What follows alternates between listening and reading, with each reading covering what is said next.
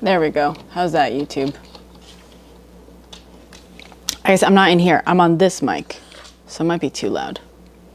It might be too loud. How's that? Sorry. Sorry, I'm trying to do a slightly different setup.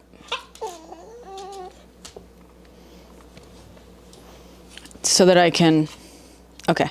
Is the sound okay? Is the volume there? Good? Okay. Sorry, TikTok. I'm also ignoring you. Hi.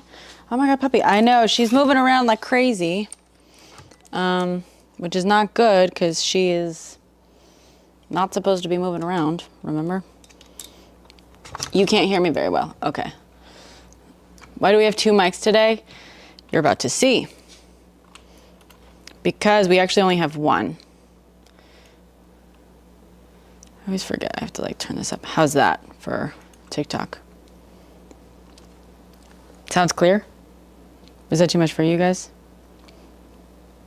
Thank you, Donna. Okay, so the reason we have 2 mics tonight and we're gonna test this out is because, a little too much gain? Okay.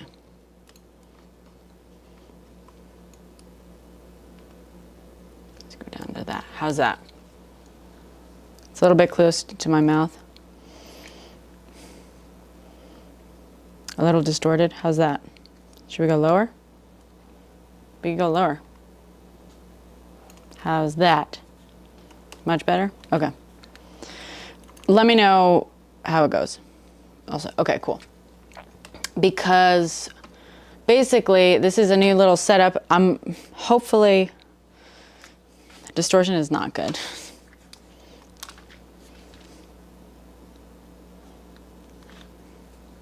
Okay, wait. I'm live. Okay, no booker. So the reason we're doing this is we're gonna see if we can, you're getting too much background static TV noise. Static TV noise. Is anyone else getting static TV noise? Just right. Okay. So we're continuing with our little investigative. The lights are too powerful? Oh, thank you. Too bright? How's that? You hear like HVAC noise or something? Audio is clean?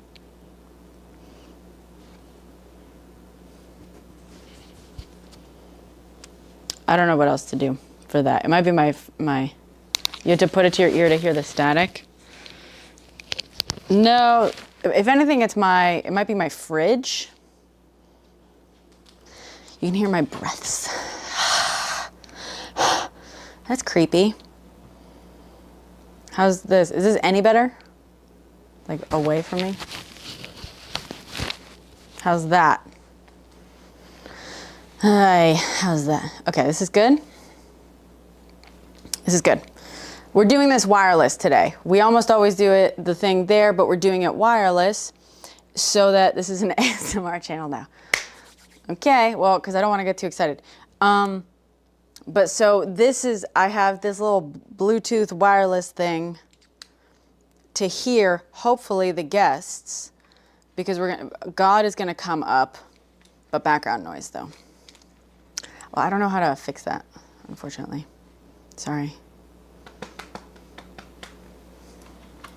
Unless is there a different mic on here that I have? Hold on. How's this? How's that? Is that a little bit better? It just got better? Okay. No, there's not. I mean, actually there is, but it's gonna be like, that's good clarity. Yeah, but I have to go, it's like a whole software one that I have to go in and fuck up, or up? Up or down on the gain? High def sound.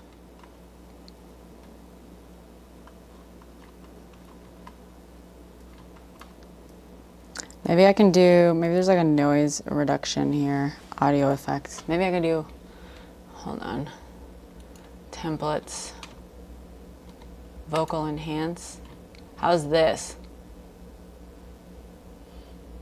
It's not light already. These are lights. Does that help? No. Okay. Negative. All right. Equalizer. Reverb. No. Mic hog. I don't know what that means, but that's the Darth Vader button. The name is Mandani. M-A-M-D-A-N. It sounded fine on YouTube, not here. Interesting. God, it's always weird. I mean,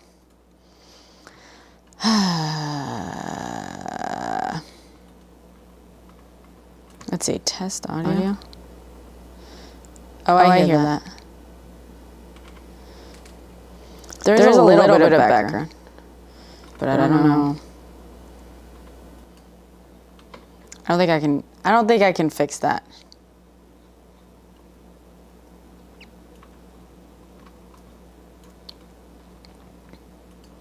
How about now? How about now? Did that help at all? Okay, this is good right now. I think we're just gonna have to go with it. Okay. All right. Good. Okay. Back to normal audio. Okay. Okay, I don't know what that was, but all right, yay! And it was fine, and the audio was fine on YouTube. Sorry. You guys can't, okay, and I don't have the multi-chat up, so you guys have no idea that I'm talking to other people. Save the preset now. It's basically saved, but my normal setup is gonna be very different. Now just watch this, like, it's gonna run out of battery, of course. Okay, let me get this multi-chat up, and then we're gonna start with the research. Why aren't you reload all streams? Come on.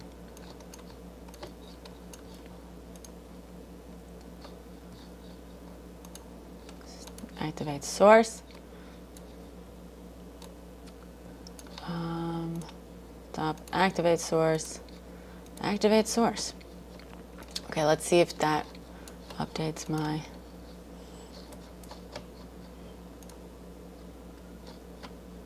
Social Stream Ninja. There we go. There we go. Okay, multi-chat is up. YouTube will get mad. The top is zoomed in on my puppy. Oh yeah.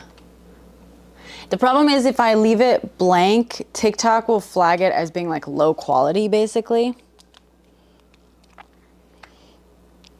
Did they on the full benefits? So they issued a stay on forcing them to pay partial benefits? Jesus Christ. Yeah, I know, me too. It's not my fault. Someone else spelled his name in here, and that's why I said it. Because it also gets stuck in my head when someone does that. All right. Supreme Court. Fucking hell. Jesus. Of course they did. Okay. Well, so we are continuing yesterday's research. God is hopefully coming up here to help me with this little investigative journalism that we're doing. We got very excited about this. But we're trying to map out, looking over it. They're doing shadow docket on it. Of course they are. Justice Brown? Oh, okay. Well, in that case, we'll see. We'll see. Okay. Where's God? Is he in here yet?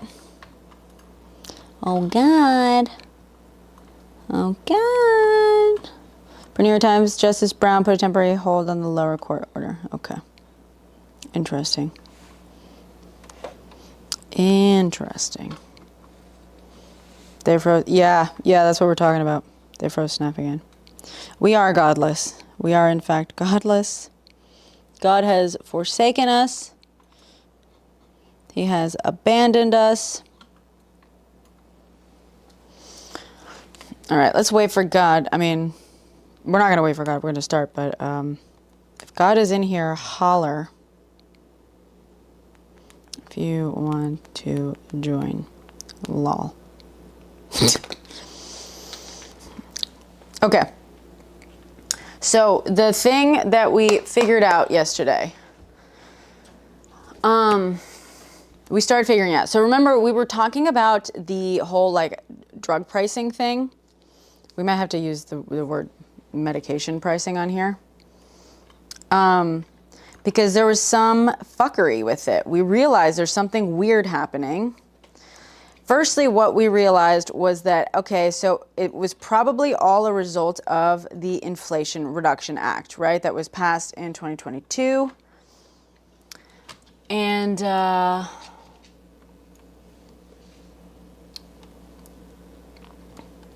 trying to figure out how to basically distill all this thing. I'm getting text. Sarah Palin realness? Yikes. Yikes. Okay. How should we fucking organize this? How do we organize this? Let's start with, okay, the White House fact sheet. Is that on the vertical stream? Can you guys see that at all? Can you read that?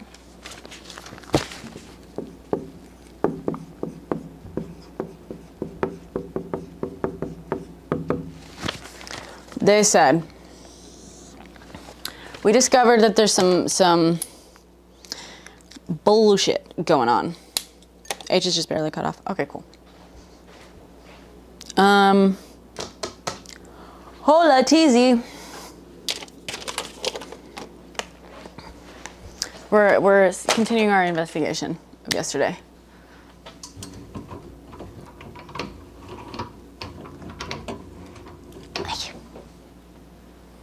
How's that? White House fact sheet. So they said something about, so they said Ozempic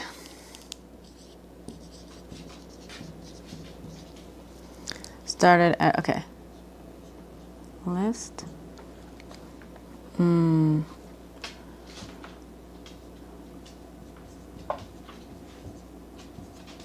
RX, okay. So this is 1,000 Trump RX, 350. Govy,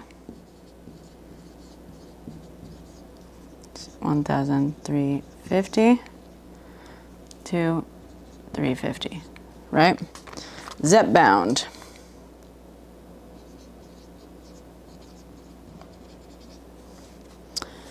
$1,086 or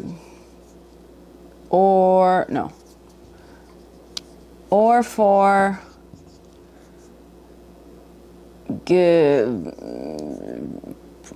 whatever. Also 1,806. This does not exist yet. I'm pretty sure this is the one that has yet to have FDA approval. This one. So this is down to 346, according to the fact sheet. Oh, maybe not. Maybe that's a different one. Okay. If FDA approves pill, it'll be at 1,050. This is the pill version of Ozempic. Okay. Medicare. They would say Medicare at 245. I believe that's it, with $50 copay. Okay. So, yes, this is Trump RX. You pay $25 a month for Zepbound with your insurance copay. Watch them force you to buy from Trump RX. Yeah, right?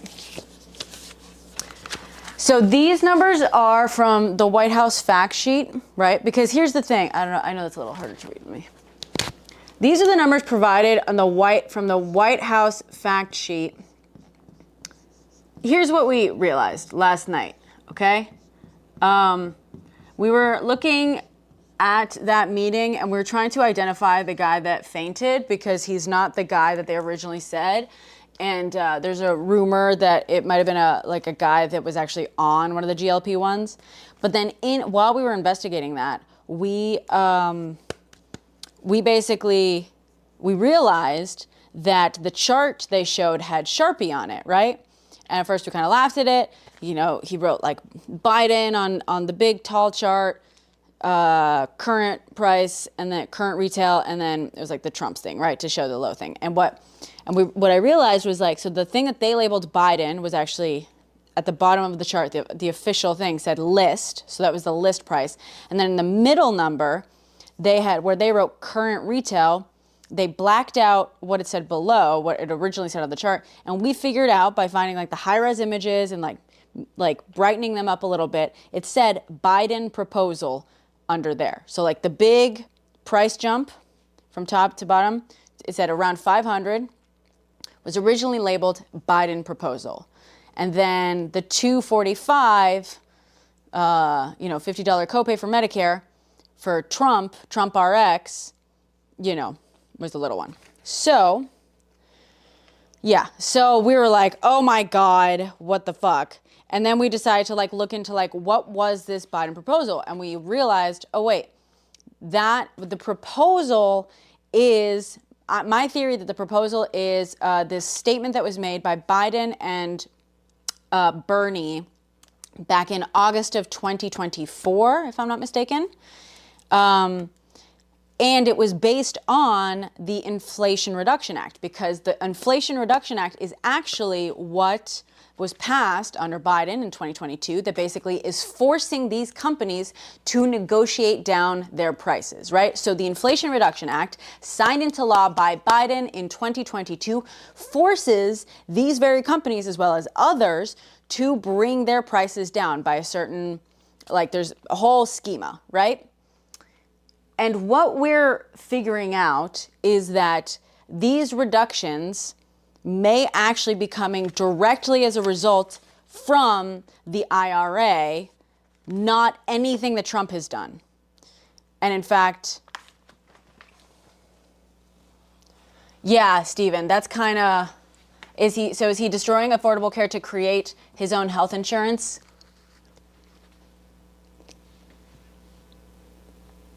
I mean, not his own health insurance, but his own, pharmacy website. Exactly, taking credit for someone else's work yet again. So, but in this research,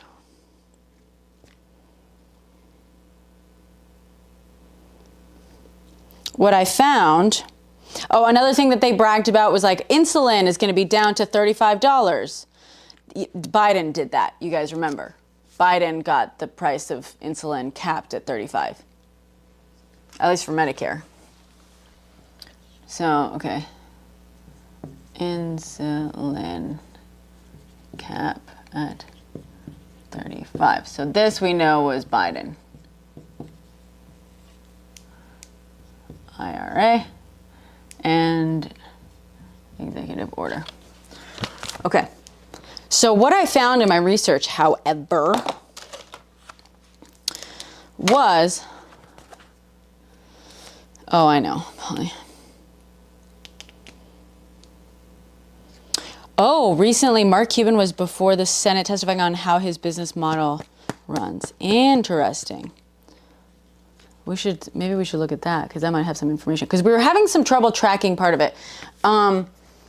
But Zepbound, back in February,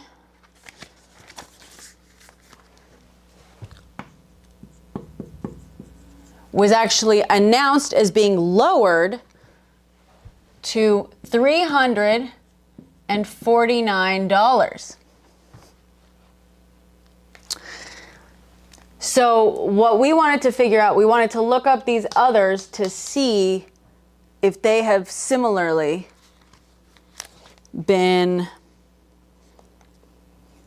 like lowering, because the theory, oh, well, the other thing is, yes, this one I believe was lowered recently to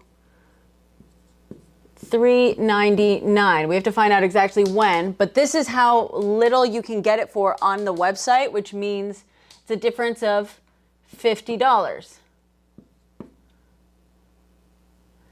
You know what I'm saying? Let me use a different color for that.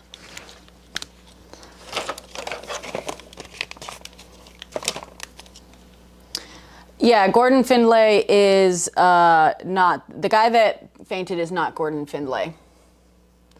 Okay, let's say Feb. Let me change this a little bit. And this was at Feb 3/49. So that is basically minus 50. And this is minus $3.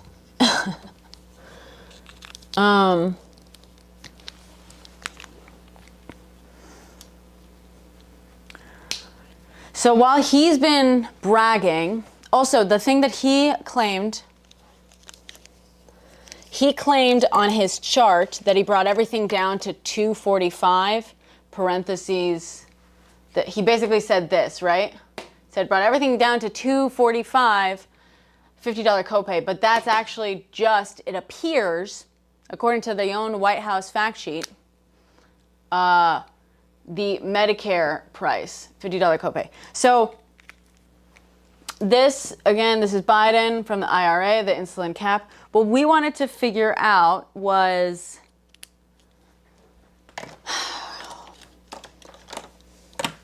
per month. This is like a per month. This is also the lowest amount, right? The lowest thing for the thing. So we have this theory. God was saying he found in the IRA to,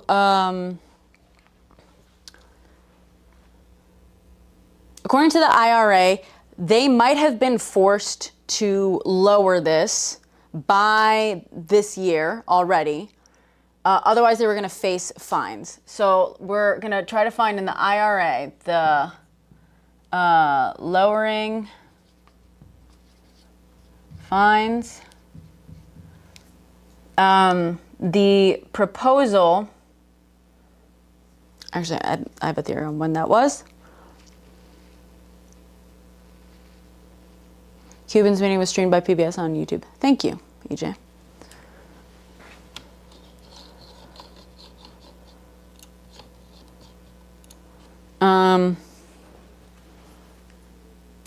Was this like February?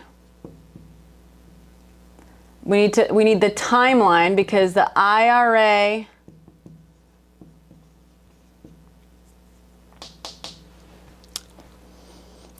sets out a timeline for when the companies that will be forced to negotiate with the government are going to be, are like told that they're going to have to negotiate. And then we need the copay, Medicare copays under IRA.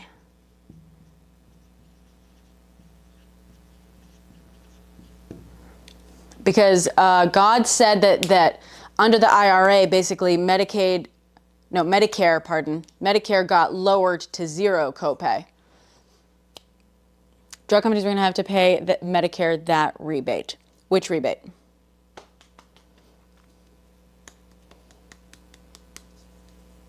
You're saying if they didn't lower, they were going to have to pay Medicare the rebate?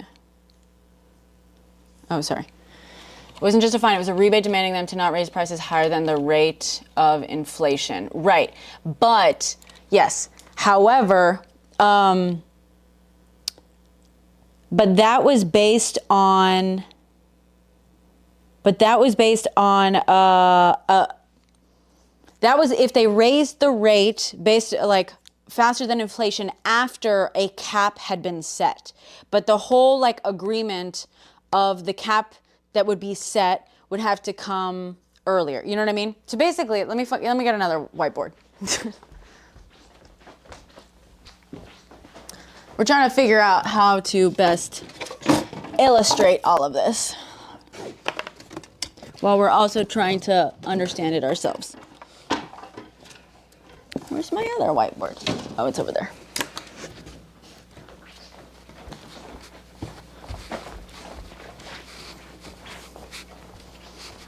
Okay.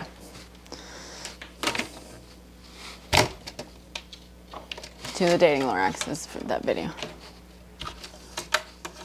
Oh dear.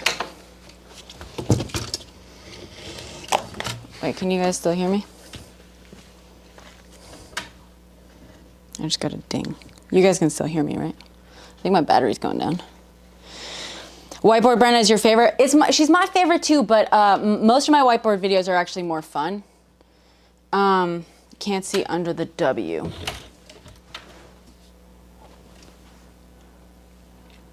What do you mean you can't see under the W?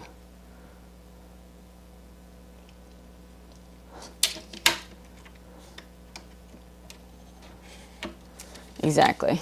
The cost of their... My whiteboard videos often are more fun, but this is whiteboard investigation. And we're trying to make this make sense. Oh boy.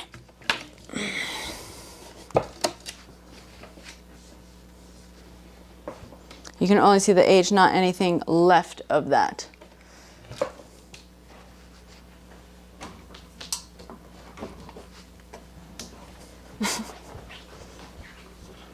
I'm also on YouTube, on the YouTubes. I know, Jay. Don't worry about it. We're going over all of it now, also.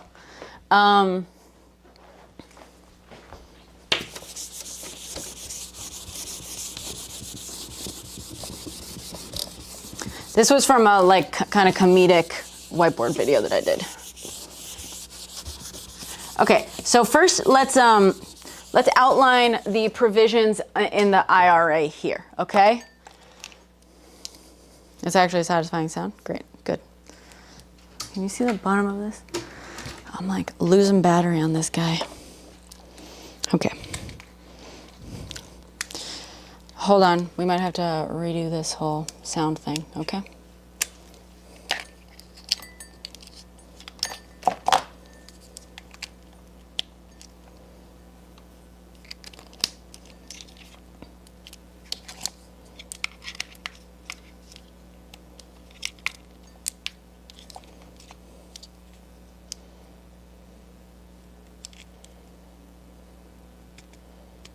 Okay, can you guys hear me now? Can you guys still hear me? I guess, no, this is more about whether or not I can hear something. My dog is healing. She does, yes, she feels better because she's on a bunch of pain meds, but it's also not great because she is, she's not supposed to be moving. She's supposed to be on like total bed rest for like 2-3 weeks. Okay. So August, yes. Actually, this is good because I need to test if I can hear you.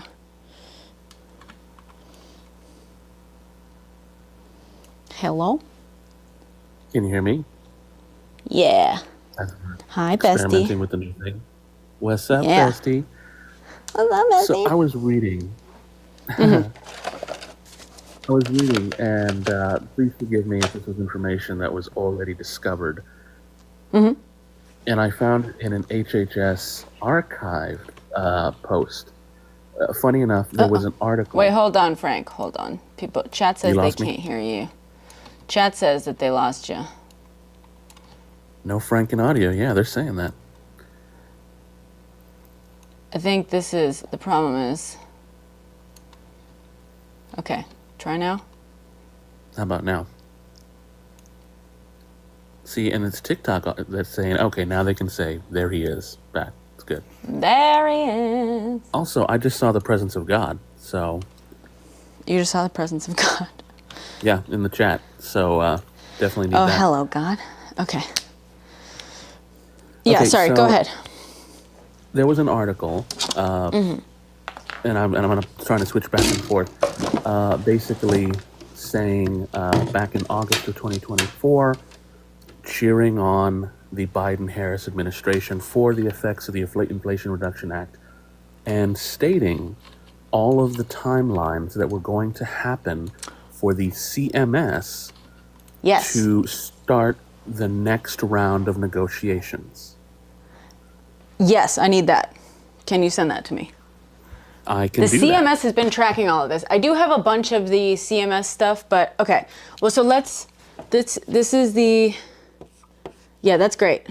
Please, how do we figure out how you send that to me? This is too big for, this is gonna take up too much of the board. I'm also trying to figure out. Uh-oh, we lost you. You're also trying to figure out how? Oh, okay, if I switch screen, okay, that's Yeah. not helpful at all.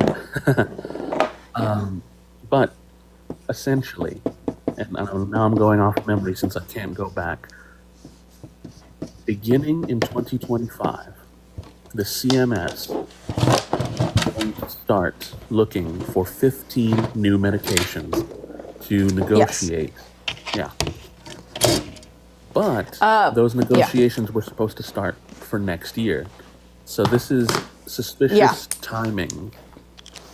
Well, can you find, so this is a question that God and I had. So this, we might actually already know this, but hold on. Sorry, I'm trying to get this up, but it slides down too easily. Okay. I need a smart board. Yeah, start fundraising, biddies. I like this though. I like real whiteboards. Unless the smart boards are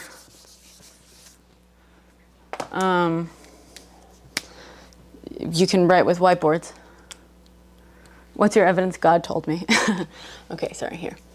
I'm just gonna jump on my personal computer so that I can pull up the same article to see if I can get some dates for you. So please forgive me. I'm going to be turning on and off mic so that you don't hear all my tick.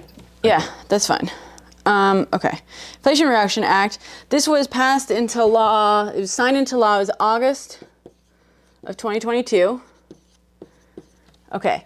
And what this did was basically it did a lot of stuff. But for the medication thing, it basically said you have to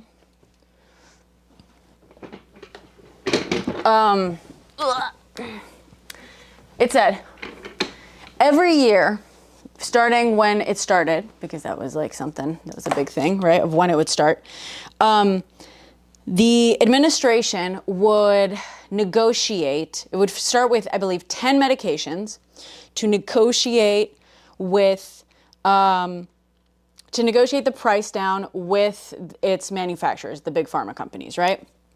And it basically lays out a timeline, which is what we kind of want the details of like, this is when we're going to find the medications based on like, they're going to have to be like the top medications that Medicare like spends money on, right?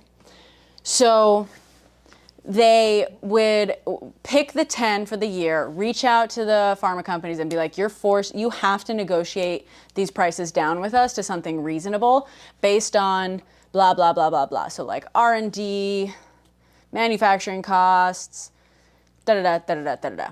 And in that, I believe there was going to be like a structure. I don't know if within that there was going to be a structure for lowering it each year. I actually have that right here. Oh, great. Let's hear it. Okay, so let's see. How long do these negotiate? So basically, I found a fact sheet from the HHS back in 2024. How long do these negotiated prices apply? Are they adjusted over time? In accordance with the IRA, the negotiated price will apply to selected medication so long as the medication remains in the program for each year after the first initial price applicability year. CMS will publish an updated negotiated price for each medication. hang on, I'm just kind of skimming through. This is a lot of jargon here. Yeah. The negotiated price of a selected medication would also be updated should CMS and the primary manufacturer renegotiate the negotiated price. Should CMS renegotiate the negotiated price? Let's see, how long will these negotiated prices impact? For the second cycle of negotiation, this is what I was really trying to look into, was the second cycle of negotiations. On May 2024, CMS published draft guidance for initial price applicability, year 2027. Yeah. The draft. So that's for the second one. So the first round of negotiation happened, I believe, in 2023. Actually, or 2024. February 1st, 2024, CMS sent an initial offer for each selected medication. Okay, so wait, so that means, okay, February 1st. February 1st. Correct. That's important. Okay. So, I don't know if you guys can read that. Oh, wait. I'm on vertical TikTok, I can see it. We'll fix the glare in a sec. Okay, for now. Okay, Feb 1st, 2024. An initial offer for each selected medication with a concise really justification. Low. Oh, I'm really low? Yeah. Oh, I was kind of holding it far away, my bad. Yeah, there you go. I'm sorry. CMS sent the initial offer for each selected medication with a concise justification for the initial offer to each medication company, February 1st, 2024. By March 2nd, 2024... Your audio is, I don't know if it's just me, but you're like coming in and out, weirdly. Really? This is the first time we've had this trouble. The boards are both too far left now? How is that possible? They didn't move. This is total chaos. I love this. Yeah, King. This is what we were looking at yesterday. Oh, the chat says they can hear me. God says he can hear me, which is the first I time can I've hear ever you said too, that. but I heard that I heard the volume kind of going in and out a little bit. I can make this smaller, but I feel like it's going to be even harder to read, guys. But how's this? Also, it's available on the horizontal on YouTube, but yeah. Okay. Is that okay? Yeah, everyone else says they can hear me in the chat, and boards are fine. They say the chat says boards are fine too. Okay. Okay, so March 2nd, they responded. I'm trying to see which of these dates are important. Wait, so February 1st, 2024, CMS informs Pharma, right? Correct. They sent an initial offer basically saying this is what we want y'all to charge for each medication. Oh, okay. Hold on. This is interesting. That's interesting. That's because God, I mean, unless, who the fuck is, okay, can we look up CMS? Who's in charge of CMS? Oh, I had that just a second ago. Hang on.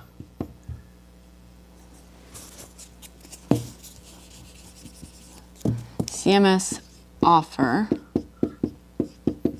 Let's see. There's a CMS administrator, Chiquita Brooks LaSure. How is CMS like selected and stuff?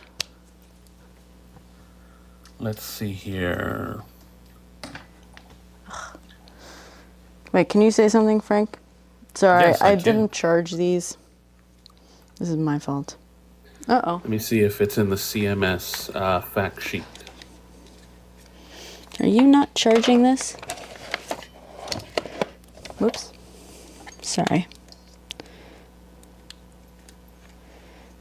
Transmitter.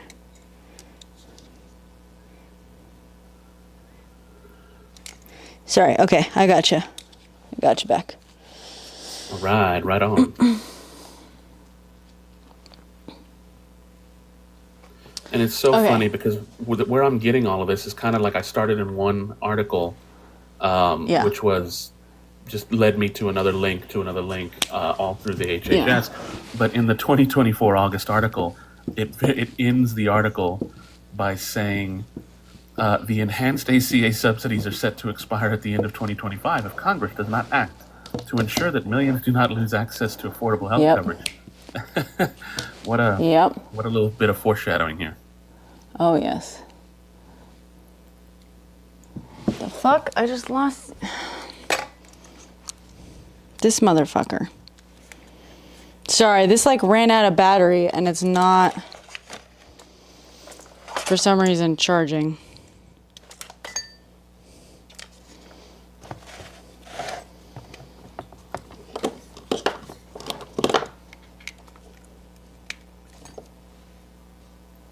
Let's see if that'll do it.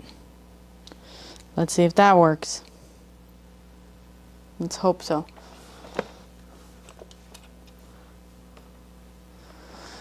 Yeah, the live is on the YouTube page right now. It's on YouTube. Okay, sorry. So what I need, so you said March. God, can you look up here? This is the question. Well, this is one of the questions, right? Okay, so God, can I have you looking up the language of like when the offer is sent, when they're talking about the consequences for not lowering the price, right, to the price that has been set, is that related to the offer or is that related, like what is,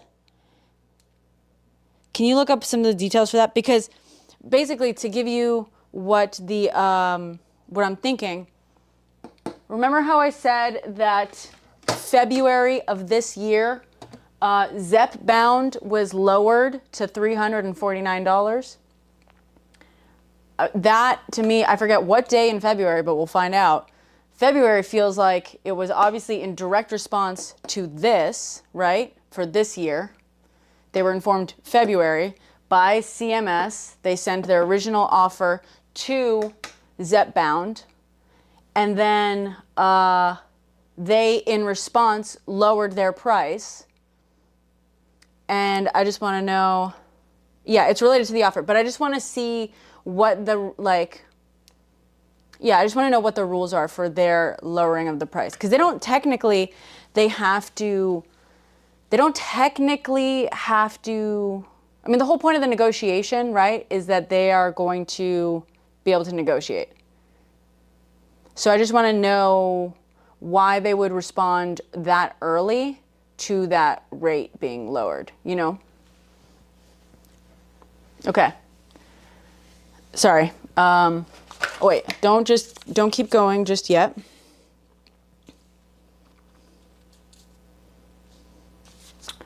February this.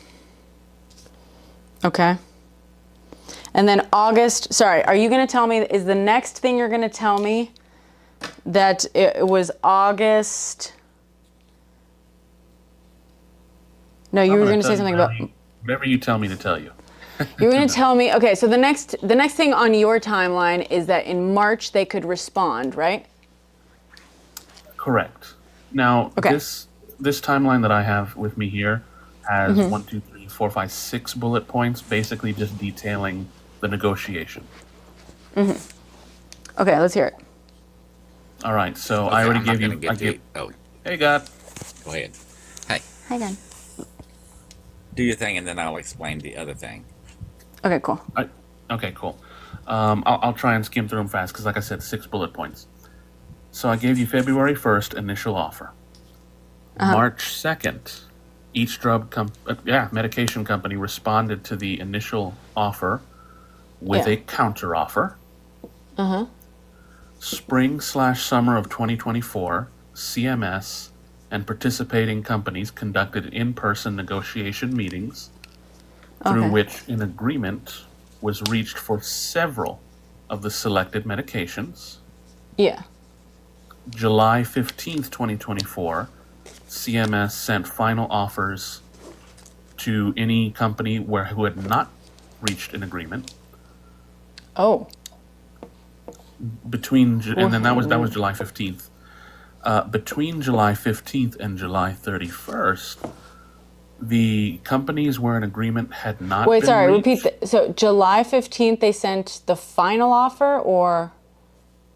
They sent final offers to any company who had not yet reached an agreement. Okay. Okay. Counter Basically, and then yeah, this is your last chance. negotiate. Okay. Here's our So final offer. Final offers. Okay. The 15th through the 31st was basically their period of thinking it out. And by August 1st, 2024, the date you had previously mentioned, the negotiation period ended with an agreement reached for negotiated prices between CMS and participating companies for the original 10, the big 10. Yeah. Okay. And now I will hand it over to God. Agreement. Okay, well, let me just show you, let me fill in some other moments, right? Oops. And when they say the original 10, I mean, as opposed to what not original 10? The original 10 was the first negotiation ones that they done. I don't remember the names of them. Yeah. So they're saying just like original 10, as in like the original, like the first round of companies that's going through this, right? A first round of medications. Yeah. Yeah, first 10. Okay. Okay. Cool. Okay, and what I was going to say about the how they are penalized if they don't reach an agreement, or if they can choose to opt out. But if they do, they will have to pay a excess tax, and it doesn't say what that is. That is up to the IRS what that excess tax will be, or what that penalty tax will be if they don't come to an agreement, or if they opt out. They can opt out anytime they want. They just have to pay this excess tax. Okay, out equals. But I couldn't find anything on what that amount would be. All I could find was it could vary depending on a lot of factors. Okay, excess tax and it wasn't there like excess tax, but then wasn't there something else about like they lose some subsidies or something like that? They wouldn't be after if they don't comply after, I think, the second time they get hit with the excess tax, then their product won't be eligible for the Medicare thing anymore. Right. Sorry, I'm trying to make it a little bit more Which legible. would cost them, I forget how many $1 billion. Yeah. It was a lot. Okay. Opt out equals. And also, I was going to tax. say, I was going to tell you that I was looking into those whenever they lowered their prices. That's the last message I sent you. Is most of those prices are only good for the first month or 3 months. Like a month worth of their product. Okay. Is all that price is good for. After that, it goes then it back goes to normal up. price. Really? Yep. Yep. Okay. That's why I said I sent you that message to read the fine print. That's the companies' websites. Okay. Those pharma companies. So that's straight from the horse's mouth, as it were. Well, so when you're talking like when Zepbound announced, because someone else said they lowered their, and this is what I was talking about, like what Juan sort of mentioned in passing yesterday, two lowest. Yeah, Anna Michelle, are you the one who said this earlier? You said they lowered. Zepbound is an exception because there is a cheaper version now. That's another reason they lowered theirs lower than everybody else, because now there is an Equate version. Because now there's a what version? Sorry. A cheaper version. There's a generic. A generic. Version. Yep. Okay. That's one of the reasons why their price went down. Okay. The compound version. Okay. So that's what Juan was mentioning as well. Okay, cool. So that's even funnier because they lowered the price not even in response to the IRA. Right. The guy who fainted. Michael C. Lance. Well, I'm going to be Googling that image. Oh. How did you find that?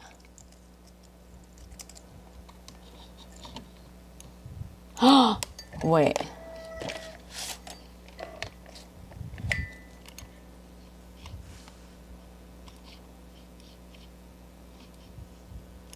Oh, that's actually, that might be believable. Maybe. Maybe. How did you find him? Well, I certainly couldn't find him, and I've been You looking for reverse him search? since last night. A screen grab. Let me show you guys what they found. Maybe. Maybe.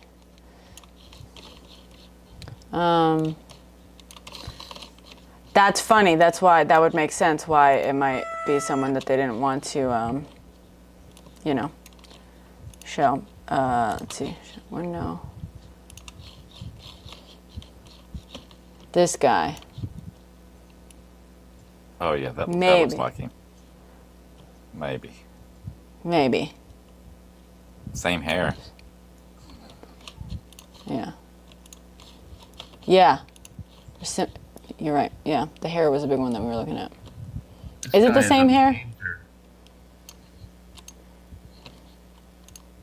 And he's got a Maha thing on here? Okay. Where, you said he's a major what? Oh, this is just a lot of social media influencing about right-wing things. Where? Apparently has a TikTok and Instagram.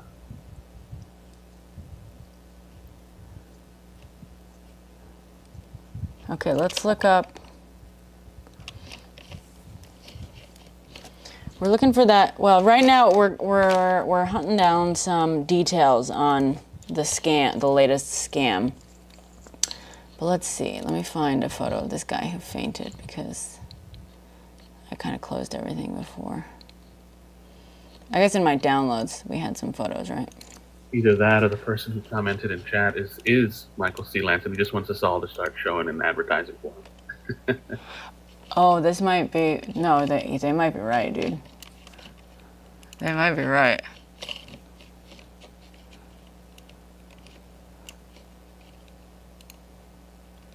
Bro, this face? Close. This face?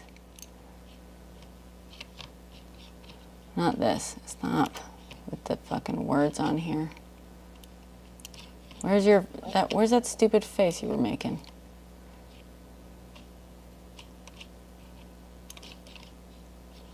Oh my god, I just wanna... Do you see this face? I know it's hard to see there.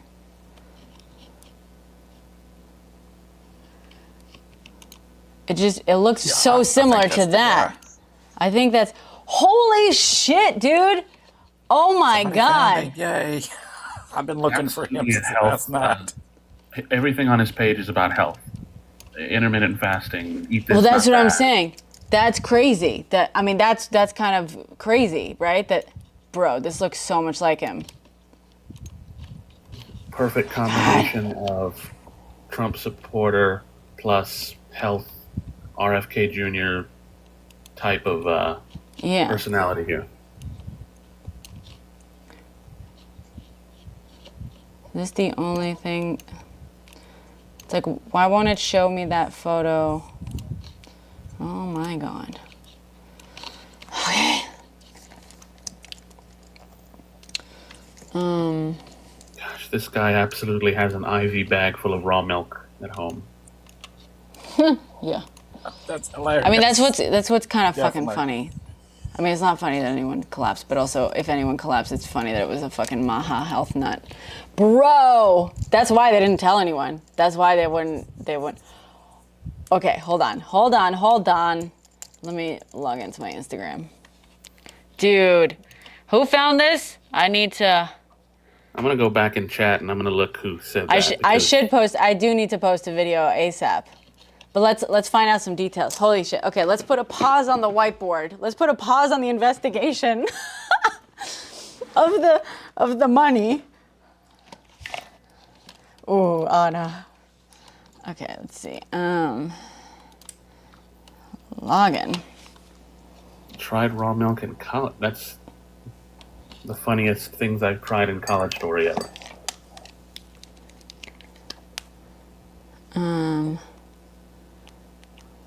What's my security code?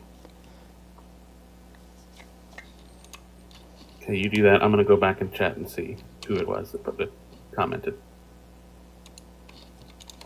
Okay.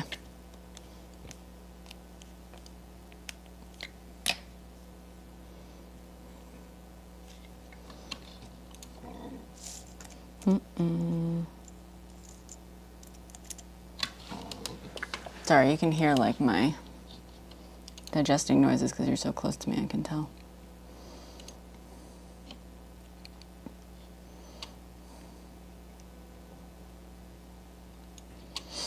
I apologize, Desi Bats. I'm just making sure that it was you. I'm totally reading through all the previous chat.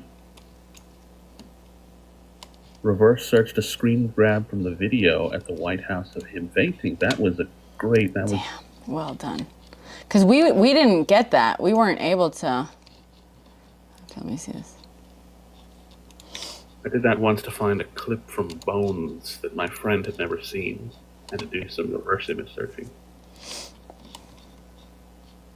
Yeah, it was Desi Bats 88. Just FYI, Brenna. Yeah. Desi, can you send me? I mean, if you're comfortable with me using this, can you send me the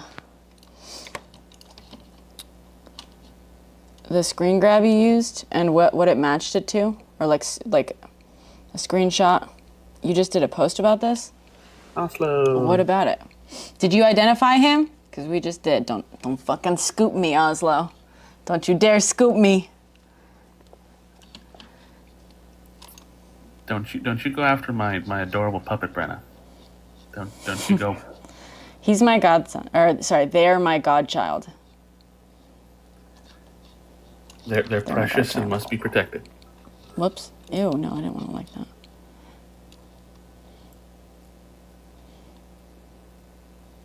About your favorite funny parts?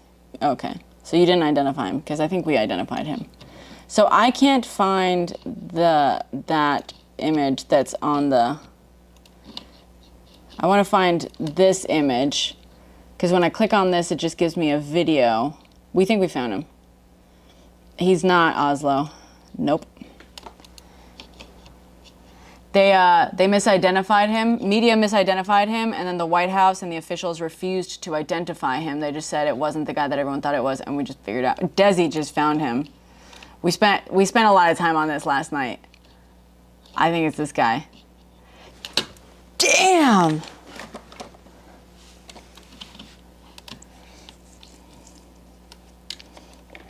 You're absolutely welcome to use the... If you make a video about this, you can absolutely say that he has a IV bag of raw milk. Thank you. I'm proud of that joke. Michael, let's go find more. It was a good joke. That was a good joke. Michael C. Lance, build energy. Where else is he? Oh, here. Here's a slightly bigger version of that image. Whoops. Fucking hell. God, I hate Windows. I wonder if there's any way to see his recent stories and see if he was traveling. Oh, that's a good question. Yeah, if he posted about this. Oh my God. Someone get me the fuck out of Windows bullshit. Oh no, yeah, his name, no. He called him Gordon. His name is Michael.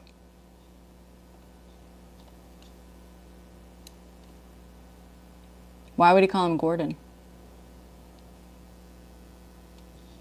You're right. That's a good point. Misspoke.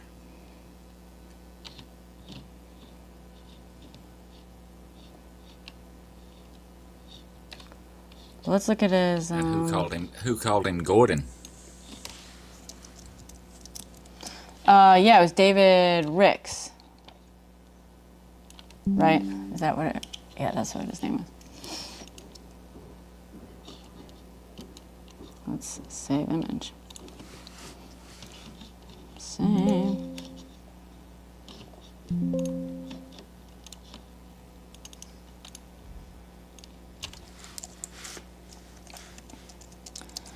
Thank you guys, Michael C. Lance.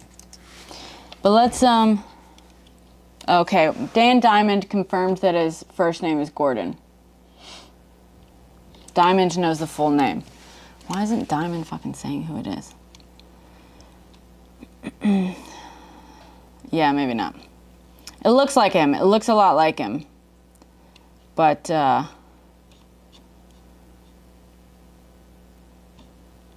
So I'm watching one of his videos right now and his stories. Oh. And I'll be honest, Michael C. Lance looks a bit scrawnier than the gentleman in the picture. Yeah. Yeah.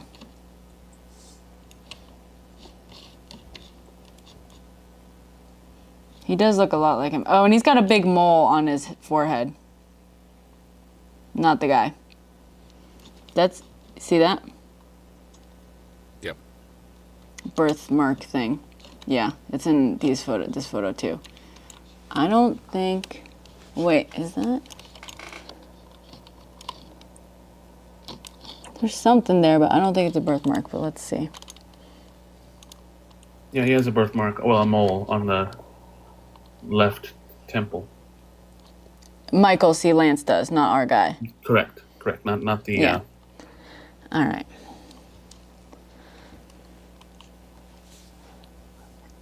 Yeah. It matched up. Yeah, they look a lot alike, but they're not the same person. This guy is missing... He's missing the birthmark. Can you go back to... I hadn't seen that picture. This one? Because there's another one here of his nose. That's definitely not his nose. Definitely not his nose? Okay. Damn. I mean, they look kind of similar. Michael C. Lance has a very wide nose. I mean, he kind of does too. And just other photos. Any chance he put on correction and foundation? Maybe, but he doesn't do it in any of his other things, so I don't know why he would all of a sudden.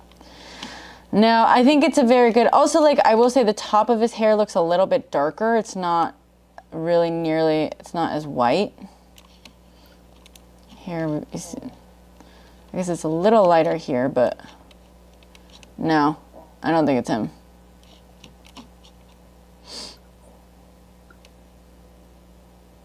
Yeah. Very close. Very, very close. Good job, though. That was close. I got excited. All right. I don't think it's him. Yeah, it was pretty He exciting. posted 12 hours ago.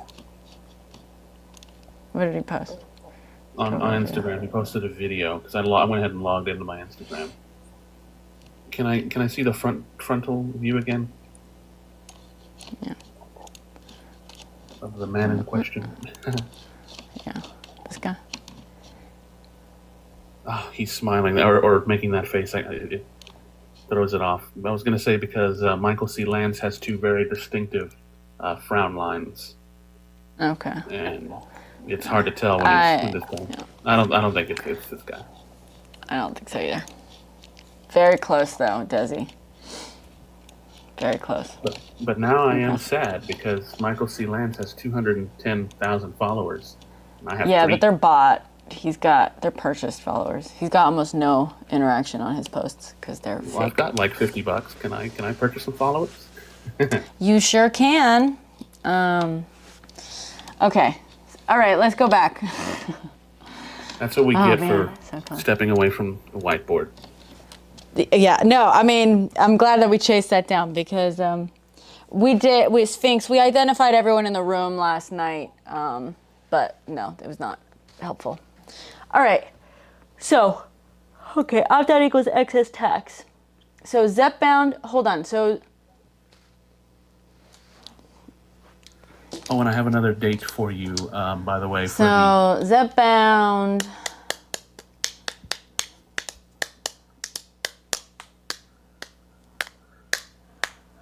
All right. In the other date that we don't quite have in here yet is July 1st, July 2nd, 2024 is when I believe, so here, July 2nd, actually, let me bring this over here.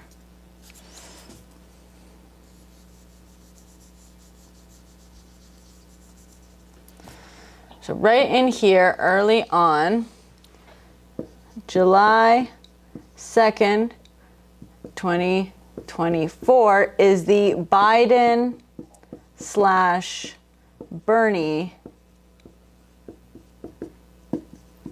proposal. Okay, can someone, I think it might be God, you, because you have, maybe it's Frank, because you're yeah, we're talking about Ozempic and Wegovy. We are. Oh, hi, Pastor Paul Drees, the only pastor I am a fan of. Is that the Pastor Paul? Oh, Pastor Paul's awesome.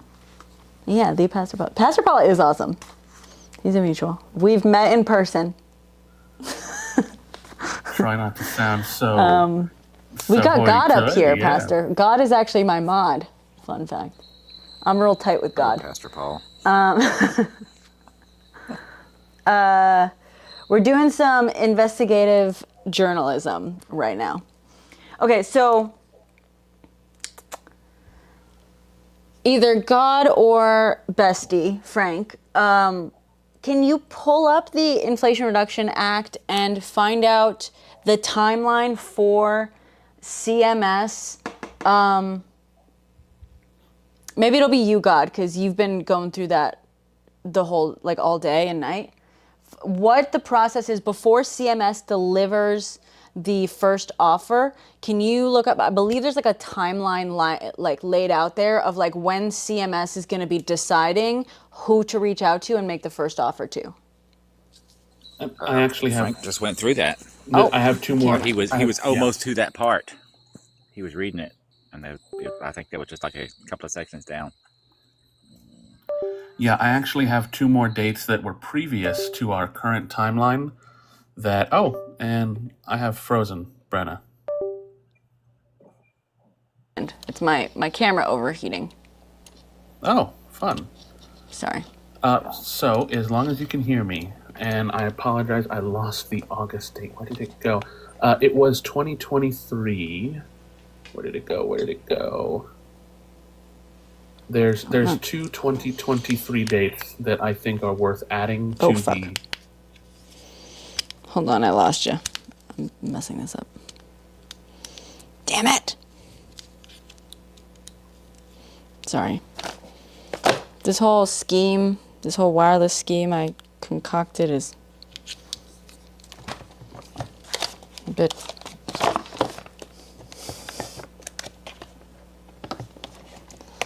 harebrained.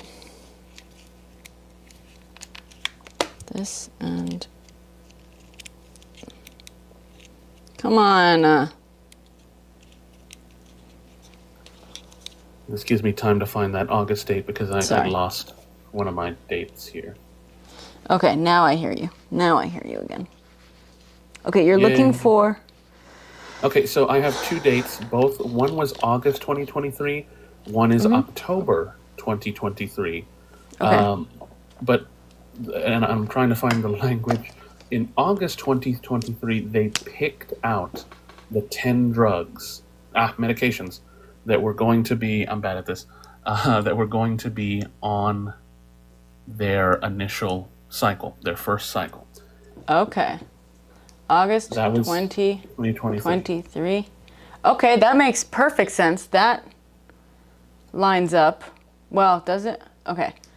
August 2023, select first 10. Okay. And that was just saying which medications they wanted to be on the cycle. By October 2nd, the medication companies and the public had an opportunity to submit data and information on the selected medications by October 2nd, 2023. That was just a investigation period. Okay. Oh, Pastor Paul just wanted to say have a great night. You too, Pastor Paul. Have a good night. Thanks for stopping by. Okay, October 2nd. Comment. And then it just says they held meetings throughout the fall of 2023 before our the first thing we wrote down which was the Which was the February offer. 1st, initial offer. Okay. So, So, okay, so that brings me to, do we know, can we find this announcement, the August 2023 announcement where they said, hey, these are the 10? that's like the one thing that I can't find. No, I'm just kidding. Okay. No. Oh. I had it right here just a second ago. Give me a few minutes. I'm going to turn my mic off and dig harder. Okay.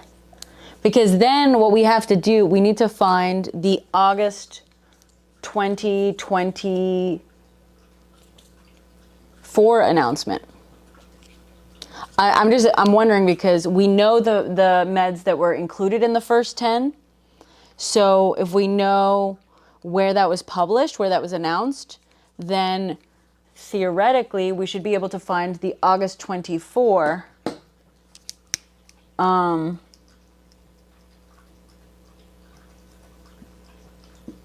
announcement, which would have been right before the first round of, would that be HHS? Yes, HHS. Did you find this, Melinda? God, I love crowdsourcing research. Got a little team of researchers here.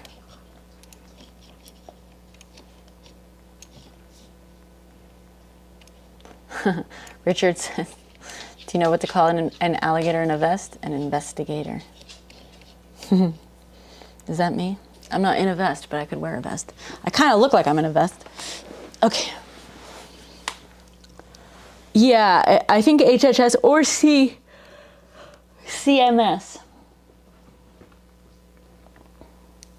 So the next thing we got to find out is who selects the CMS. How is the CMS instated? But I mean, not really, actually, now that I think about it. We don't even need to know who those are. Okay. Here we go. It was a press release by the ASPE, the Wait, what's Office this? of the Office of the Assistant Secretary for Planning and Evaluation. And on August 15th, 2024, let's see here. This was a publication in August of 2024, and it says that on August 29th, 2023, CMS published the list of the 10 medications covered under Part D for the first cycle. Okay, so that's what I'm trying to find. Okay, August 29th, 2023. Well, so, I mean, that document that says that it was published on August 2020, on 29th, that's good. So save that. What I really want is, if that's how we know that it happened, what I really want is to find the publication from August of 2024 for the second cycle. Would there be any information about the second cycle? Because that wasn't supposed to even start until they weren't even supposed to start discussing which were the next 15 until early 2025. They weren't supposed to be, when you say not even discussing, what does that mean? What do you mean by that? I can tell you, because it said they weren't going to make any kind of announcements. Okay.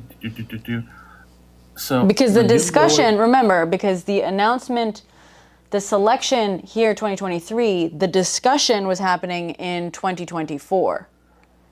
You know what I mean? So that's why I'm saying for the first round, the discussion for the cows are being a pain. The second round the discussions weren't going to be to 2027. They already selected the next.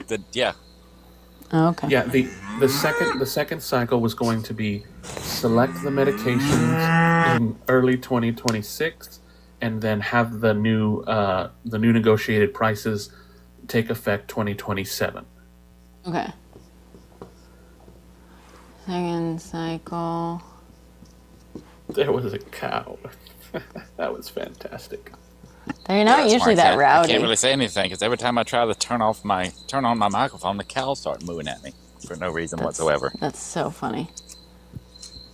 They're not usually that rowdy, which is funny. Four finalized. Yeah, that's why I come out here to count them. Usually whenever they're this rowdy, they're out of food, which they're not. Or one of them has escaped the fence, which they're all here, so I don't know what they're mooing at. You're out there to count them. I love that. Yeah, I come out to count and try to find out why they're mooing. Came out They've to got count hay, the they've cows. got food. Oh, thank you, Michi. Find out why they're mooing. Now, this is just a passing comment, but every one of the original 10 medications, or at least the majority of them, are for diabetes. Januvia, Farxiga, Enbrel. These are, well, Enbrel is arthritis. Wegovy and Ozempic are semaglutide. They're both just semaglutide under different names. Yeah. That's a diabetic medication. Yeah. So it seems like and this is just me thinking out loud, if they were already trying to come up with the next 15, even if they hadn't announced them yet, that was probably going to be one of the first announcements of the administration that we never got. But I have a feeling that they were just going to continue their train of, diabetic medications and then just kind of include some of the weight loss ones. Yeah, well, especially because in July... diabetic medicines are multi-use. A lot of people, if you're way overweight and you can lose that weight, you can help with the diabetes and stuff. So they're used both ways. Absolutely, yeah. Because I already checked that route. Yeah. But I also think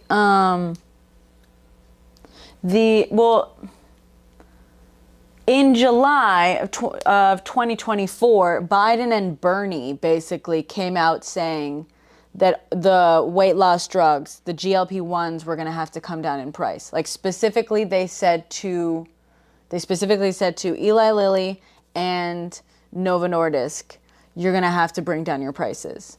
July 2nd, 2024. And they said by a certain percentage, by like an estimated percentage, that I believe was based on the percentage that they got down on these guys. Because this was like right around here. Final offer, so July, they came out publicly, were like, you're going to have to do this, whatever.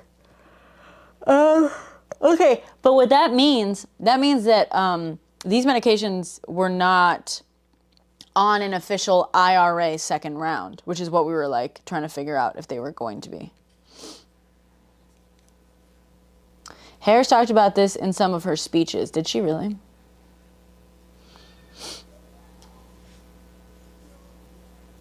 What did she say about it in her speeches? So the February thing doesn't have anything to do with the CMS offer, because no CMS offer would have gone out this year, if you're right about the timing on round 2. You know what I'm saying?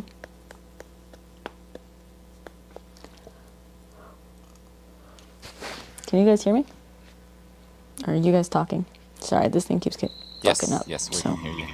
Yeah, I'm still... Yeah, that's what I was trying to get at earlier. There wouldn't have been no negotiations yet for the round 2. Okay. Well, let's get some to of know. these, from what I was figuring, or what I was finding, was a lot of these price drops that you're looking at now that were already lowered. That one it has the cheaper version that's not name brand, and the other ones seem to have lowered what they used for an excuse was competing with each other, so they had to lower their prices. But almost all of that is in that people who are buying them cash money, not with insurance and stuff, and that's only for limited short amounts of time that they get that deal. Yeah. From 1 to 3 months, typically. So that ain't really much of a deal, because on a medicine like that, you need it for a long period of time, not just a couple of months. Well, but also, but if that's the case, because they also, one of the companies outright said in this whole announcement, they said, we already offer the thing direct to consumer for $50 more. So they volunteered. They're like, yeah, we're just going down $50. So it's also very possible that 3-month thing is going to be the deal on Trump RX or whatever. With a coupon, it was $4.99. Yeah. Which one, Melinda? Why? Yeah, the first 10 are going to be lowered in January 2026. I mean, that's one thing too of like,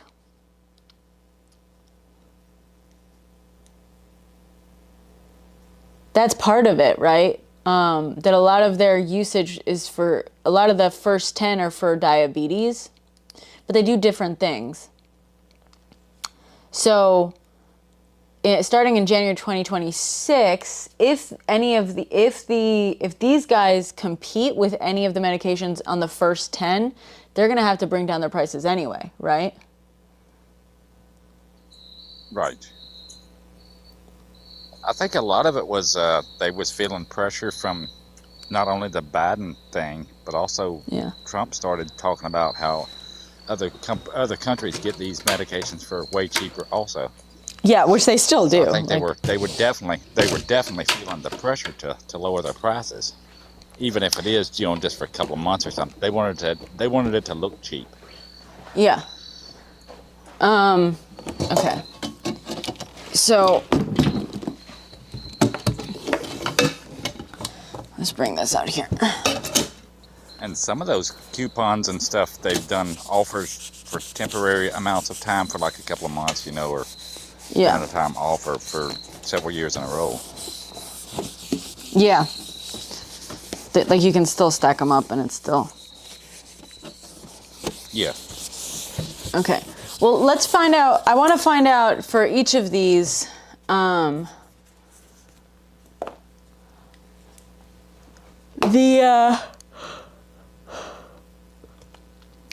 Let's find out at what point they actually lowered their price. Well, Zepbound. Let's start with Zepbound because we know for a fact that lowered February, and that's because of the compound one, right? The generic Zepbound. Went from, I believe, I don't know if it started at 1,086 back then or if it was a little higher, to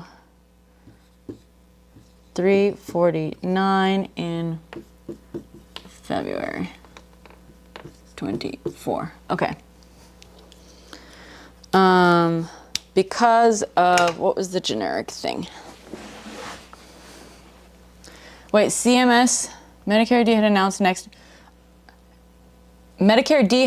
next round of 15 medications, CMS January 17th, 2025. They did?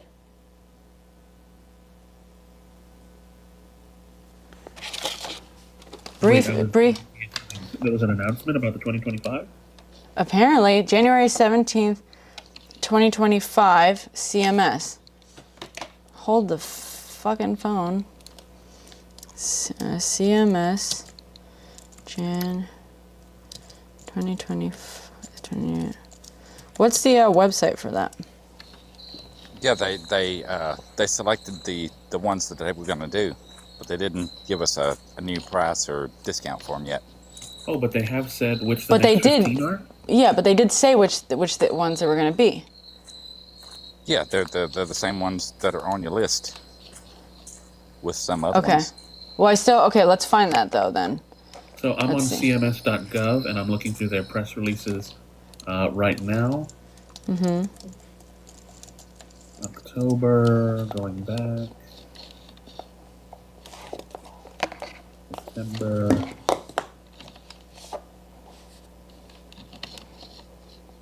See, and I was looking through archive posts. Then by February, there's the first 10, then by February 1st, 2024, 15 more were added.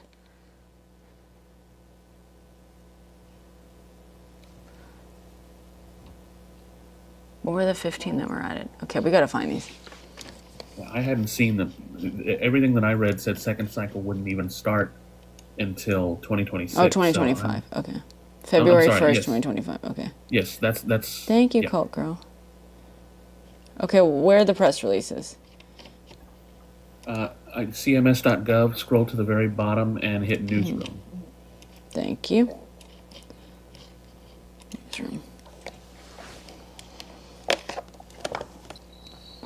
think you can access it, but I'm pretty sure that was in one of the messages that I sent you earlier. Oh, okay. Let me see if I can find it. Sorry. Yeah. Fucking hard to. Hold on.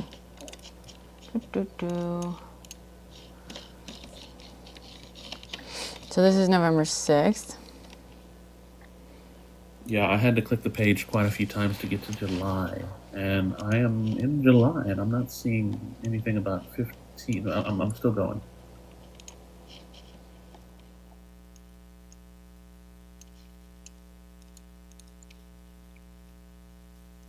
July 28th, minute, but bid information, Part D. Oh, okay. Make a new tab.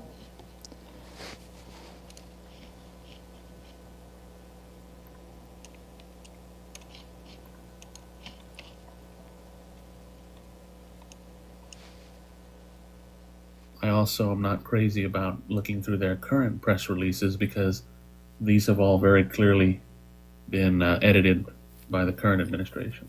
Yeah. I see something about waste, fraud, and abuse. It's like, I see something about affirming care. I don't know what I can and can't say on that. Yeah, they added a lot of that stuff to their to the websites. I was seeing that whenever I was trying to research this stuff also. I could try to, or go look at my screen captures. I know I have a screen capture of that, but it'll probably boot me out, but I can come back. okay. Hey, wait a second. There's something here. CMS releases draft guidance for the third cycle of price negotiation. Third cycle. Open a new tab. What day was that on? That is May 12th, 2025. Okay, I just passed that. Bro. May 12th. That means we're missing the second round somewhere. Yeah. Okay. Tab. God, the difference in how these are written compared to the old ones that I was reading is so painful. We're trying to find the announcements on lowering cost of top priority.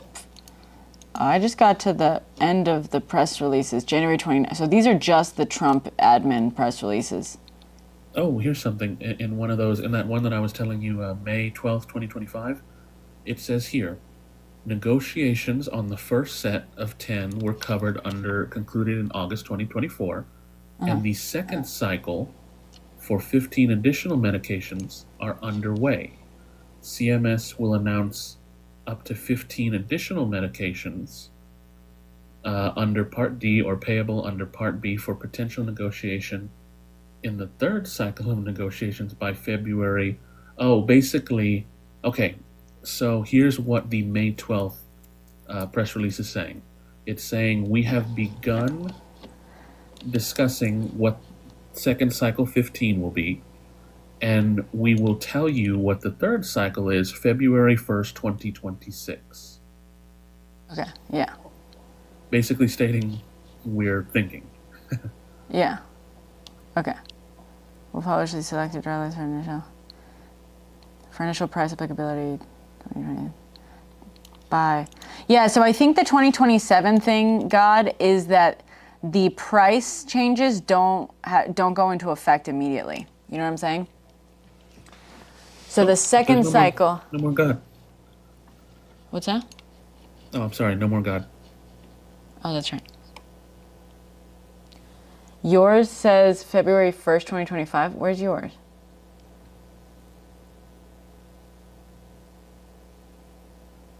$15 more will be announced. But where are you, Michi? What website are you on? Because it's not on the CMS website. No, Michi is right, because that was always the case. In February of 2025, yeah. But okay, February of 2025. Wait, sorry. is when they were supposed to announce the second round, but didn't. And Well, instead, okay, but there's no. Where's the February 1st press release?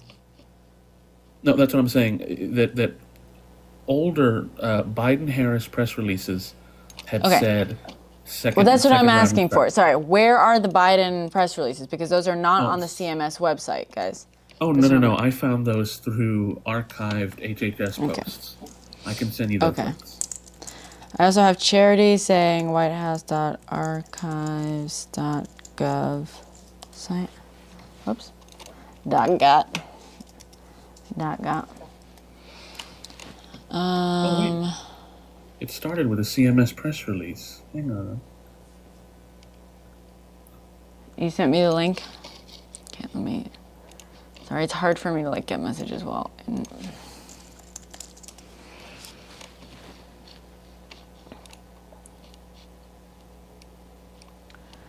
Oh, that is messed up. You're right. The CMS press releases stopped January of 2025, but if you Google, you can still get CMS press releases prior to that. That is nuts. Yeah. Well, so look at the website that it's on, though, because... It is on Jesus CMS.gov, but they're not advertising it anymore. It's just kind of hidden in the website. Fucking hell. I can tell you how I found it real fast. Okay, cms.gov/files. Thank you. Well, if you go to Google. Oh, you sent it. God, okay. Oh, God sent it. Okay. God sent it. Oh, you sent it in the messages, or? Sorry, look, I can show you guys, like, oh wait, it just chilled finally. Like, wasn't letting me, hold on, where is this? Where did you send it, God? Via text message. Oh, okay. It's gonna be a little harder for me to open. No, actually, I can't open that on my computer if you send it by text can message, you- just FYI. If you go to Google real fast, I can tell you what I searched. Oh, this is interesting. Yeah, just a sec, Frank. Sorry. Yeah, no rush.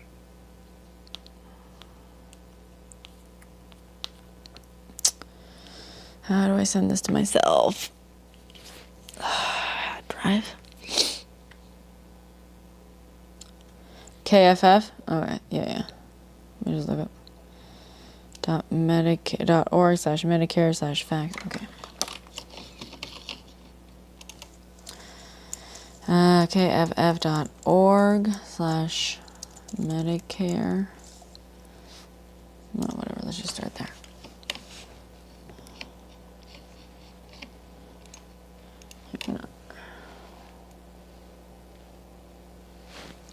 Where can I find the thing?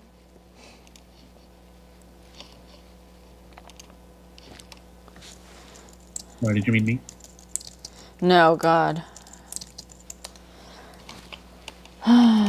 Where's the thing? Or should I just like type the whole thing in there? Like, how did you find it in here? Or what date is it from? This is just the facts. FAQs. Published January 23rd, 2025. January 24th. This is January 24th. Issue brief. Jesus.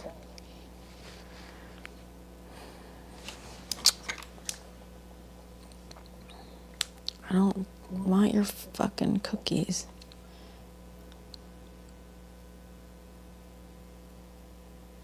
No, I can't type this. Hold on.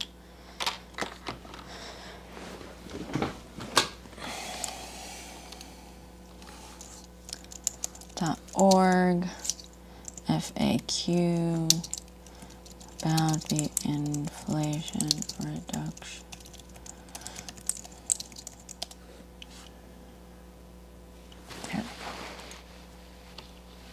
January 23rd, 2025. Okay, cool.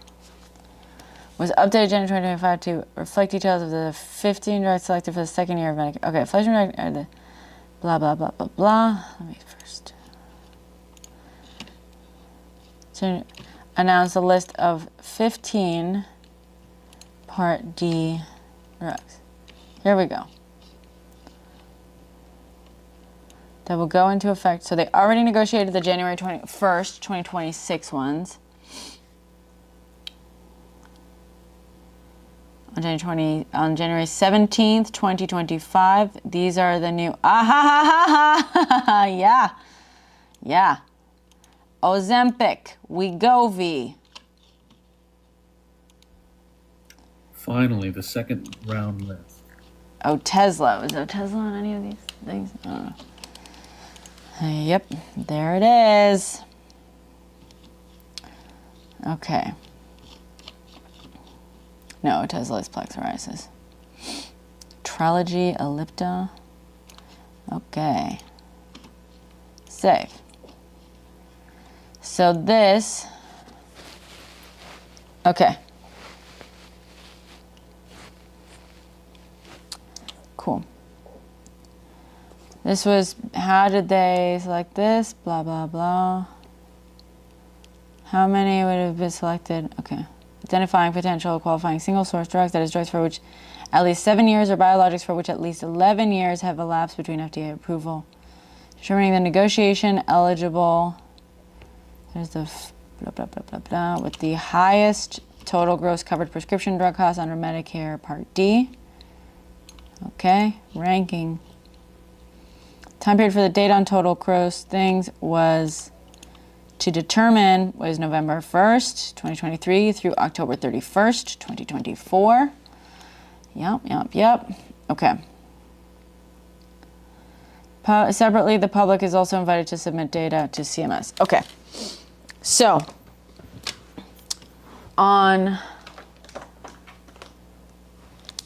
let's pull out that whiteboard again.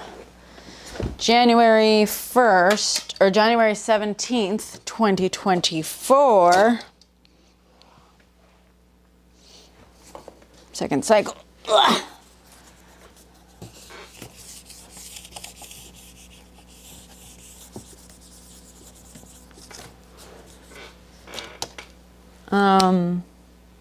So January 17th,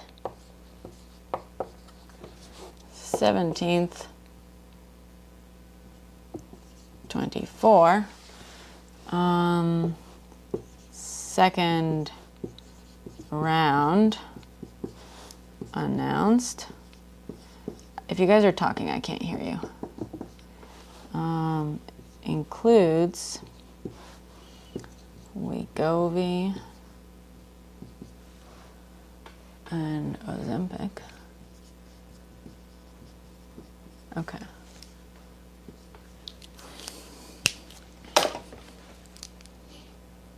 Are you guys talking right now?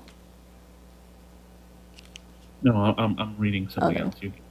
Oh, okay. Cool. Just making sure.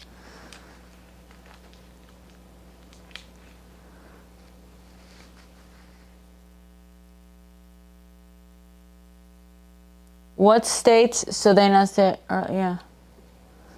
No, that's not how laws work, Melinda. Trump can't cancel the Inflation Reduction Act or reverse it or anything like that. He tried to. He basically said something that was where he was like gonna roll back like the $35. Yeah, that's not, executive orders don't work that way. And executive actions do not undo laws. Don't believe that they do, because that's what they want you to think. Laws supersede executive orders 100% of the time. Yeah, know your rights. Okay. Okay, so January's under Biden, they were announced, the second round was announced.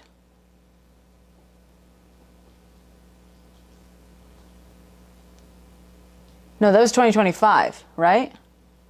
Yeah, that was 2025. Sorry, I was like, hold on. Right, that was January 17th, 2025 that we just found? Yeah.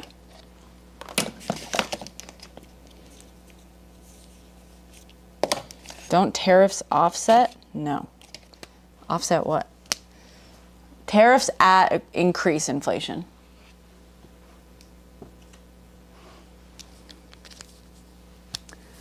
Okay.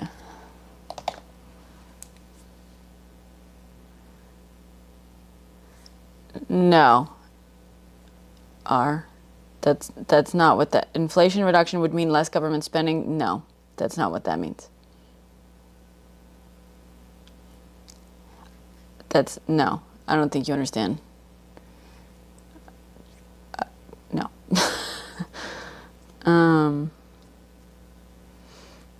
Is under fee for service as of August 2020. What do you mean by that, Melina? Map showing coverage says coverage is under fee for service as of August 2024.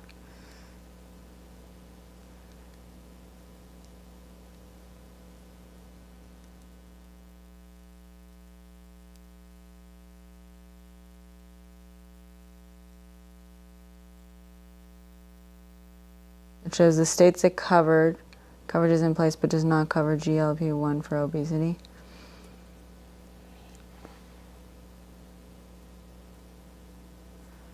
And what about under fee for service?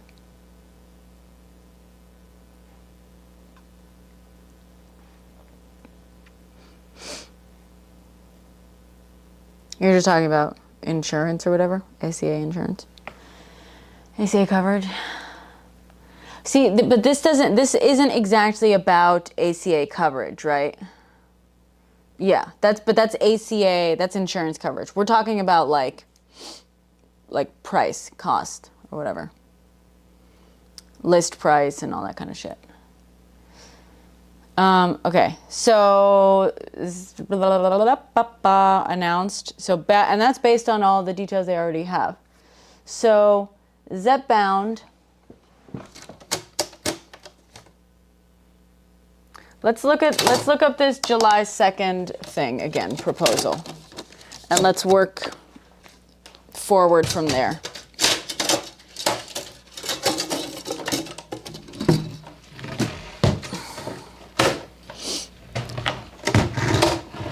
Yeah.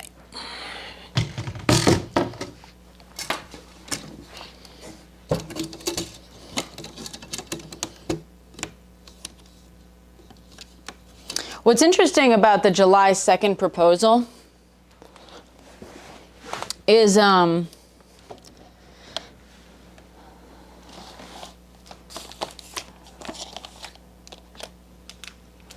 hear a buzzing sound.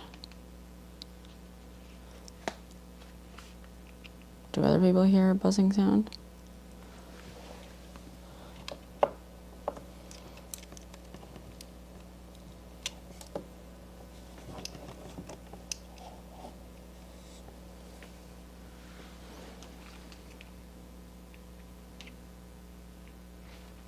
Faint. I don't know how to fix that at this point.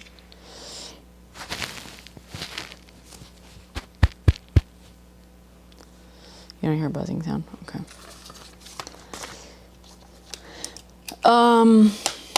Okay. So let's look at the July 2nd one. What's interesting about the July 2nd one is that was like Biden and Bernie. Bernie, Ozempic, July 2nd.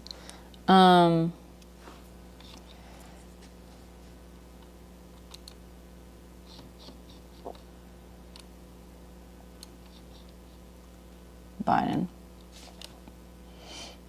Opinion contributors. Okay, so they wrote a whole thing. And okay, blah, blah, blah, blah, alarming concern. Starting in January,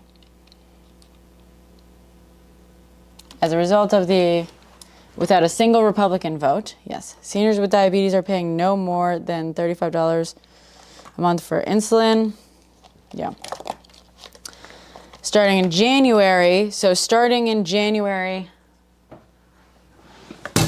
yikes, sorry.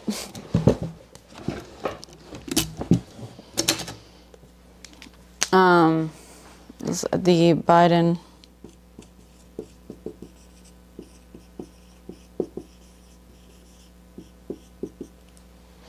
proposal.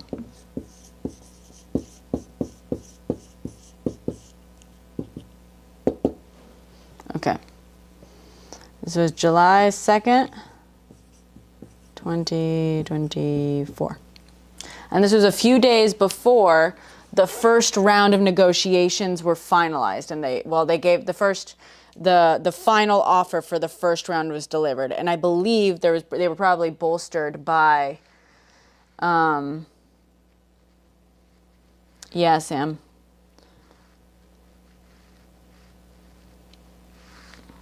Is this why my Medicare Part D doubled in price for 2026?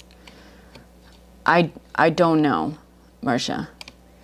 But I doubt it. I think, Marcia, the reason your Medicare Part D doubled is because the ACA subsidy. I don't know if do the ACA subsidies affect Medicare Part D?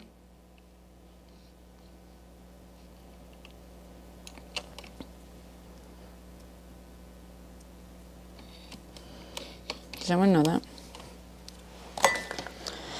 Hold on.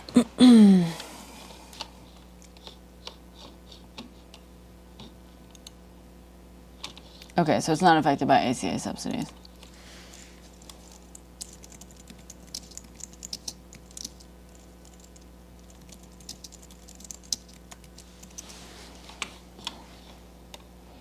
No, Medicare Part D prices will not double in 2026.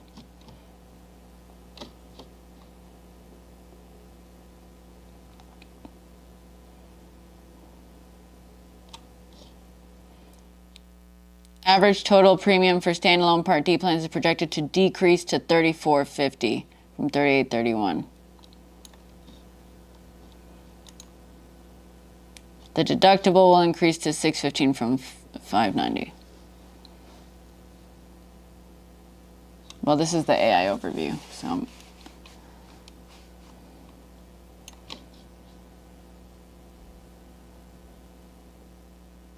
What does it say?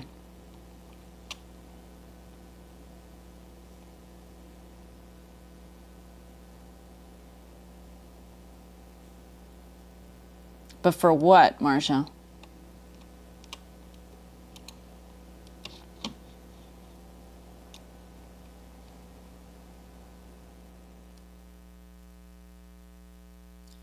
Okay.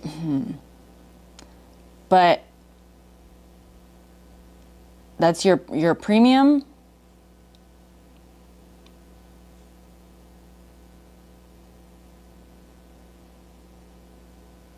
That buzzing is crazy loud.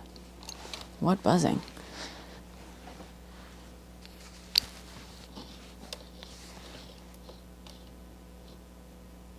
There's mucho buzzing. It's getting worse. I think what that might be is just the mic. If I'm not talking, it like gets higher up in, it gets higher in volume or whatever if I'm not talking.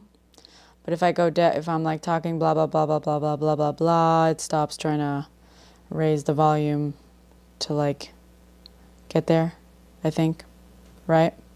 Maybe.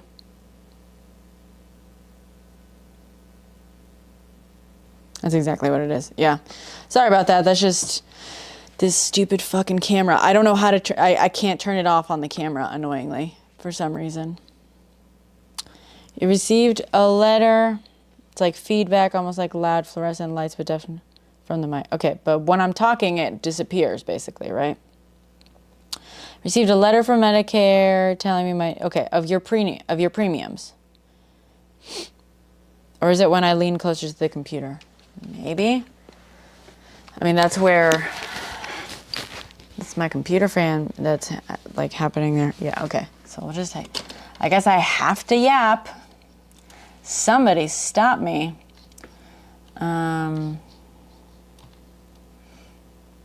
Let's see. $50 increase.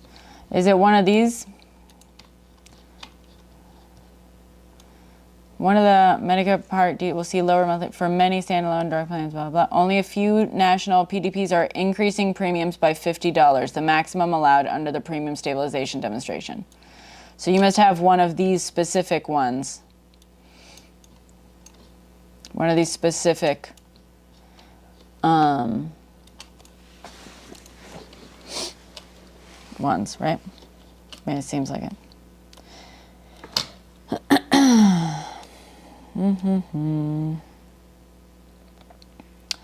The monthly premium is the most popular one, blah, blah, blah, blah, blah. So, Marcia, can you change to a different one? I don't know how it works, but.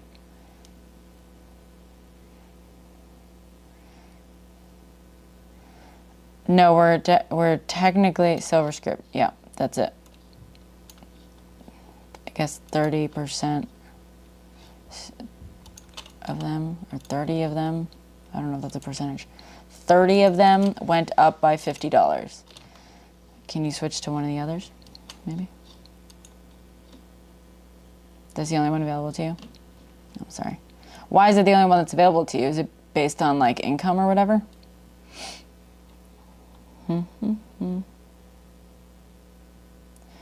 The reduction in plan availability for 2026 or over the year premium comprehensive future, but appears a substantial premium increase for PDPs across the board didn't materialize even as a Trump scaled back the level of support for additional through temporary Part D premium stabilization demonstration established by the Biden administration in 2024. This. For 2026, the federal government is providing participating PDPs with across-the-board monthly premium subsidy of up to $10, down from $15 in 2025, and limiting the monthly increase to $50. Okay. Yeah, so they limited, so basically they raised the maximum increase to $50 from $35. Revised payment, which when they were announced seems to point in the direction of higher premiums for PDP coverage. Yeah, it's because of Trump. That's why it's more expensive. I'm sorry.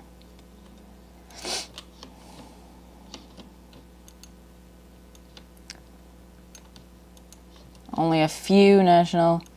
So the average one, yeah. Yeah, no problem. Sorry.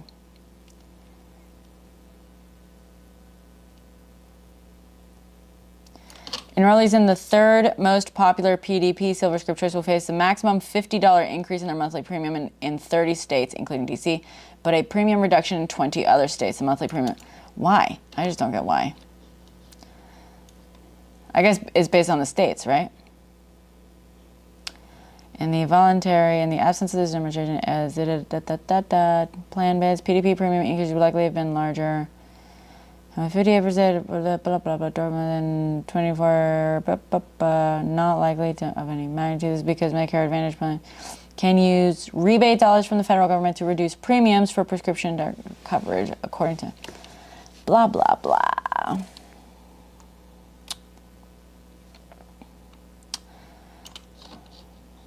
Your Part B is also increasing. I don't know. Girl, I don't understand fucking most insurance stuff. I understand law better than I understand insurance. I'm gonna be honest. I just went on the weirdest rabbit hole. Wait. Sorry. Say something again. Testing. Sorry, it's just my fucking... Keep talking. Well, now I don't know what to say. Oh, there we go. Okay. Okay. No one wants to hear that.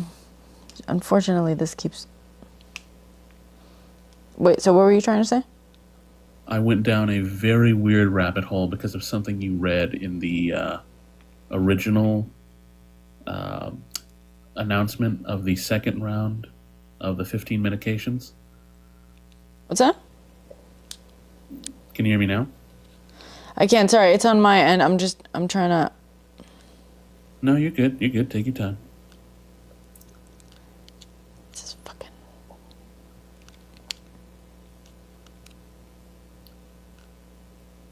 Try now. Melinda can hear me, so Melinda can hear me, so that's all that matters, really. Try now. How about now? Yes, what did Amici wants to know what I read. Okay, go for it. Okay, so this could be absolutely pointless, or it could be something. I was in that one of those ASPE, the planning and evaluation department. You had said in the original announcement for the second round medications that there was something about biologics, and I hadn't heard that word before, and ended up basically just discovering that biologics just means a medication that has been created with a living component to it. That's not important. There is so much increased discussion about biologics in the Trump administration press releases than there was in the previous ones.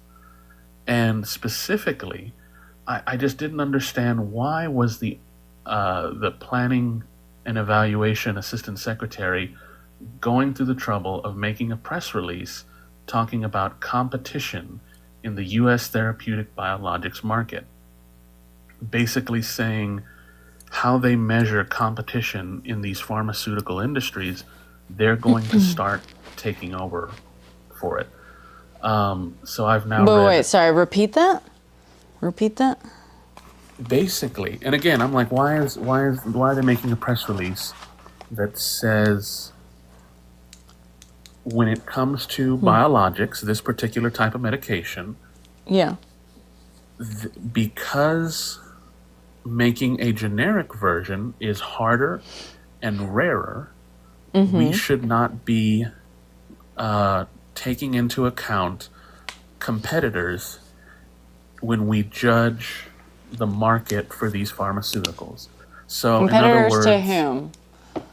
competitors to the primary creator of the medication. Okay. Now, here's where it gets weirder. Because that was a July. It was just a quick July press release that says we should not consider. I'm going back and forth. They should not necessarily be included in the measurements of competition in these markets. A couple of months later, they put another press release, and they said, Was it CMS press release? No, this is the Office of the Assistant Secretary for Planning and Evaluation. This is HHS. HHS. No, that's not HHS. It says aspe.hhs.gov. Oh, okay. Yeah. But anyway, there's another press release that says there is ongoing interest in understanding the ways to reduce medication prices and improve patient access, et cetera, et cetera. However, there is limited research on the cost of creating, instead of saying biosimilar development, I'm just going to say creating a generic version, because that's what it means. Okay. This study aims to fill these gaps by evaluating potential generic medication policy changes using public and proprietary data. And one of the report findings says that we should potentially eliminate the requirement for comparative efficacy studies to save between 24 million and lifetime net revenue of 84 million.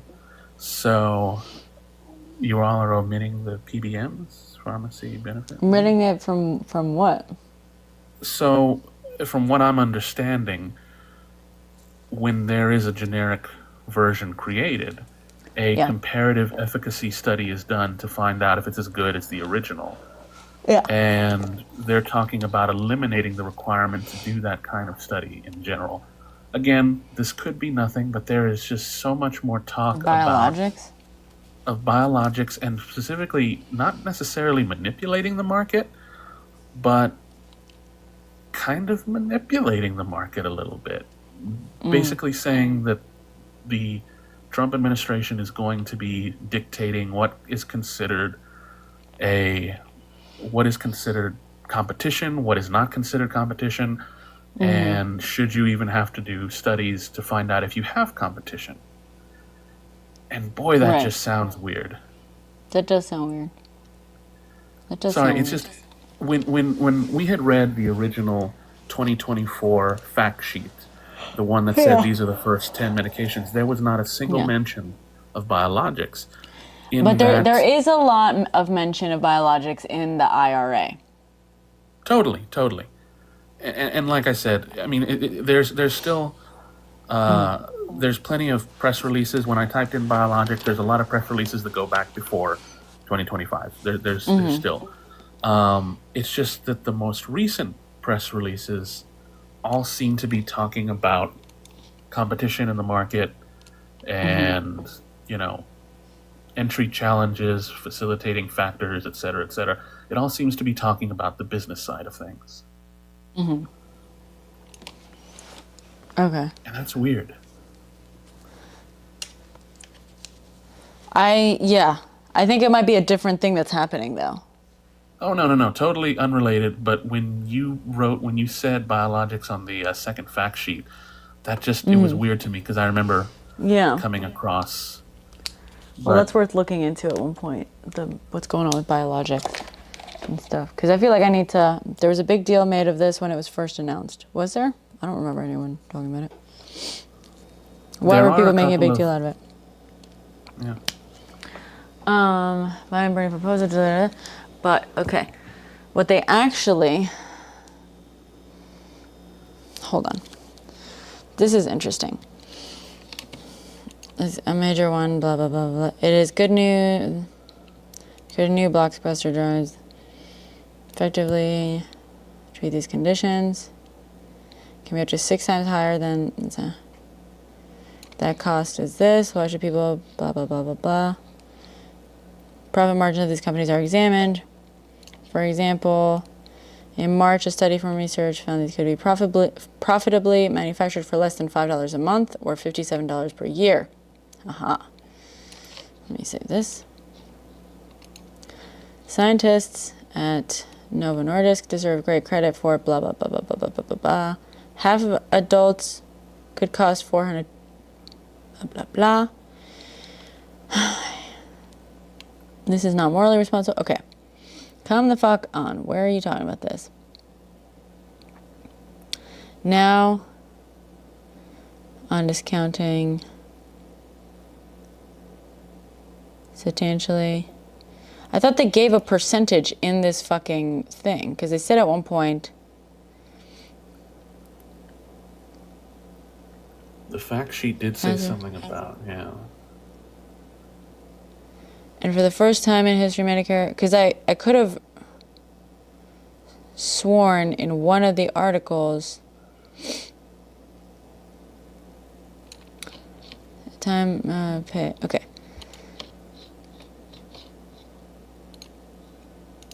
So Biden, okay, max out of pocket for all Americans, $2,000. I'm gonna throw that out. I need more whiteboard markers. $2,000 per year.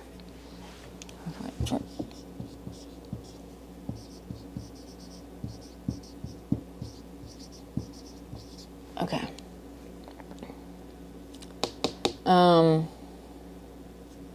Max.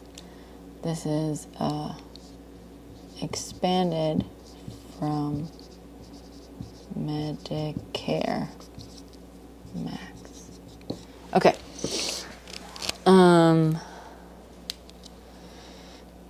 This will give $11 billion more to the manufacturers. Wait, so you know, oh yeah, yeah, Booker squared. Booker squared. She's great.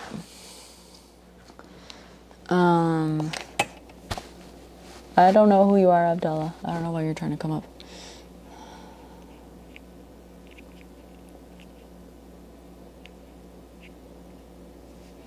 But she has a lot about, hold on.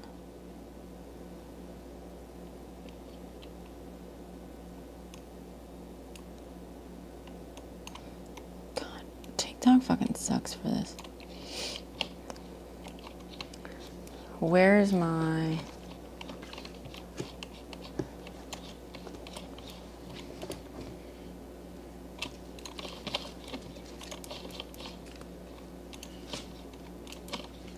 Here you are. Here you are. Okay. She talked about this today. Okay, but she talked about... I'm sorry, Melinda. You're talking about the biologics thing? Specifically right now? I think so, and I do apologize for getting us off track. It's just when you said that, that Good girl, was... Riz. Good girl. Okay. You're talking about the biologics thing still? No, the whole Ozempic lower prices. This will give 11 billion more to the manufacturers. Can you be a little bit more specific when you say this 11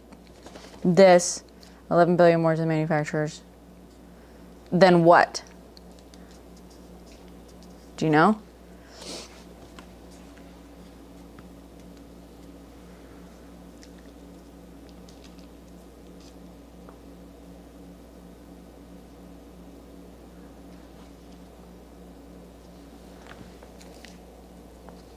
No, I understand that, Melinda. We got that far. I'm asking, we got that far. That's why we're like trying to break it all down.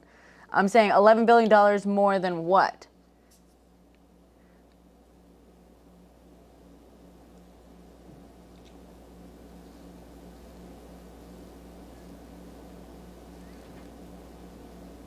Because under the Medicare coverage, the manufacturer made less money.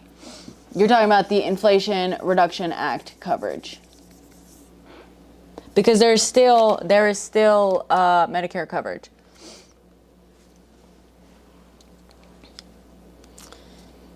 Okay, I'm just gonna look up this video.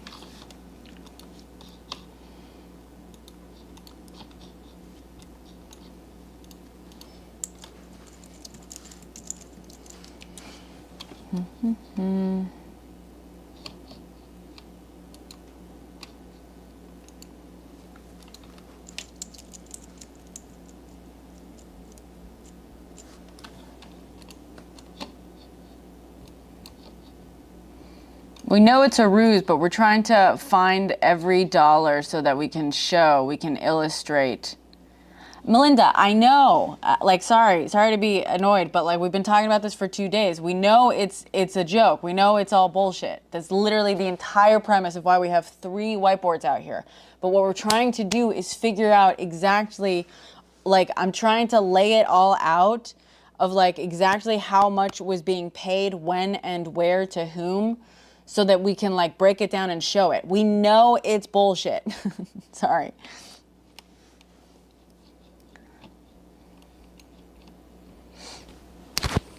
Frank, I lost you again. I don't know if you're still talking. I'm still here. I was reading. There's another infographic about the selection criteria for which medications win on the second round cycle, and I didn't see that the first time around. Hold on.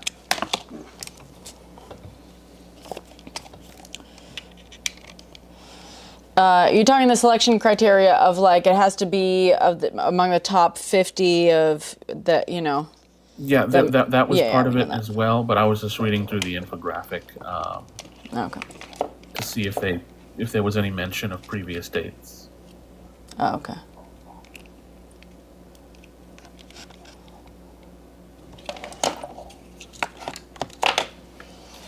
Okay, let's see. Oh, now I'm going to hear myself.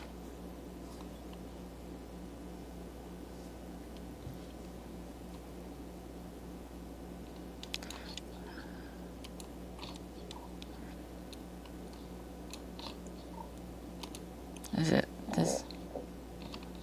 Office earlier today to lower the drug prices for all Americans, and somebody must have whispered, if we lie and we dying, because this motherfucker fell all the way out. And creating high-value jobs. But today, we... Oh, you okay? Gordon, you okay?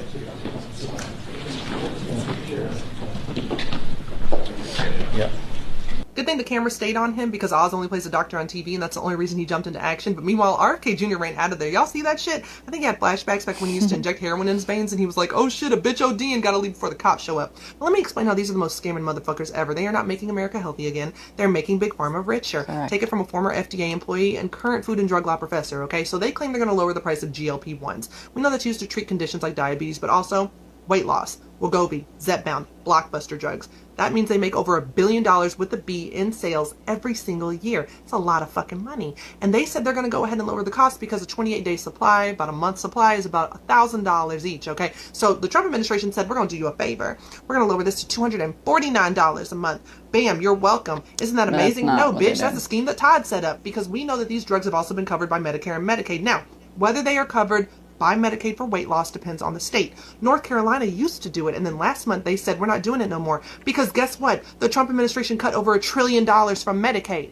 So you're still paying your taxes for Medicare and Medicaid like you always do, but you're no longer getting the benefit. And now the states are going to roll back their coverage for these GLP-1s for weight loss when it should be all the states covering it because they don't have the money anymore. And so now instead of paying a lower copay under Medicaid, you get to pay $249. That's not making much sense. That's the thing. Let me show you a She's chart. actually So wrong in about that. They had about 3.8 million of these it's prescriptions put out, and $100 more than Medicaid that. paid out about $3.9 billion before their rebates because they get to negotiate all kinds of prices with these drug manufacturers. And when you do the math on that, that's about a little over $1,000 per year for those prescriptions, okay? Not each dose, not each month, but per year.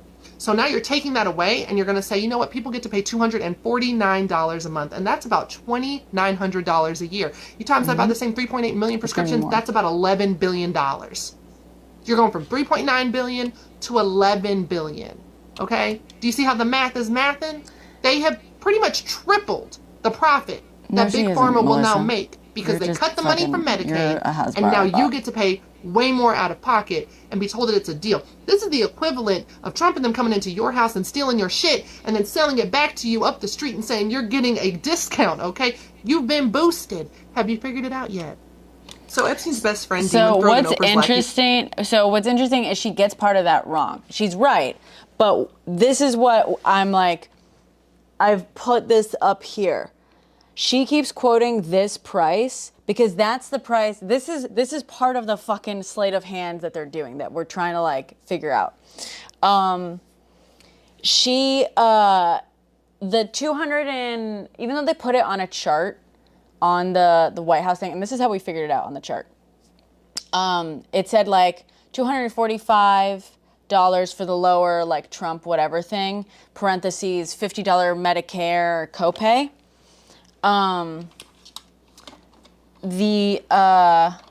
If you actually go to what they were quoting there, even though they put it on the chart, they were literally just trying to make the chart make it look like he lowered the price as much as possible. When in reality, fact sheet, and the White House's, here we go.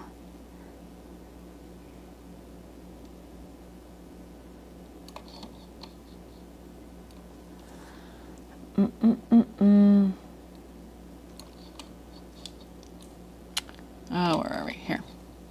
This is the White House fact sheet on this deal, okay? This is the White House fact sheet on this deal. It says, okay, historic bill enable Medicare and Medicaid to cover da-da-da-da. It says the Medicare prices of these will be $245, less than half, da-da-da-da. But, so that means state Medicaid programs will also have access to these medications at these prices.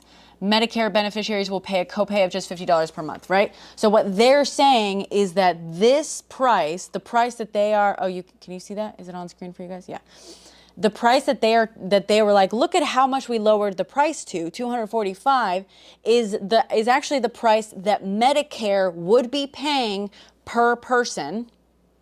And the copay would be $50, which, by the way, now that I say that out loud, I would be interested to know if the Medicare, if it's gonna technically be $50 plus the $245. You know what I mean? Like it'll be the copay plus the Medicare prices. You understand what I'm saying? But then beyond that, because it's not going to be covered for most people in a lot of this stuff, the agreement provides for reduced costs. They're actually going to be lowering it to here. The prices of Ozempic and Wegovy will actually be $350 per month when purchased on Trump RX. So basically, anyone who isn't getting these covered by Medicare is actually going to be paying $350. For Zepbound and orforglipron, if approved, so this is the pill version that whatchamacallit, is yet to be FDA approved. This is the Zepbound one, is the one that decreased, was lowered to $349 in February. They're saying that if you buy it through Trump RX, it will only be $346. So they brought it down $4, right? This thing, because it hasn't been approved yet, we don't know what the price is at all. And then let me double check this, because the Wegovy pill, I believe, is actually this guy. So I don't know why they're saying two things. So you know what I'm saying? Yeah, they're calling it Trump RX.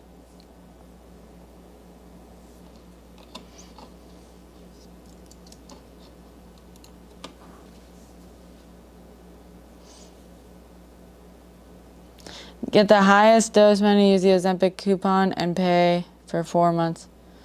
What is that, Melinda?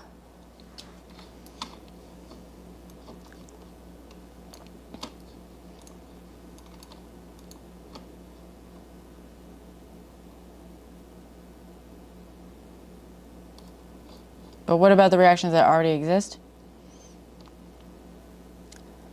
Real quick, those are on where? Okay, but Melinda, where? You're saying $4.99 for about 4 months of of Ozempic with a coupon just on the website?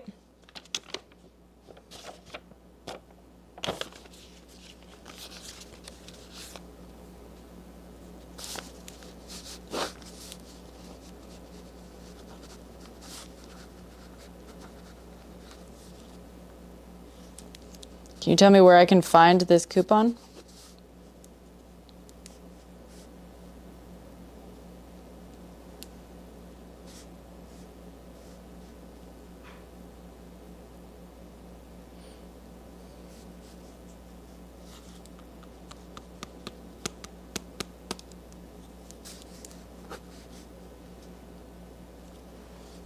Just real quick, could you hear me? Yeah. What's up? Orforglipron is not the Wegovy pill. I just looked it up. Oh, thank you. What is it? What is it? No worries. Wegovy and Ozempic No. What is orforglipron? No, that's what I'm saying. Since Wegovy and Ozempic are basically just semaglutide, that's their active ingredient, orforglipron is going to be a new active ingredient for a new set of medications. So that's probably just going to be the medication name, and they'll give it other brand names once they come out with it. Okay. So, yeah, that's funny because orforglipron has no price. Right. My doctor prescribed me the highest. Okay, Melinda, so you got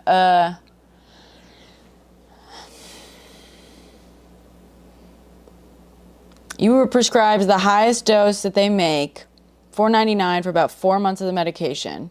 But you have Medicare, right? Was that covering it at all or no?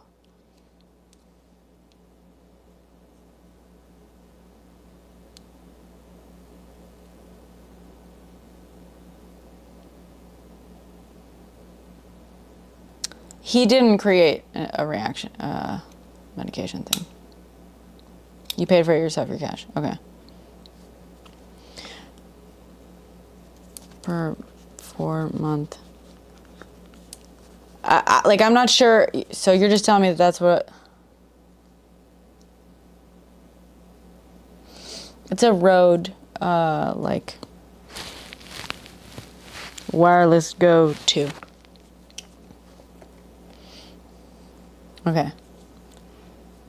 Yeah, no problem. Wouldn't cover it. Terzepatide is $300 a month at your doctor. Why do I know terzepatide? Tirzepatide is Zepbound, and Oh, that's Zepbound. Okay. yeah, I think it's just Zepbound. I don't think there's another one for Tirzepatide. Is $300 if your doctor's office is $300 a month? So it's how are you getting it at $300 a month? Is that with a coupon?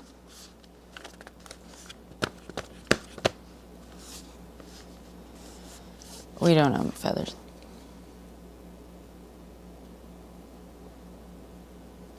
I think people are like, Oh, I'm sorry. Tirzepatide is Zepbound and Mounjaro. Okay. Can we look up the cost of that one, the Mounjaro thing? Yeah, 1 second. Okay. Me explaining this to the person who was in here, explaining like in reaction to Booker's thing, also helps because I'm trying to figure out how to we're trying to like track all the money, but also trying to figure out how to explain it. But that was probably the best way of explaining it, right? Like, okay. So wait, let's just finish the July 2nd, because I saw that there was like a July 2nd, Biden, Bernie, weight loss drugs. Because they said something about, not Trump. Here we go.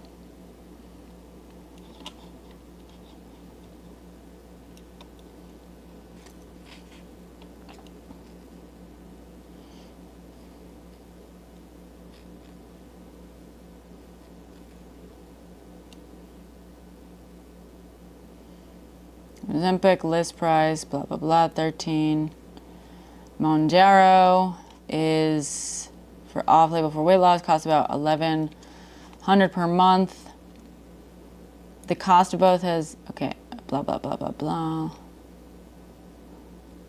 High list prices.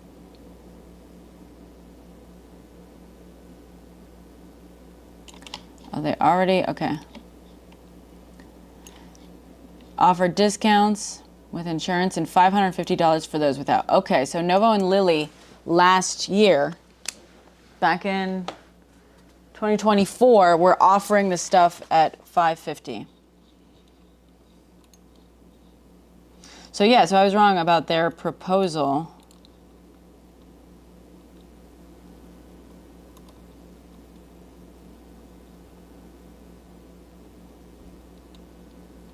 So this wasn't even the proposal.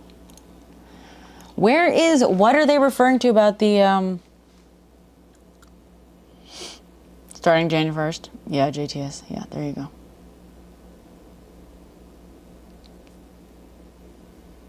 I don't, Simon, but I could set something like that. I don't know. It's a lot of work, dude. I can barely track it all myself. I need a better way of doing this. You get semaglutide for $199 a month with Noom. What is that?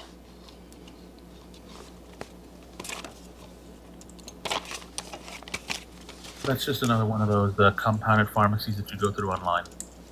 Oh yeah, okay, so that was the other thing that I wanted to look up. Wait, okay. Here's the thing. Proposal, blah, blah, blah, blah, blah, blah. Okay, that's what they were proposing, but at the time,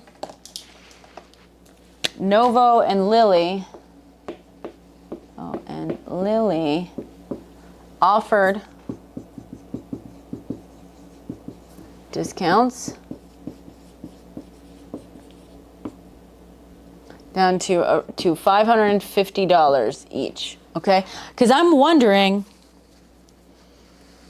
when they talk about Biden proposal, oh wait, they did mention the proposed changes.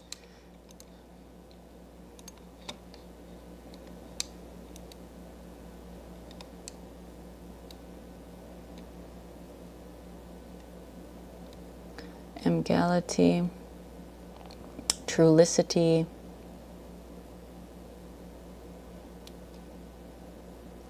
Novo Nordisk will provide, yeah, look at this. These were already lowered to $35 max out of pocket.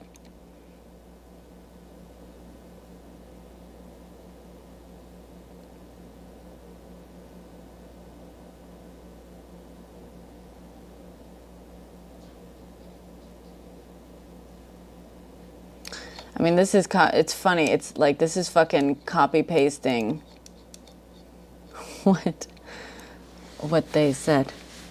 That's actually interesting. I should cover that. You know, something. I'm trying. Sphinx, yeah. What's up? Sorry. Go ahead. Well, like you said, that one was already lowered to 35. The details of the first negotiation said that the medications will only stay low if they stay on the list. So does that mean when the second round comes up that there may not be 15 new medications, if there may only be 5 new medications because 10 of them... No, I don't believe so.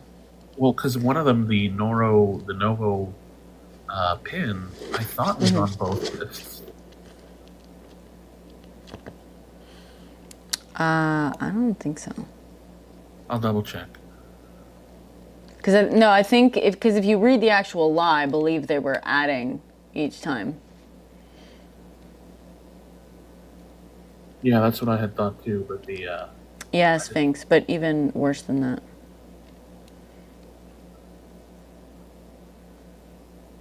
Okay, so the original, the first 10 included Novolog, FlexPen, Novolog Pen Fill, and the second... Yeah, this was already...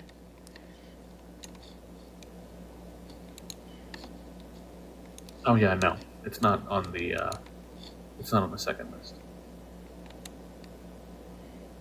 Okay. Is Trulicity on the second list? Or Emgality? By any chance? Ibrance, Tragenta... No. But this is the fact sheet. The other one looked different.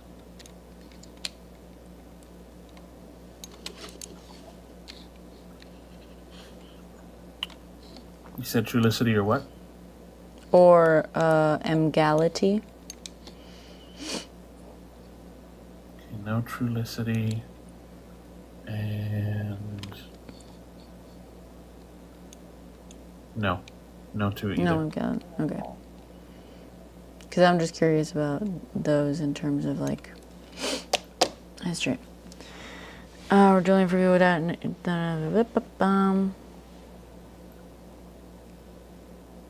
It's not, but it's not covering anything, is what I'm saying.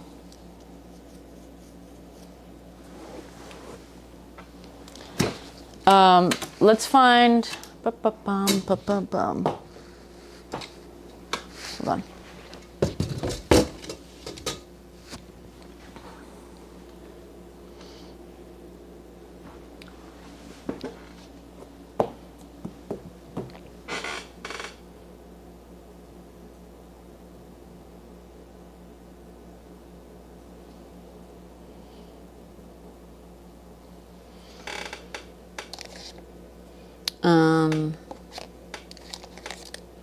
Can Dems in Congress keep the shutdown going until Medicaid and ACA insurance is saved? I'm not sure, JTS. I know I have, Erison. So stealing the glory, call it their house. Zepbound lowered its price in February because of the generic. Let's find this. Let's find this generic. I also want to find, because God said at one point that IRA basically said 0 copay for Medicare. So I want to find, God, you still in here? Did you find? I haven't seen him in chat. Oh.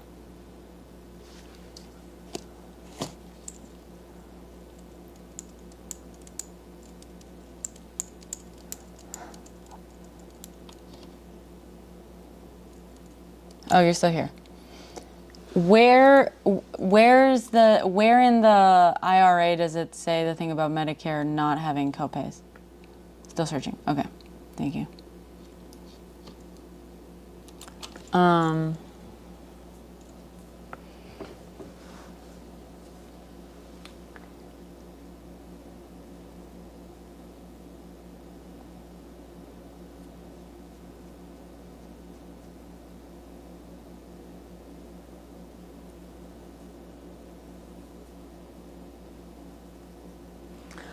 I'm curious, when they say like Medicare price and copay, that's, again, I don't know if anyone knows how to figure this out or knows anything about insurance to know this. When they say the Medicare price is X and the copay is $50, does that mean that in total the insurance company is going to receive X plus $50, or is it going to receive X? And $50 of X will be paid for by the person.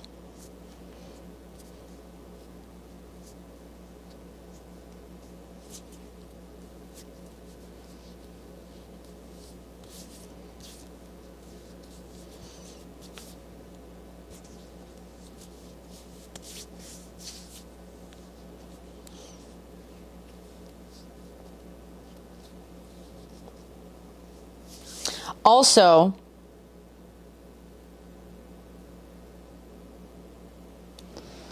this is important, I think.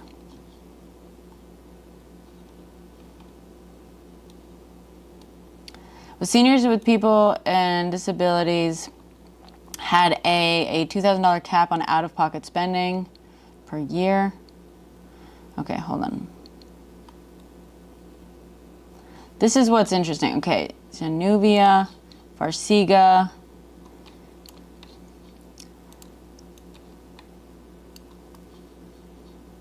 Jardiance. So people who use these things, if anyone knows, how does GLP-1 compare to Jardiance, Januvia, Farxiga, and any of these? Fiasp, Flex Touch, Fiasp, Penfill, Novolog, Flex Pen, Novolog, Penfill.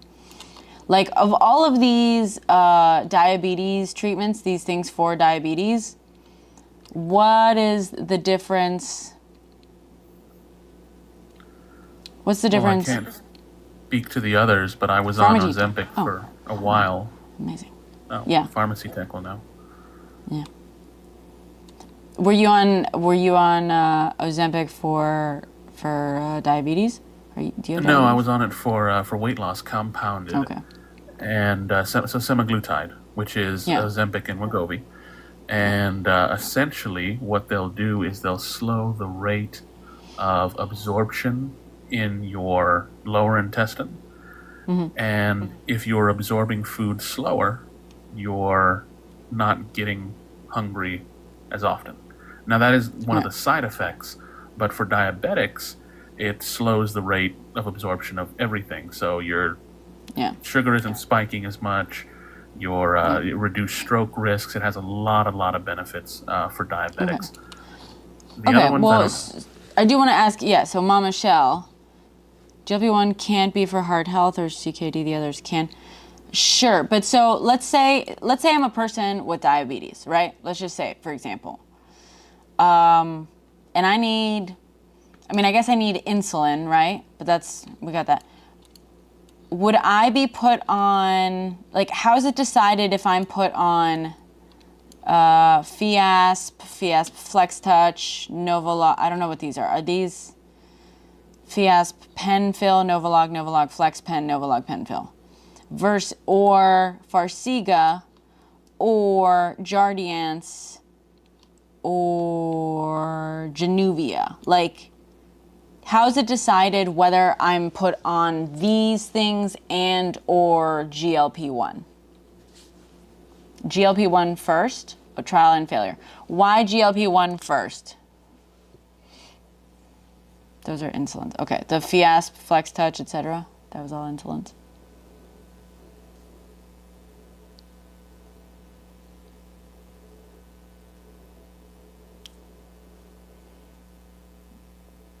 and while they're typing some more, so both of my grandparents are diabetics. I have a lot of diabetics in my family. The other ones, and I was just Googling as well, the other drugs, medications that you're talking about are all work in the kidneys. So they basically stop glucose and sodium. It encourages the kidneys to remove them faster. My grandparents have been on those for decades.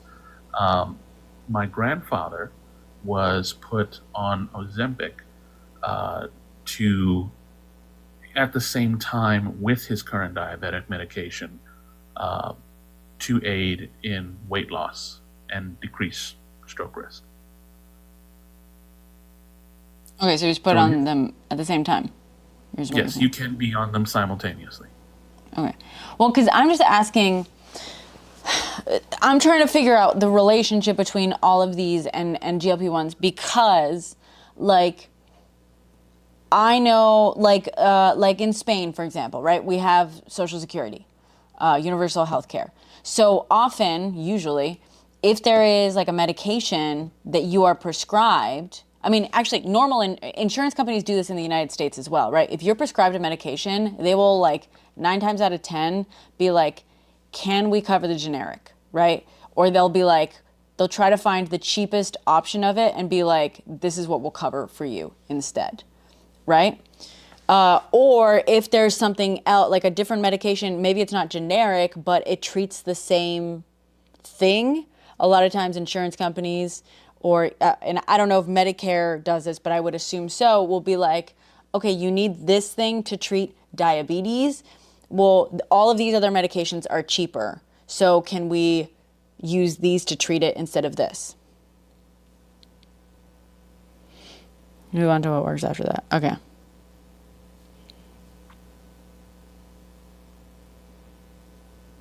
Yeah, and it like they said, it depends on the doctor, it depends on who you're going. My grandfather goes through the VA for his medication. My grandmother does not.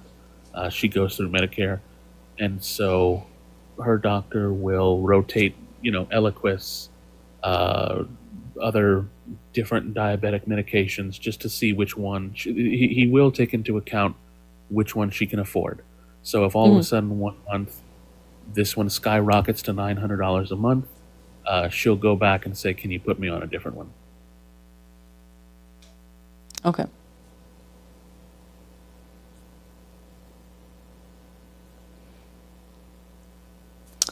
Well, also,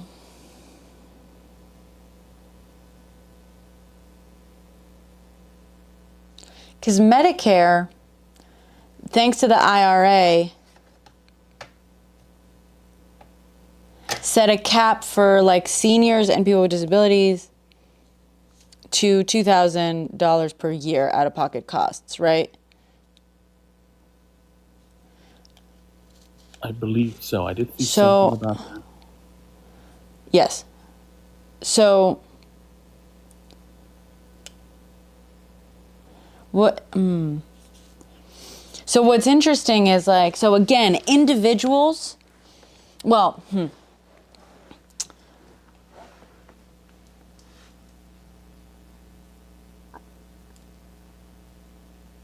this is the Medicare price. So this is the price only for older people or people with disabled people who are able to get Medicare. But because of the law, they're going to be paying max $2,000 out of pocket anyway, which means the government, us, we are going to be paying this amount every month. That's affordable? Yes, theoretically that's affordable. I mean, it's not. Oh, yeah. And then everyone else is going to be paying this or $50 copay. He didn't save anyone any money. Not a single fucking person. Is what I'm realizing. Like, not even people with Medicare.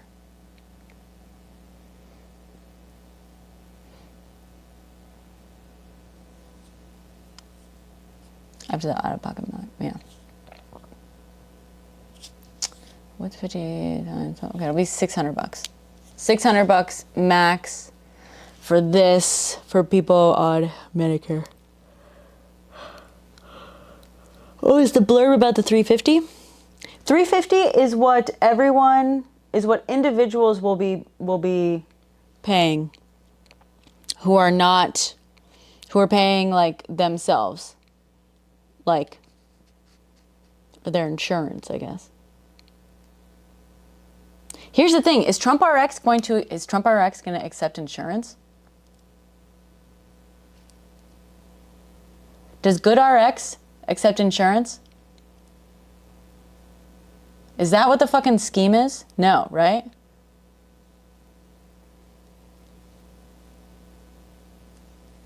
I'm sure. You're sure what? Does Good RX, because isn't the whole point of Good RX that it, like, you don't need insurance or whatever because it's like fucking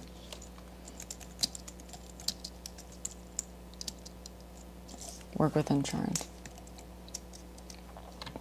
No, Good RX does not. It's a prescription discount program. That's right. Yeah, basically like what they said in chat. It's basically just like coupons. Yeah. Right. So because the whole thing I'm saying is like, I think Trump RX is just Good RX repackaged. Because the original deal here where Zepbound went down to $349 in February out of its own volition was through an agreement with Good RX. And I saw that and I was like, oh, that's where Trump got Trump RX from.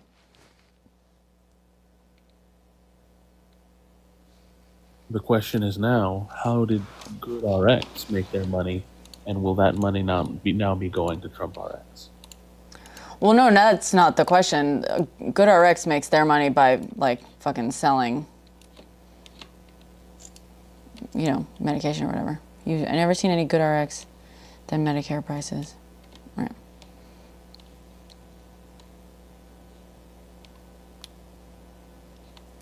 Yeah, so basically Trump is copying Cuban. Yeah.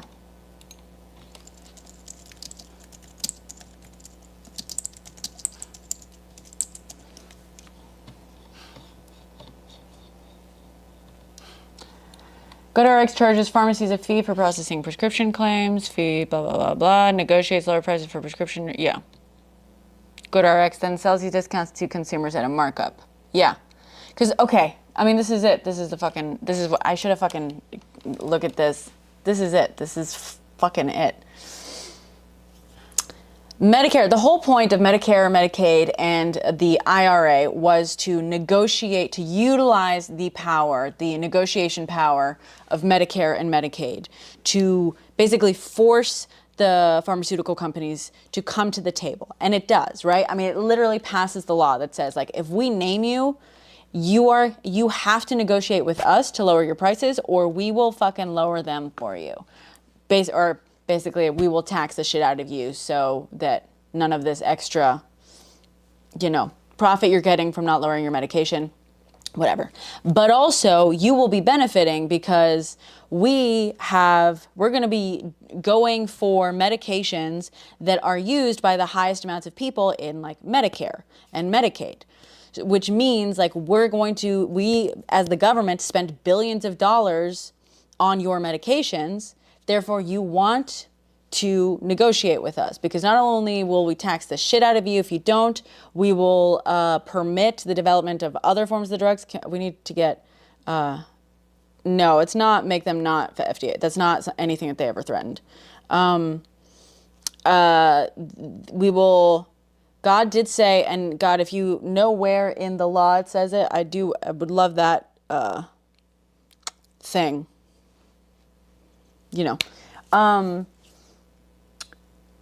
Basically allow for the patent to be used by others, allow for a generic to be developed, etc. But like basically because we can bulk negotiate with you, utilizing that power, right?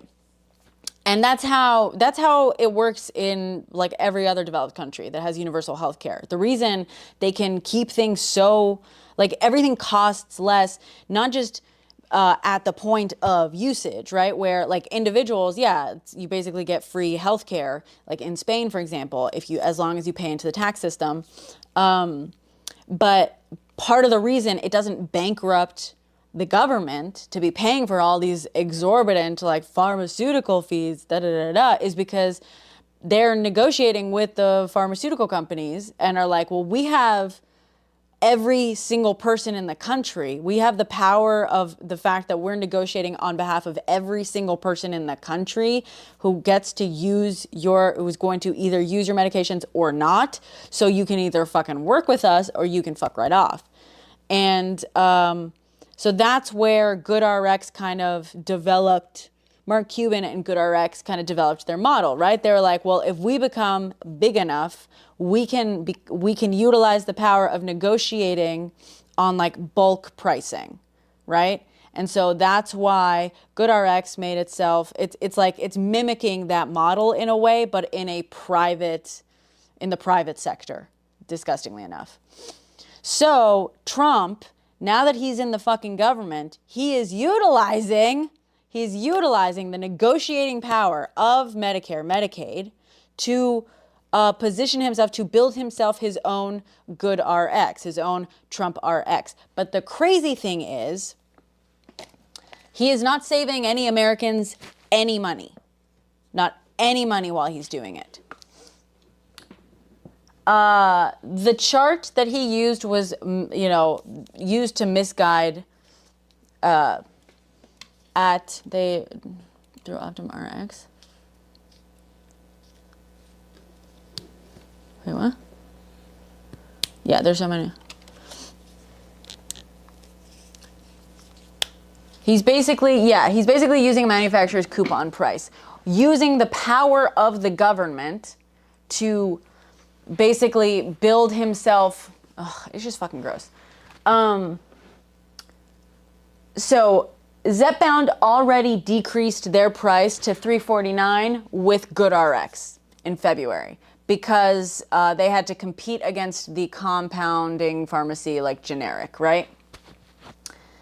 Wegovy, Ozempic, similarly, even though he is claiming that the price is now down to $2.45. Before, the price on the website was $3.99, and now through Trump RX, it's down to $3.50.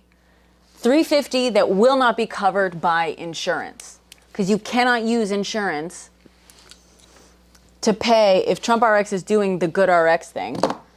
Insurance doesn't cover that. It doesn't take insurance. That's the entire fucking point. Someone in chat pointed out if they don't take insurance, it doesn't count towards your deductible as well. Oh shit. Yeah. If they don't take insurance, it doesn't count towards your deductible. So people paying Trump RX costs will not be contributing towards their deductible, and more money will be spent later on. That was Jesus. Jesus. Who pointed this out? Brainstorm. Brainstorm. Good job. Good job, Brainstorm. Hold on. Let me try to receive.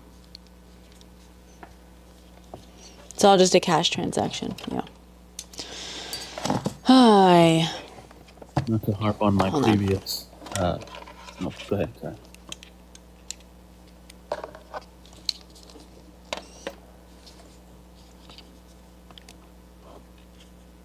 Okay, let's try that now. Can you hear me now? Alan Grayson, still proven correct. I don't know what that means. Good, yeah. But you can't hear me. Good catch. Okay. Okay. I don't think she can hear me. Yeah, so no insurance, right? But wait, does GoodRx work with Medicare? It doesn't have to. Doesn't have to. No insurance. Like GoodRx. But in case GoodRx. RX. Yeah, no, they're deal. separate.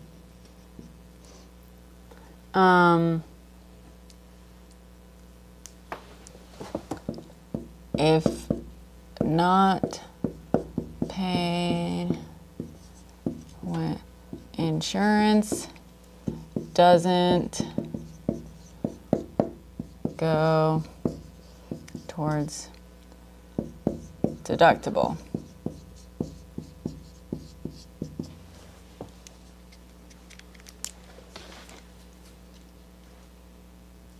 And the funny thing is, also, so you would say, hold on. Okay, hold on. So not only that, not only does it not go towards your deductible, but also, like, if your insurance covers it. Let's say you're a lucky SOB, and yes, in fact, your insurance is gonna cover whatever, right? Of course you're not gonna go the out-of-pocket. Of course you're not gonna go with this option if your insurance covers it, assuming your insurance is gonna get it within the ballpark because you need it to contribute to your deductible. But what the fuck is about to happen? The majority of Americans are not going to be able to afford their health insurance on January 1st.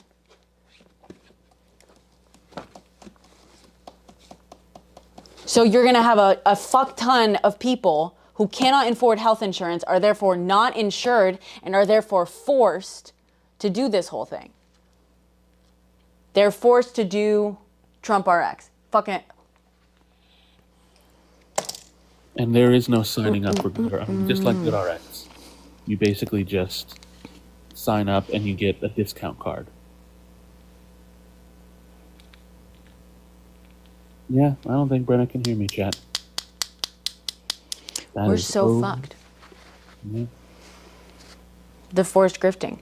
It's the forced grifting. He's using...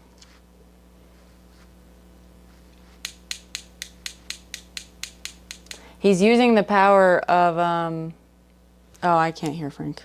Sorry. Oh, I'm sorry. I'll try it here again. Sorry. Go ahead, Frank. No, I was just agreeing with chat. And can you hear me now? Yeah. Okay, but, no. I was agreeing with chat, and then I was also saying, in return, not to harp on that rabbit hole I went down earlier, in return, he was promising these pharmaceutical companies a deregulation of their competitors. Because Well, deregulating their competitors doesn't help them. I'm sorry, a deregulation of the market, of the guidelines for what is competition. So as we were talking about earlier, they're going to be able to, like, they're not even going to be considering generic versions to be competitors. Therefore, their markets are going to stay high, their values are going to stay high. All these pharmaceutical companies, their values will stay high because they are messing with the guidelines for what is considered a competitor. Right. As we've seen in all these other press releases. I've got a... That's the one I have to dig into more. Oh, shit. So clearly, it's everyone's benefiting somehow. Well, yeah. But also, they're also just benefiting in that he's got the FDA approval as leverage against them. Like, he was, you know what I'm saying? And I think in one of the fact sheets, they were saying that they'll now just go by their oldest FDA approval. So if they have one medication that has been made into 3 different brand names over the course of 20 years, but 2 of those brand names were only made 5 years ago, they'll just consider the oldest one, the 20-year one, to be sort of grandfathered in. So further, Wait, what do you mean by that? Grandfathered until what do you mean? It was one of the pictorial fact sheets saying that when they consider a biologic for the for the list of medications that are going on the negotiation list, if that medication, let's just say, for example, and this is not the case, but let's just say semaglutide. Let's say semaglutide got FDA approved 10 years ago, but Ozempic only got approved 5 years ago, and Wegovy only got approved 2 years ago. They would use the 10 years ago semaglutide for their requirement to meet the age limit, the age requirement, to make it easier on the pharmaceutical company. As make it easy. I'm sorry. On the Because in order to be I'm not considered following. for this, in order to be considered for the list of medications that will be negotiated, the list that we've been talking about, the medication must have been FDA approved for a certain period of time. I don't remember. I think it was 11 years for biologics. Yeah. 7 years for fewer. They put up a little fact sheet that says if company A has been making this medication for a certain period of time, even if they're getting it approved under new names, they'll just go by the oldest one. But that's not good for the pharmaceutical company. That's worse for them, actually. But their medication gets put into the list. But they don't want it on the list.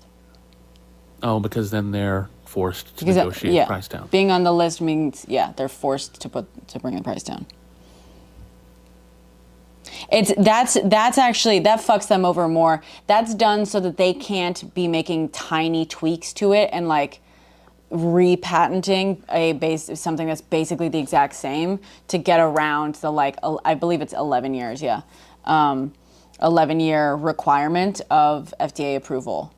That's why they did that, so that they're not doing all the sketchy shit. I was wrong on that one. But there was a lot in that infographic about timelines and competition and biosimilar products. So it's definitely just reading all very strange. Yeah. I need to... But that was the fact sheet based on... That was a recent fact sheet, or what? Like, was that the fact sheet just on the IRA, or was that one of the more recent? The CMS. When we read the press releases for the 2024, the old one, it just said they just announced the first 10, and that was that. For the second round in the Trump administration, it said we've announced these 15, and here's a fun infographic about how we picked those 15, right. And it was a really big sheet. Okay, gotcha. That makes sense. So, that makes sense.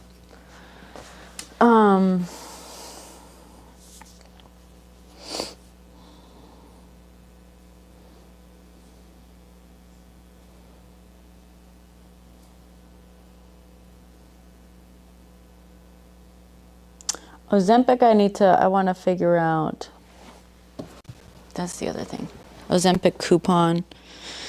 Oh, you could do $4.99 for a 4-month supply. I don't have verification of that though. Ozempic coupon.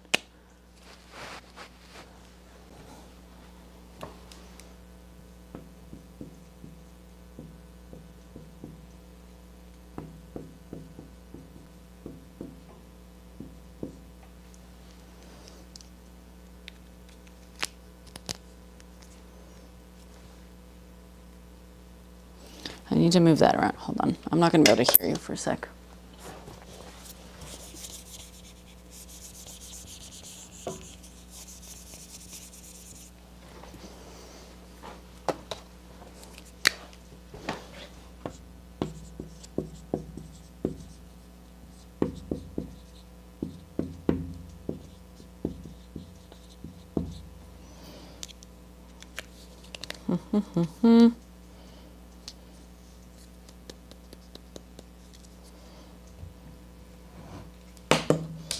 But then also,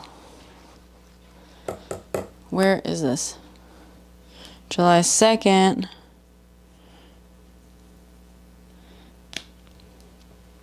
$2024.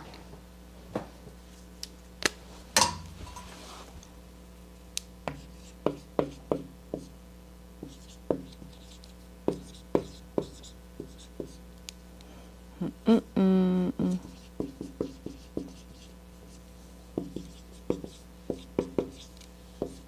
Lily Nova Norris.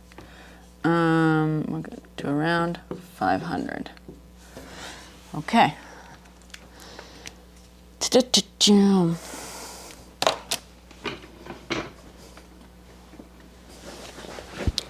On a side quest to see what pharma companies have a stake in. Oh, that's a good one. Definitely. Okay. So hold on.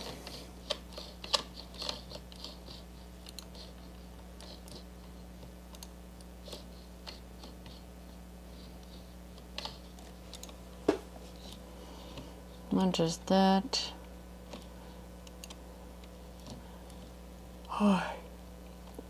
So basically, what the crazy thing is too, basically,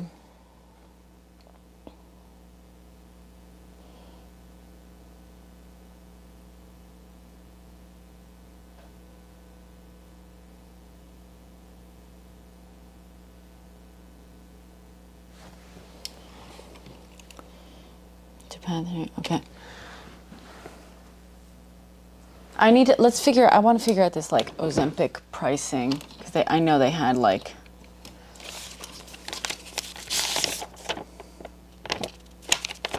cheaper fucking pricing.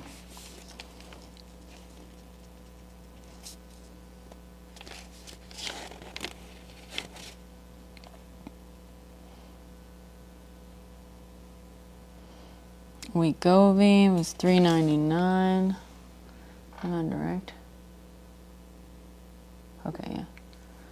Covered by FSA, HSA.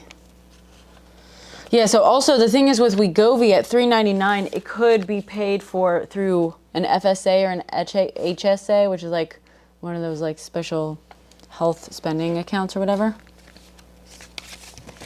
Yeah, no, I understand, Melinda. They were, yeah. I know, right? Spooky? But like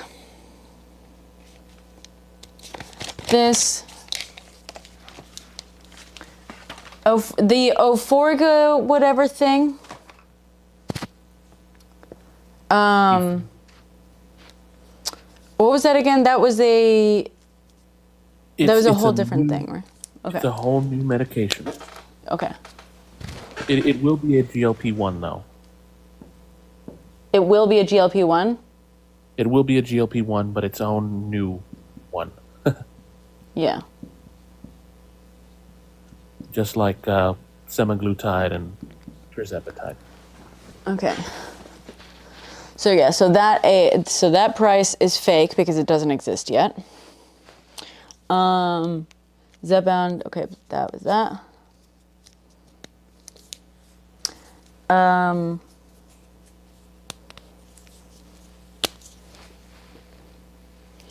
$150 for.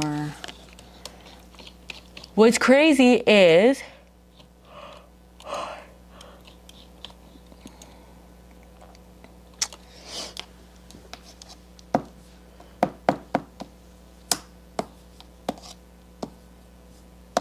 and you know, it's not just a reduction in people paying their deductibles off.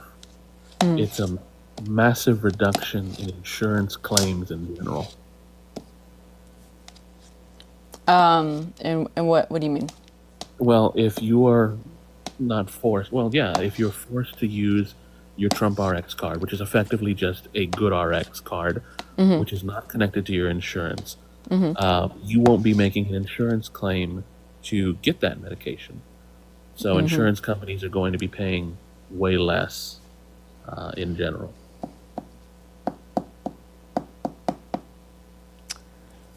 Yes. That's another one. Insurance company pay out.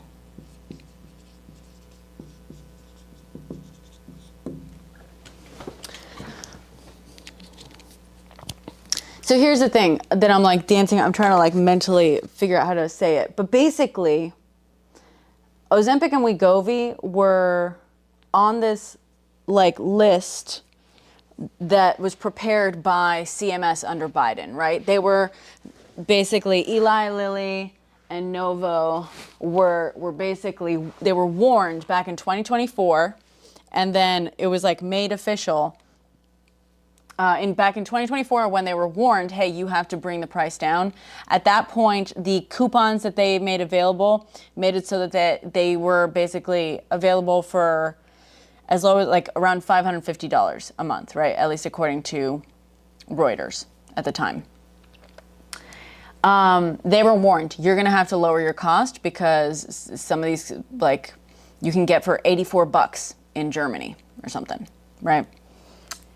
They were warned. Also, at that point, the negotiation with the pharma companies to lower the costs of the medications had been very successful. They were about to finish on that first round, which was incredibly successful in lowering costs, like, by a lot. And so they were feeling comfortable with this. They also basically were going to just introduced legislation to basically cap the out-of-pocket maximums to $2,000 per year, which would cost insurance companies a lot more, obviously, which would be basically stretching the Medicare, extending that provision that was already granted to Medicare in the IRA.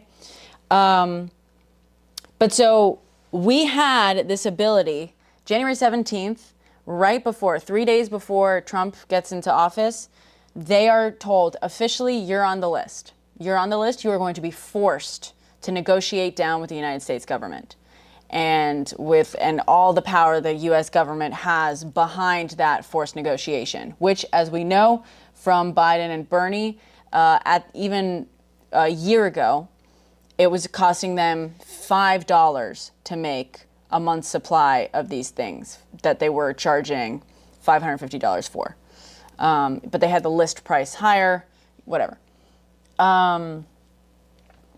So we know that had Biden been in office or Kamala been in office, they would have been able to negotiate them down by a fair amount, right? They successfully negotiated down the previous companies down by like 56%, 79%, 68%. That was the last round.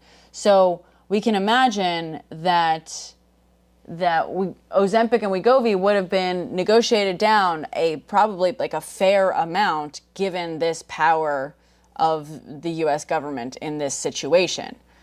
And what did we have happen instead? Well, they met with Trump, who said, I have all the power in my hands right now to force you to basically lower your price to like $10 a pop. Like literally something like that. They probably could have done it, right?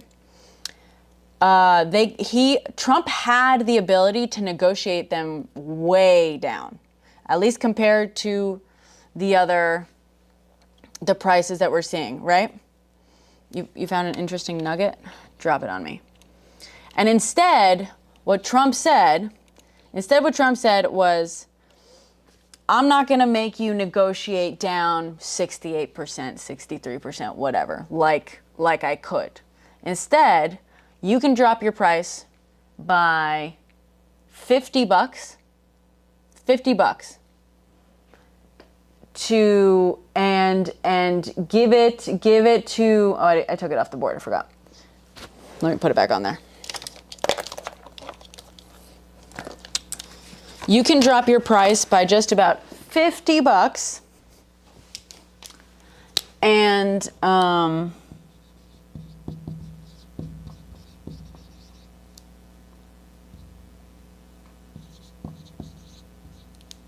$245.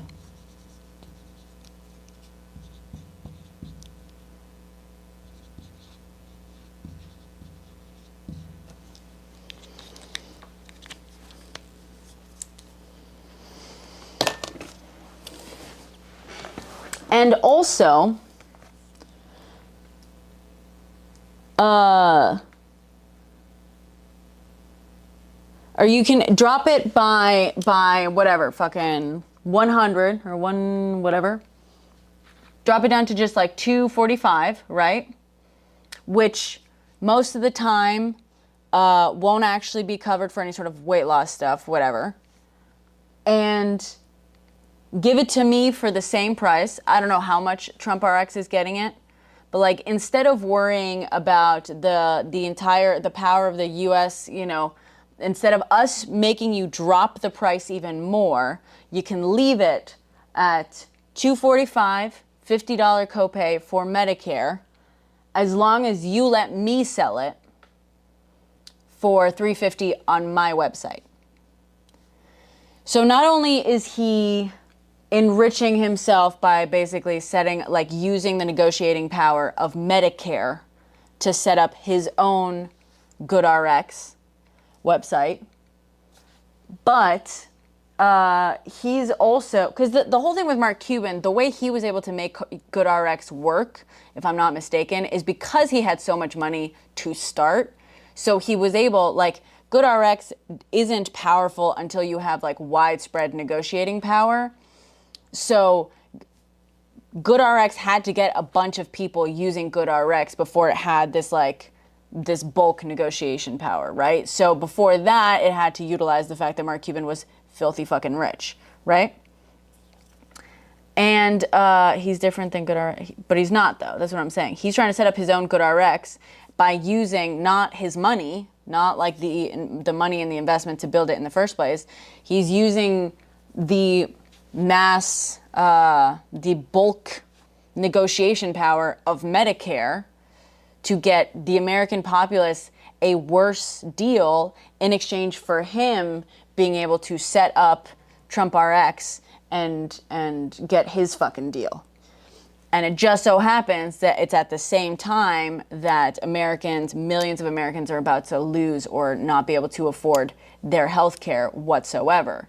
So they're going to be forced to buy things from a website like Trump RX, which doesn't which doesn't accept insurance and therefore doesn't count towards deductibles, meaning insurance companies themselves are going to be paying for less of these medications themselves, as well as fewer deductibles met means fewer payouts in general by insurance companies. So who gets rich in this scheme?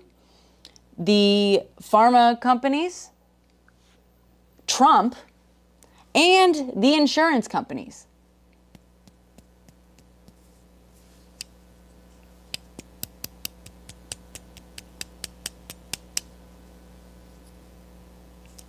And it costs the federal government much less because now they don't have to make a Medicare claim either. But what's that? Sorry, say that again. And it also costs the federal government much less because now they don't have to go through the former channel, which is, let's just say, more people are compelled to use the Trump RX price over the negotiated down Medicare price. Now there is no Medicare claim. Well, no, but the only way they would be compelled in that sense is if Medicare isn't paying that out anyway, which they're already doing, right? Like we already have Medicare. That's what Booker was explaining in her video, even though she was operating on the cheaper. But it's not going to be cheaper than the Medicare one. The Medicare, that we know. That's right. The Medicare. That's right. The Medicare cost was $250 or something like that. So there will still be a Medicare but it's copay of $50. So if you are lucky enough to have Medicare, so you're over 65 or disabled, and if you are prescribed one of these things specifically for something that Medicare covers, because it doesn't cover it for every usage, then you will only have to pay a $50 copay on it, right? Cool. That's all well and good.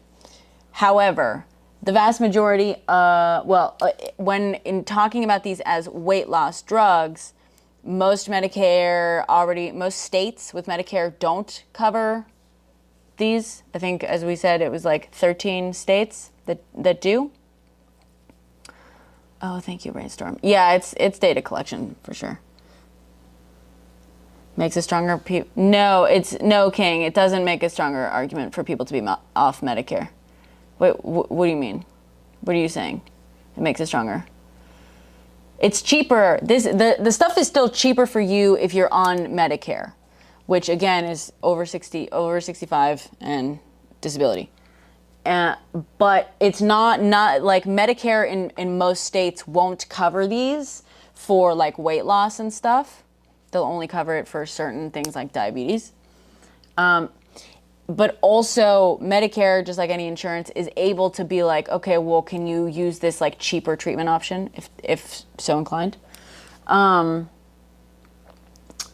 beyond that, everyone else in America, the vast majority of people in America not having Medicare, like, We'll still have to not. go through Trump RX. Yeah. I can't help but wonder how they're going to manage that supply. 13 states covered. Thank you. Because for the longest time, even recently, all I've heard is that most people can't get their hands on semaglutide and tirzepatide because the demand is so high. Oh, and also, sorry to interrupt. Yeah, Sphinx, job insurance companies don't. Trump RX will most likely be, it's our assumption, and maybe we can find this confirmed, but our assumption is that Trump RX is going to be working is going to be operating the same way that whatchamacallit? Good RX? GoodRx, thank you. GoodRx is working, which means it will not be taking insurance. So Trump RX will only be an option for you if you're paying out of pocket yourself. Thank you.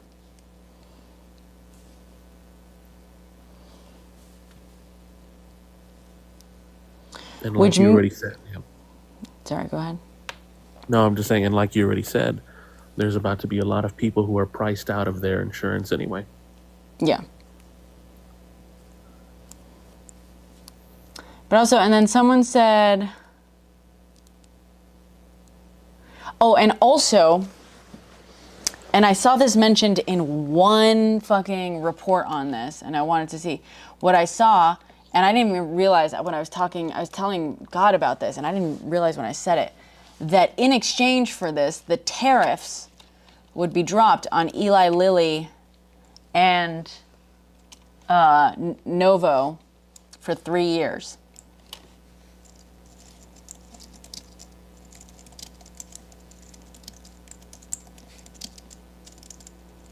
Which makes up for the pocket rate cap of $2K.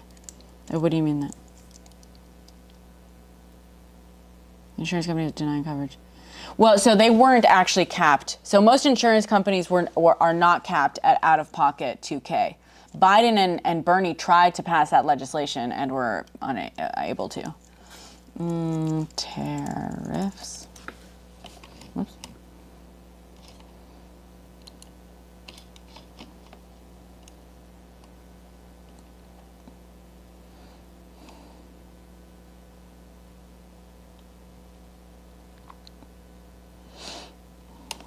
That tariff story is the case, and that creates the perfect cash machine for Trump, because all he has to do is threaten any pharmaceutical manufacturer with tariffs and make sure that their medication only goes towards Trump RX later on. It's the perfect cycle.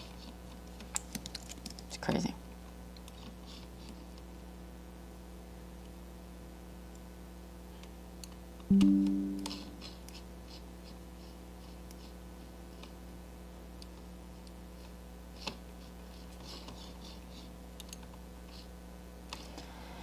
And then,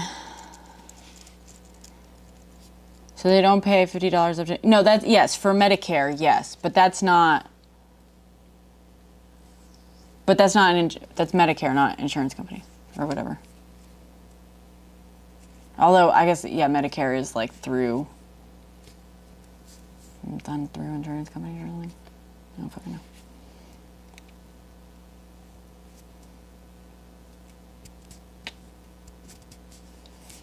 tariffs. And then the other thing, though,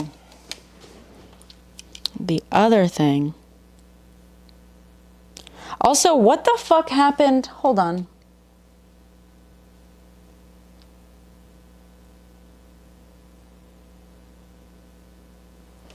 August 1st of this year, was there no agreement reached? Did we even figure that out? What was the agreement that was reached August 1st with CMS as a result of IRA? Do we know? It did say that there was an agreement reached on the second round. It did or it didn't? It did. Hang on, let me see if there were numbers on that one. Yeah. Thank you, Craig.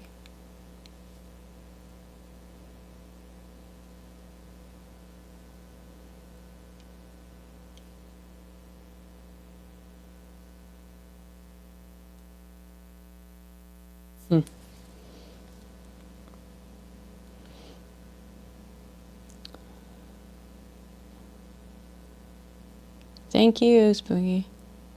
Tariffs that won't apply for Medicaid. Yeah. Well, yes. In this agreement, he would drop tariffs for 3 years for Eli Lilly and Novo. That's the other thing that they get in exchange for this, right? That they get tariffs dropped on all of their medications. Oh, that's interesting. Yeah.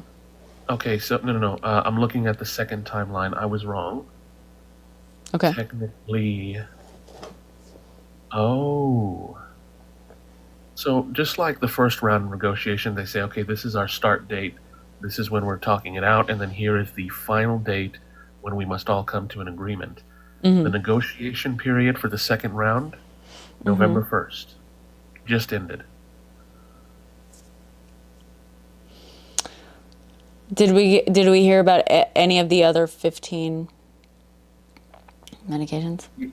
Okay, let's see here.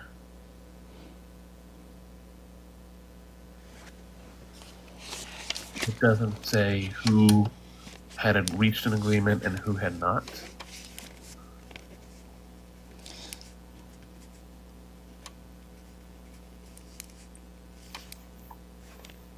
Sorry, November 1st is the final day. The negotiation period ends for the second cycle. Is that the final offer? So after the final offers and everything? Yeah, after the final offers. What day was the final offer? Okay, let's see here. October, deadline for CMS. July was deadline to accept the initial offer. Okay, where's the second offer? Let's see. Summer of 2025. CMS will respond to counter offers. When was the counter offer? It just says summer 2025. Oh. CMS will respond to any statutory written counter offers from participating companies. Okay. September 30th, last day for negotiation meetings.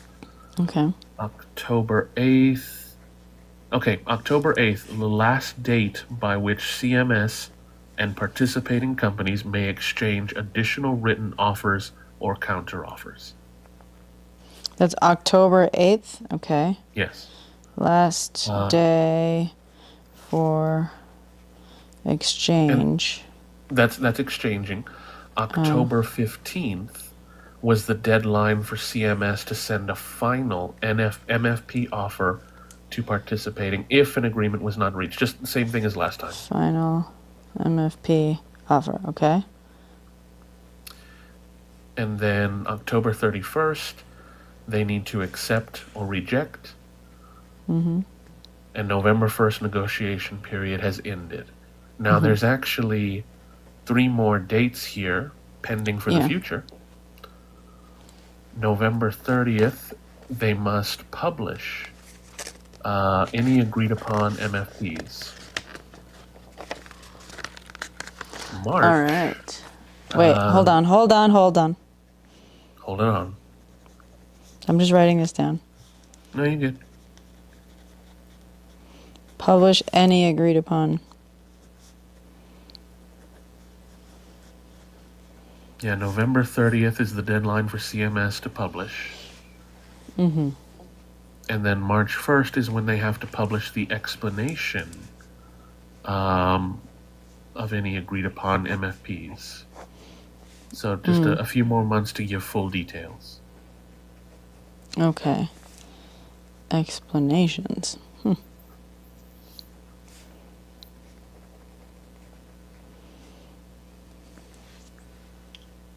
So it is not a coincidence at all that we're hearing about Trump RX 1 week after the negotiation period ended. Yeah. Yeah.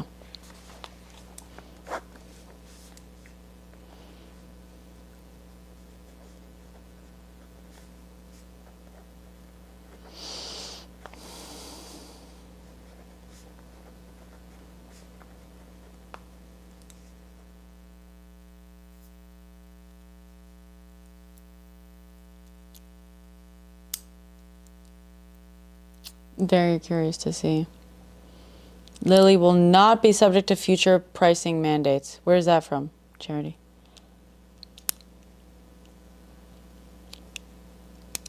Wait, what? Hold on. Where's that? One of your earlier message might have gotten filtered because all I see, Charity, is as well as something having to do with not meeting prices or something. That's the first message I see from you. Lilly will not be subject to future pricing mandates. From Lilly's press release yesterday.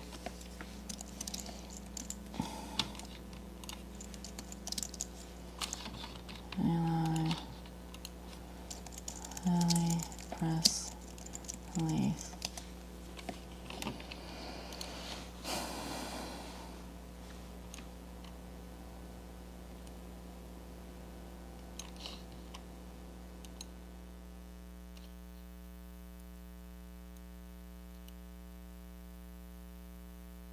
Yeah, it's part of the 3 years.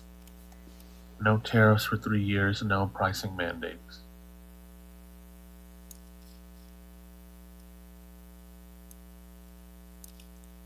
Paved the way. In 2020, Lilly partnered with the Trump administration on a pilot program. No. That paved the way for Lilly to be free the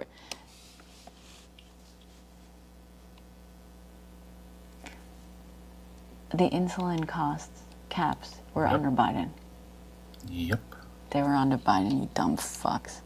You lying fucks. Lilly will now improve access to... Starting as early...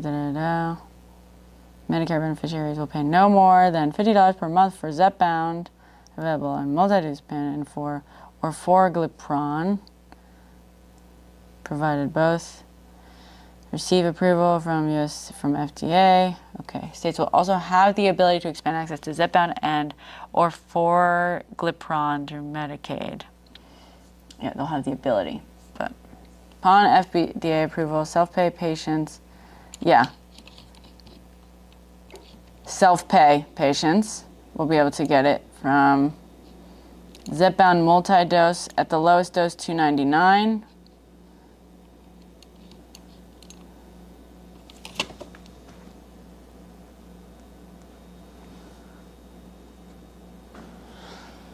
And additional doses. They're giving, okay, so this is the lowest dose at $299. That's different from the dose that's different from the price that the White House is giving.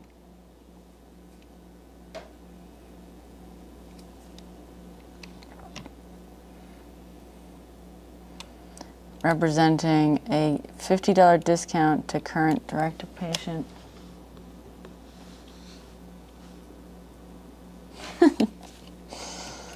Okay. Well. Scope of agreement does not include pricing obligations. Emgality, Trulicity will be added to Lilly Direct and made available for self-pay patients with pricing 50 to 60, Lilly will also continue to offer insulin no more than $35. Yeah, because by law, you can't. You're not fucking... whatever.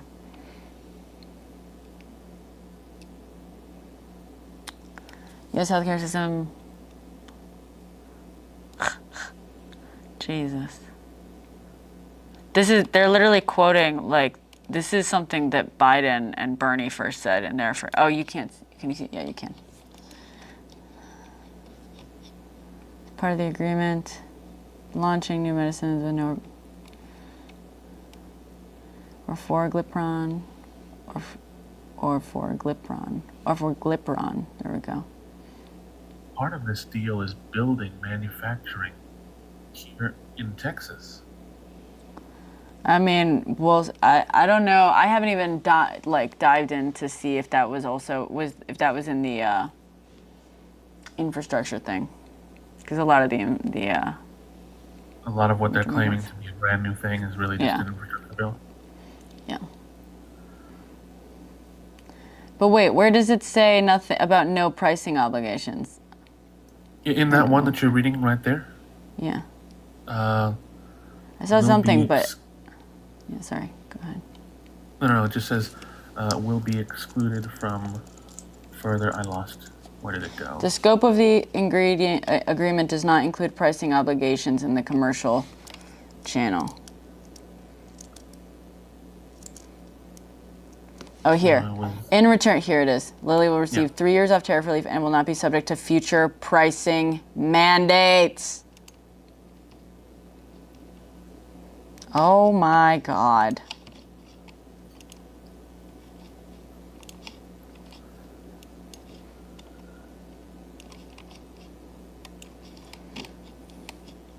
How do I organize this? How do I do this? Right.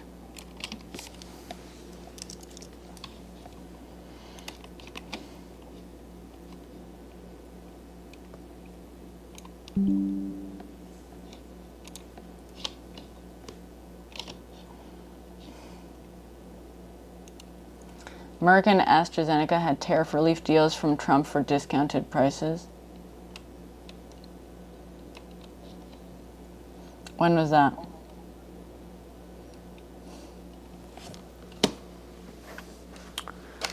Hi. So,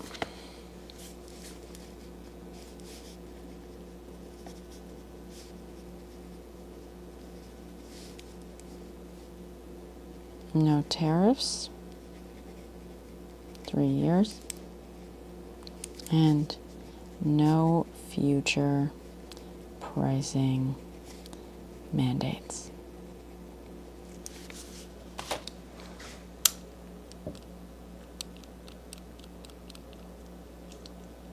Yeah, the $50 billion investment has been agreed to since 2020.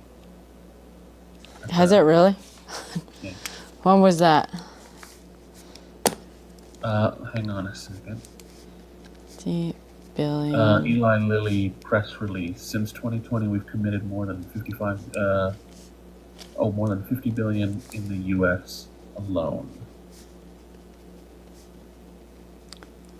Well, what is it? They've committed. So what did is it manufacturing or? They're building plants in Virginia and Texas to make these pharmaceuticals. Okay, hold on. This is crazy. We're finding every detail of it. And apparently, here in Houston... I'm sorry. Hold on, please. Let me find this first. Where did you find this press release? I just Googled Eli Lilly 50 billion in U.S. manufacturing.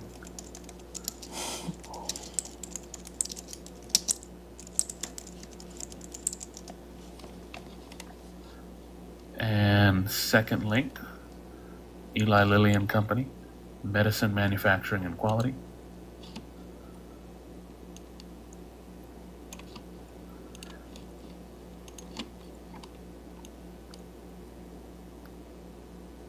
A few other articles since February of this year even say they're exceeding Since that. 2022. Since February. Some just say, they're putting a little more money in there. Okay, hold on. But so, and now you are seeing Houston, okay, Texas.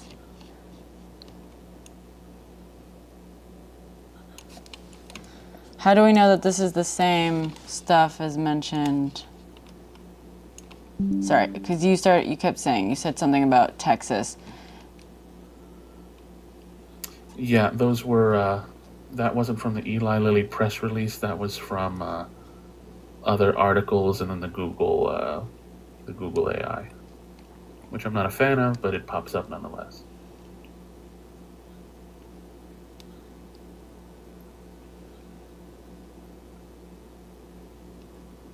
No, Puerto Rico is in the United States, so there would be no tariff coming into the United States from Puerto Rico.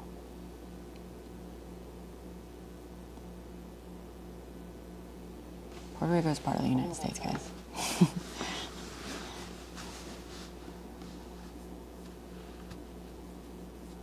The Johnson Act, like the Johnson and Johnson Act, or just... On that same page, when we went to Google, if you would, a couple more down was a governor of Virginia press release from September. And it says Eli Lilly and Company has announces Eli Lilly and Company, hang on a page, $5 billion in Virginia to construct a state-of-the-art facility in Goochland County. Hold on. In February they also said this. As early as February.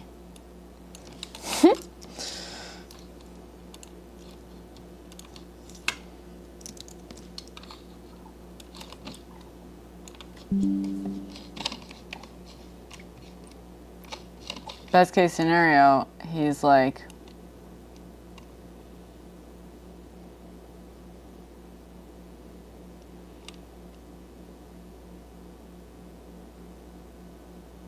including commitments made since 2020. It expects to pour over $50 billion into U.S. capital expenditures. What?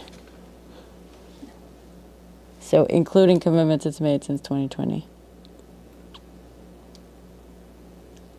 Washington Post says Eli Lilly will build 3 manufacturing plants in the U.S.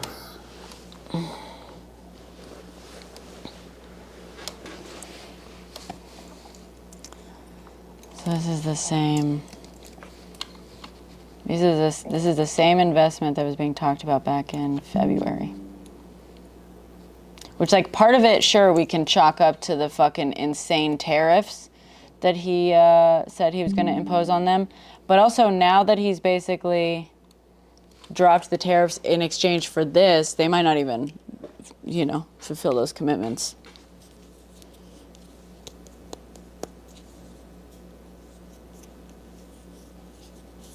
Funny enough, the facility here in Houston is going to be making the orforglipron. Great. CKFF article, June 12th. Talks about $35 copay cap in Medicare. KFF, June 12th. I think that's the one that we started on way earlier. Is it? That's the one that I had been reading off of way earlier. Copay. I don't think so. I think it was about Medicare in general. It was called something else, I think.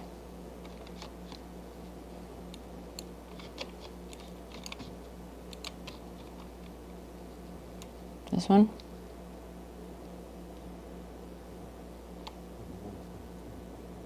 No, that's not it. My dog is snoring.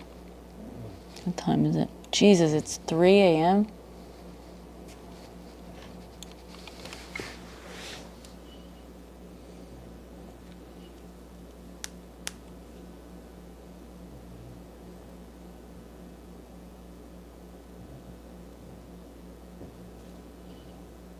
Ooh. Nicely done, God.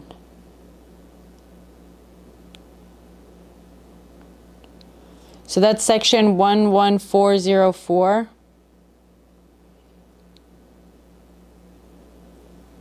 of the Inflation Reduction Act. There's a time limited model. What do you mean by that? Women losing rights to bank accounts? Nice. Thank you. Thank you for finding that. Beginning of 2024, the Act expands eligibility under the low-income subsidy program of the Medicare prescription drug benefit to allow those with income of up to 150% of the federal to receive full premium subsidies and a $0 deductible. Receive full premium subsidies? Okay. So that's the so there are subsidies for Medicare.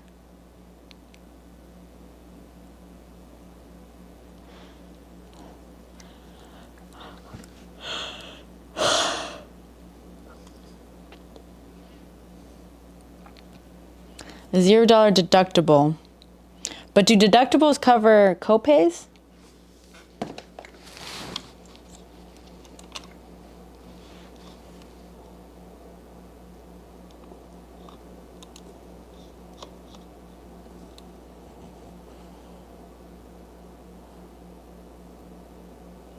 Oh, awesome. Oh, this is great. Thank you.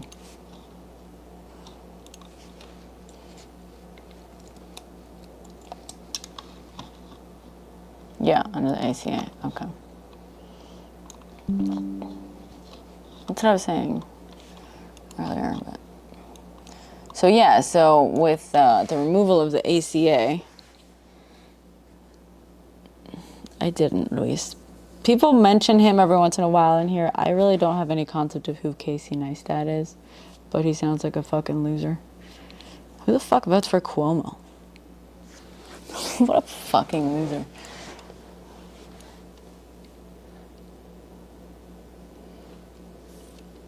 Time limit model. Party. Hi. I can't help but go back to that Eli Lilly press release, the one you were reading earlier, and see how so many more of these medications are being added to direct and self-pay portals, just like, essentially, the Trump RX. Wait, what? Oh, in that Eli Lilly press release, the one you were reading through earlier, it said that Emgality, Trulicity, and Manjaro will be added to Lilly Direct and made available for self-pay patients. Yeah. With pricing 50 to 60% off their current list prices. I don't know, it just feels like more and more of these medications they want us to be paying straight out of pocket. Yeah. Yeah, well, they're making them available because they know soon we will have to be paying out of pocket. Mm-hmm. Otherwise, they won't be getting paid. That's the problem. If everyone can't afford their insurance anymore, then pharma also loses out. Now, it does actually, that Eli Lilly Yeah, press it release, is. God, it is a lot to remember. does have pricing for orforglipron.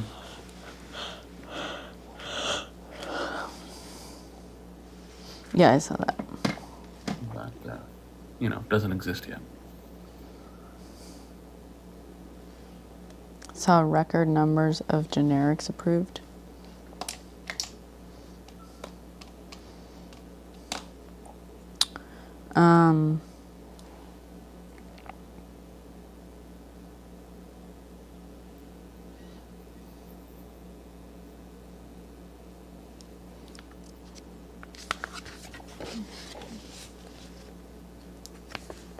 God. I've lost the plot again. How am I gonna put this all into one? How am I gonna explain this all? How do I explain this all? I kind of liked when you had your eureka moment earlier, And you said that Yeah. we should have noticed that Trump RX is just good RX. I mean, that's Yeah. kind of the headline, that he just copied the name. Yeah.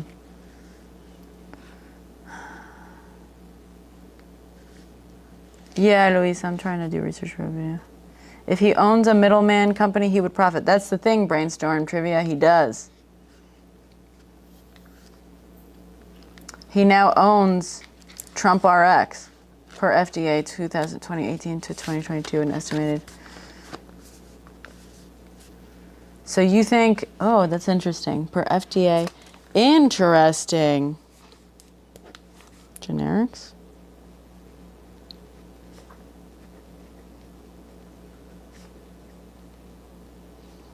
I hadn't thought of that angle.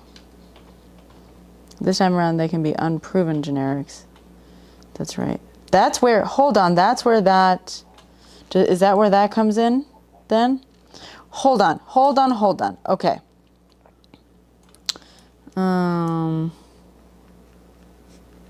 Record, FDA, middleman, profits. Okay. Hold on. Good night, Brainstorm Trivia, and thank you. So, the unproven, so this time around they can be unproven generics. This is bringing us back to the fucking, this is what's bringing us back to the biologics and shit, right? The unproven generics? Honestly, I think so. Okay. Now, okay. Explain to me in very simple terms where,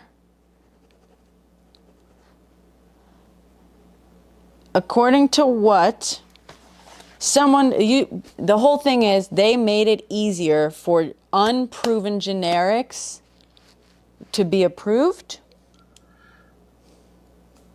I don't know about to be approved, but I read multiple press releases saying that they should remove the requirement for generics to be tested as comparative efficacy to their original. So in other words, if you decide to make a copycat, that you don't have to test it, potentially, I don't know if that's already been done, you potentially do not have to test it against the full strength original. And Where are these press releases coming from? That was the ASPE HHS. Okay, one sec. Too.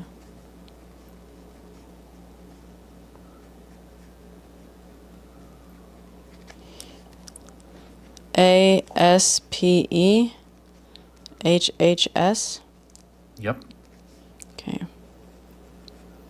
And that's the one that talks about biologics, right? That's the one. Correct.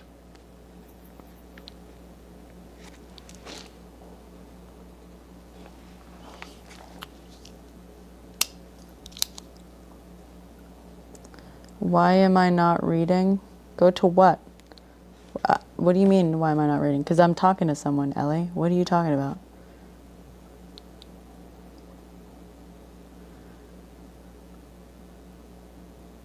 They can be unproven, claimed to be generic and not work. So meaning Trump could literally be like, look, I made a Fozempic. Here you go. Available on Trump RX. Available on Trump RX. And he doesn't have to.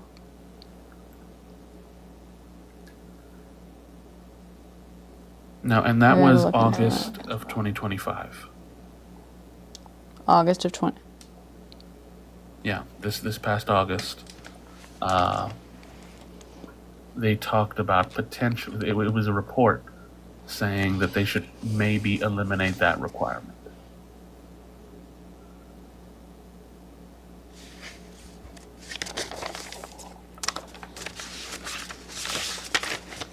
And that was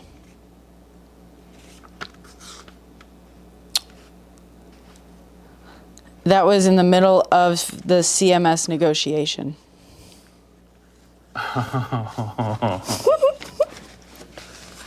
Oh, wow. Wow. Now, hang on.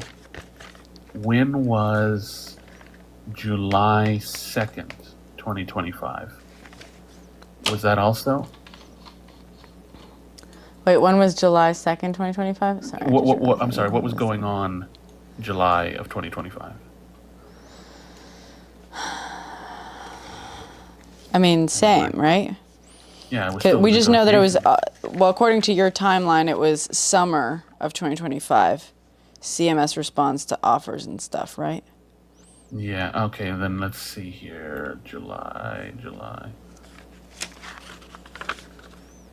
Okay, the only thing... God, I have too many windows open. July 2nd.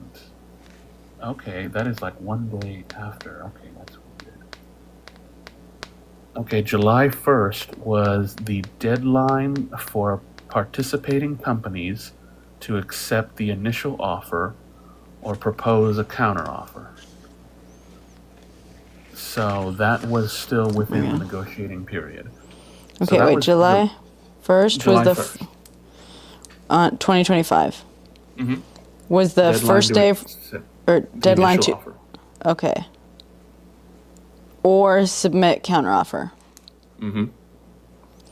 And you said July 2nd is when July 2nd, they put out another one of those reports, and this was just one saying there is a lot of competition in the biologics market, and therefore, it was just one paragraph.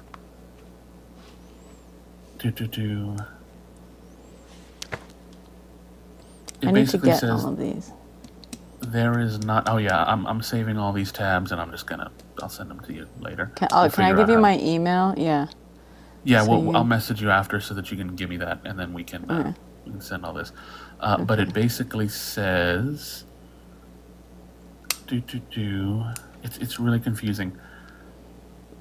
And this is Yes. this first one is like a press release from who? It's another ASPE HHS. It's another one of those, but this was 1 day after the negotiation period for the second first offer. Yeah. And it says, except for having a lower price, generics are sold by the same manufacturer as the branded versions for purposes of market share and negotiating position with pharmacy benefit managers. Someone was talking about pharmacy benefit managers earlier. Yeah. Therefore, they should not necessarily be included in measurements of competition in these markets. Measurements of Is that the entire paragraph? What's the other? What else does it say about measurements of competition in these markets? I'll read the whole thing. It's really hard to explain. Okay, July 2nd. Spending on biologics, which are large complex molecules made from a living source, has been increasing over time and now represents nearly half of all U.S. prescription medication spending. Biosimilar competition, in other words generics, for biologics is limited. Only 19% of biologics without patent protection have a generic version. Only 15%, it said? 19% Oh, of 19%. biologics without patent protection have a marketed biosimilar, which is a highly similar version of the original biologic manufactured by a different entity than the even when competition exists, generic prices are modestly lower than those of the original, 25% less at most, and after a year, less than 40% of sales have shifted away from the original. Just over half of biologics with competition have an unbranded version available, either as unbranded biologics or unbranded generics. While these are identical except for having a lower price, they are sold by the same manufacturer. Back to what I said earlier. So it's almost like they're saying generics should not be considered competition? No, what they're saying is that generics that are priced around the same amount as biologics, like they're saying basically a bunch of biologics that aren't patent protected, therefore ones where generics can be manufactured, the generics are rarely manufactured, and when they are, they're priced like similarly, so they're not like much cheaper, so there's not much benefit, and yeah, and often they're being sold by the same company just for like whatever bullshit, market share stuff. So they're saying like it's basically as though there is no actual like competitive pricing coming in from generic brands that would theoretically possibly lower the price or force the name brand to lower the price by pricing themselves more competitively. That makes sense. Yeah. And that was one day after the deadline for the first offer. Yeah. Okay. That's interesting. Press release. Biologics don't have enough, which I kind of agree on, by the way. I don't disagree. No, I mean, once you explained it makes sense. I mean, if a company's making two nearly identical. Yeah. Which is funny because that, to me, the first time I've ever seen that happen is Ozempic and Wegovy. Same company, same medication. One is sold for purposes of diabetics, and the other is sold for weight loss. Yeah.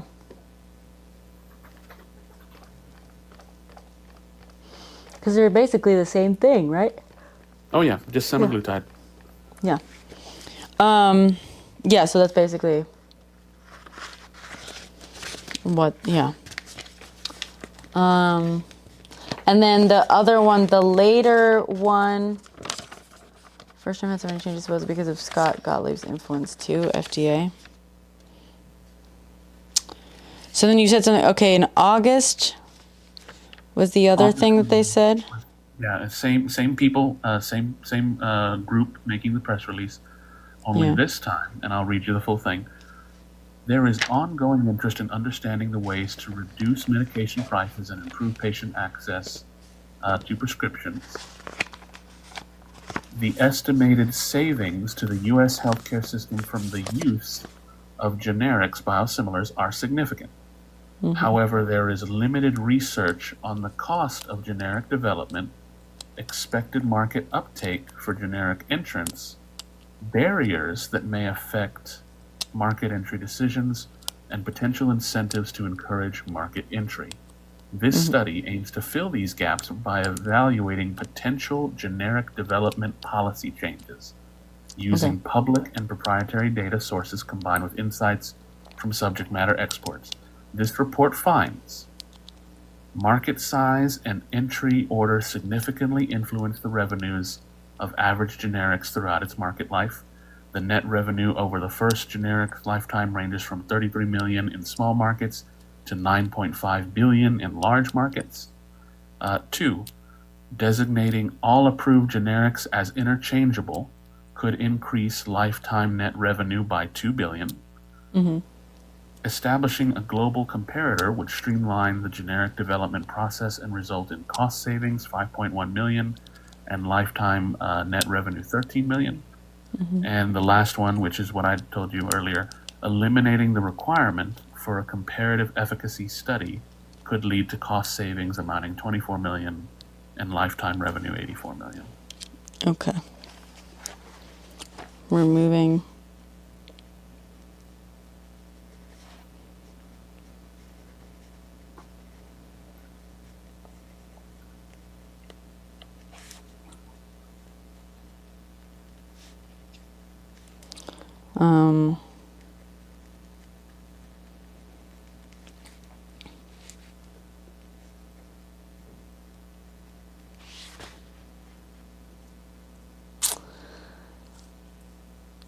That's interesting.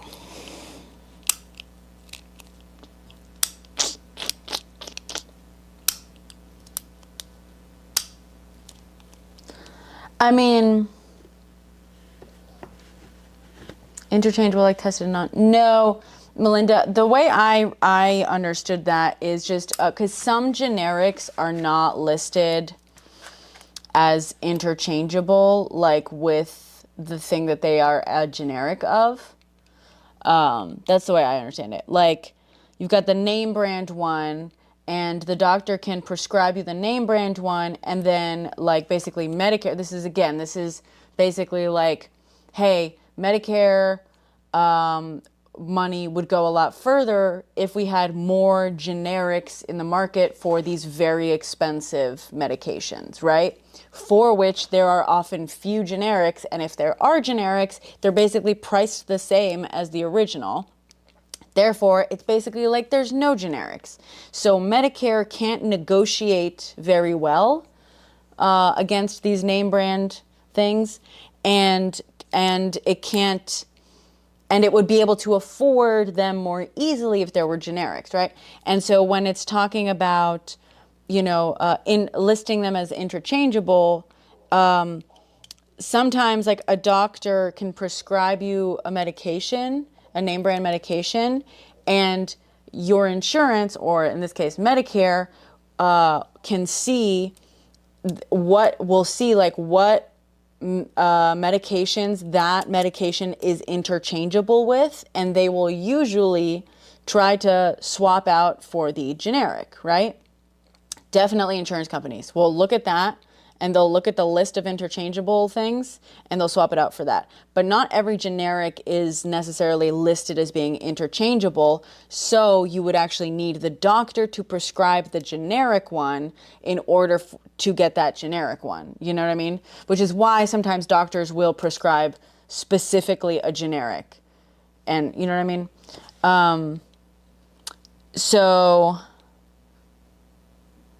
But it's interesting that in the same breath that they say we should designate all generics as interchangeable. Well, no, I'm not. No, I wouldn't say same breath.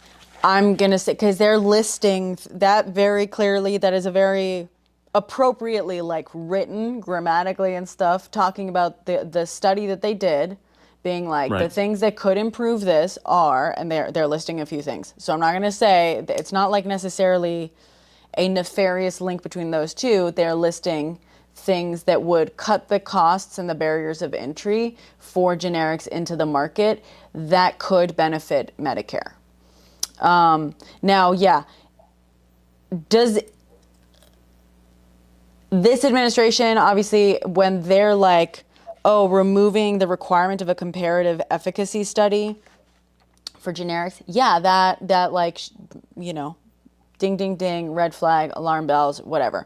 But they're listing things of like, what are the most expensive parts to bringing a generic to market? And that is one of them. And that makes sense because studies are fucking expensive.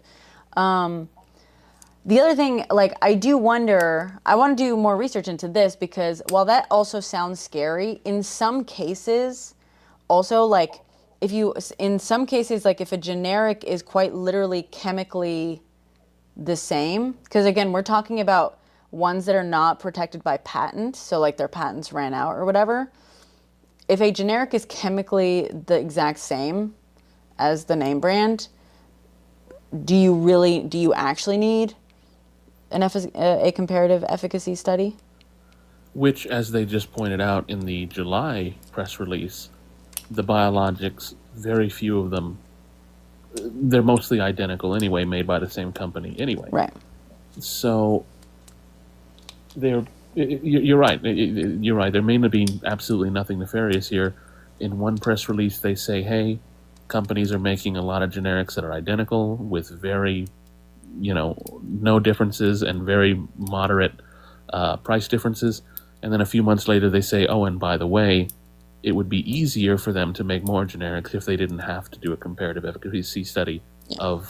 Well, if they're saying it would be easier for them to make generics if they didn't have to do XYZ things, and among those things, just to be clear, they're not just dropping there. Yeah. Hey, by the way, we could just stop testing them and that would be easier. Like, this is part of, they basically said, hey, we are conducting a study to see how to encourage more generics to enter the market? Or like what makes it so difficult for generics to enter this market? Why there's not that many of them? And then the results of that study, it seems like in August, they're like, these are the biggest obstacles that are preventing the introduction of generics for these biologics onto the market. These are the most expensive obstacles. And that makes difficult sense. Yeah. Yeah, that makes sense. Yeah. Yeah. Hi. Oh, fucking hell. I don't know. I shouldn't have to change my medication that is already working for me. Okay, but if the exact same medication is available for cheaper, if you're, and it's being paid for by taxpayers, why shouldn't you be getting the exact same medication that is just not the name brand one? You know what I mean? That's the argument there. If this were at Congress, what would I ask a senator? What? I don't know that I would have a question for any senators. Not on this. Usually it's the senators that ask the questions. Or Congress that ask the questions. And in defense of the generics, when I mentioned that I was on Ozempic, I was on compounded generic semaglutide. So I've never actually taken much of the name brand. Dropped 40 pounds. Why do we need a PBM? I gotta look into the whole PBM thing too.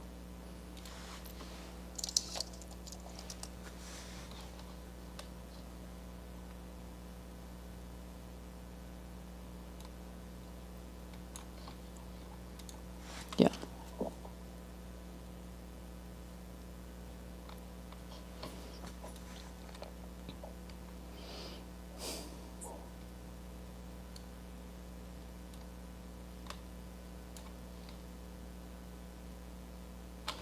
It depends on the medication, Mary. That's kind of what we're talking about.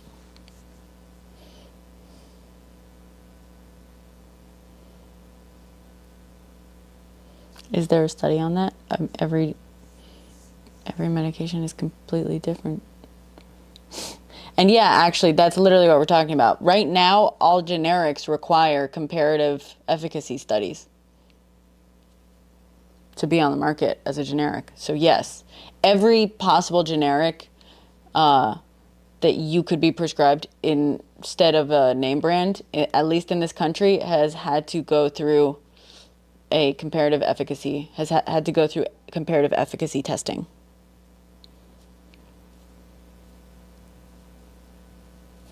Well, okay, but Mary, if your medication is being paid for by the taxpayers and the exact same medication is available as a generic, why should the taxpayers pay for the more expensive one if they work the same way?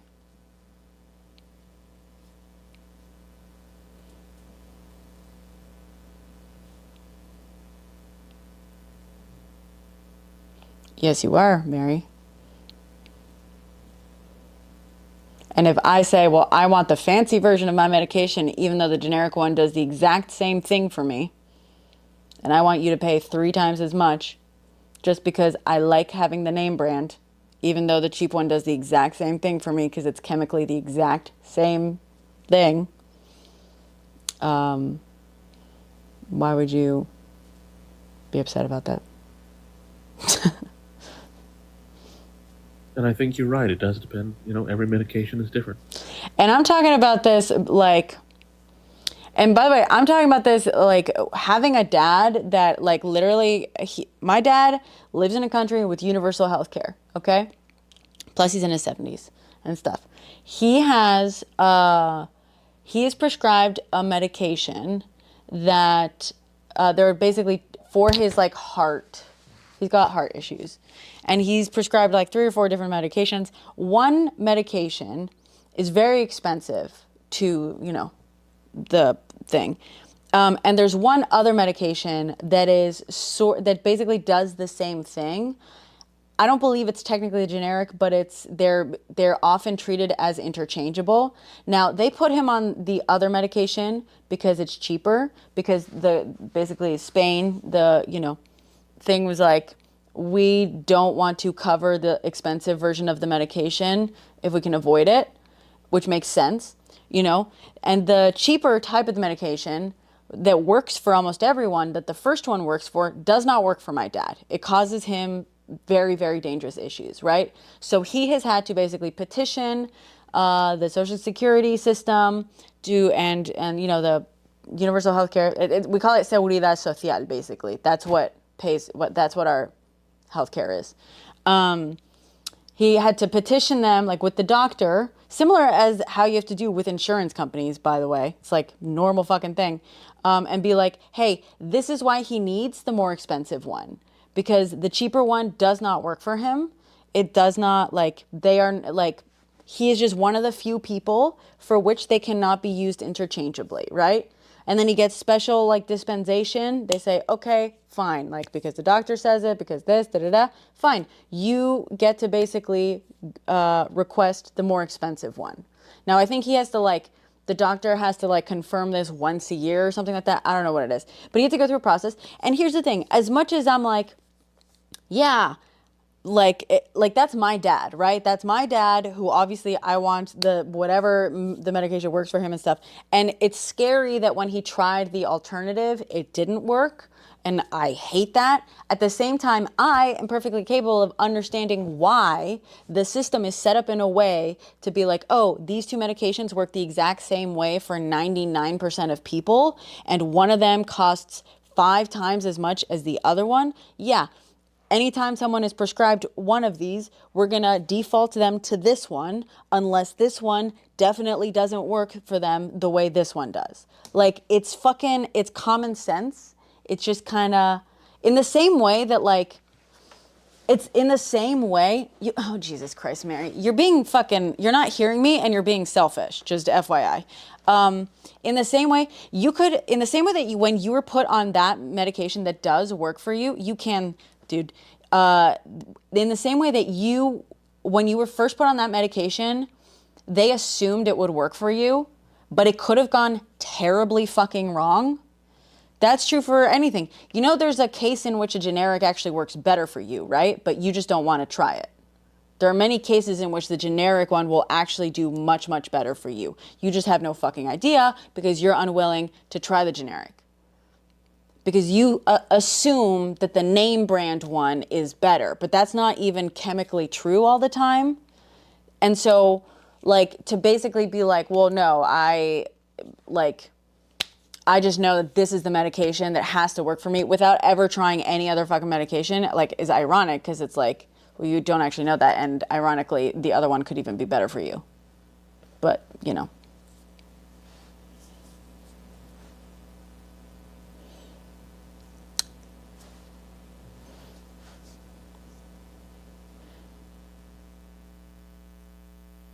Yeah, Kat, we're talking about things that are basically chemically exactly the same.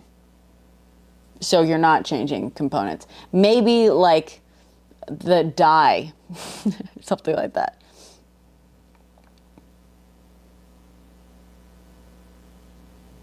We're talking about generics. Yeah. Oh, okay. Thank you, Kat. I thought you were saying well, you can only change so many things before they start acting differently, and I agree with you. But that's the whole point, right? We're talking about things that have been tested and confirmed with with comparative efficacy tests. They're tested to make sure that they do the same thing, right? And in most cases, we're talking about, right now specifically, we're talking about ones that are developed to be basically chemically exactly the same because of the nature of what they are.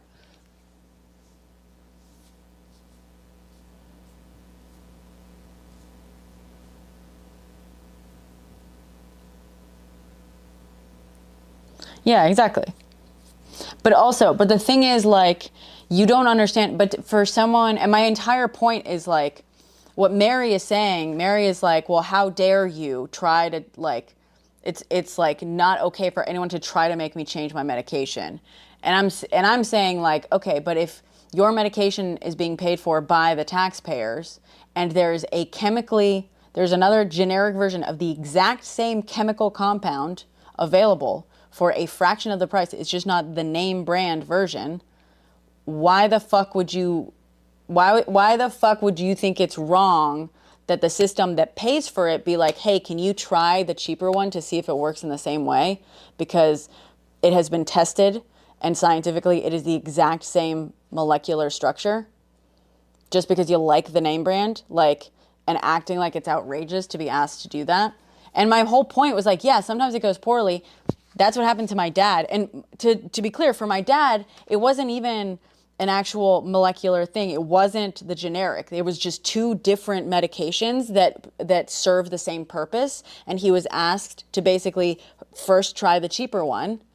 And he did, and it did not work for him. And basically he had to get like specific permission from the doctor because 99% of the population that needed one of these was perfectly fine on the cheaper one, even though again, this isn't the exact same situation because they weren't exact like the same molecular structure. But like, you know, and he got put back on the very expensive one. And I understand why. I am perfectly, as much as I'm like, well, that's awful. He literally almost died. I understand why they're like, hey, try this thing that works for almost every single person. And in fact, works for more people than the expensive one does. It makes perfect sense.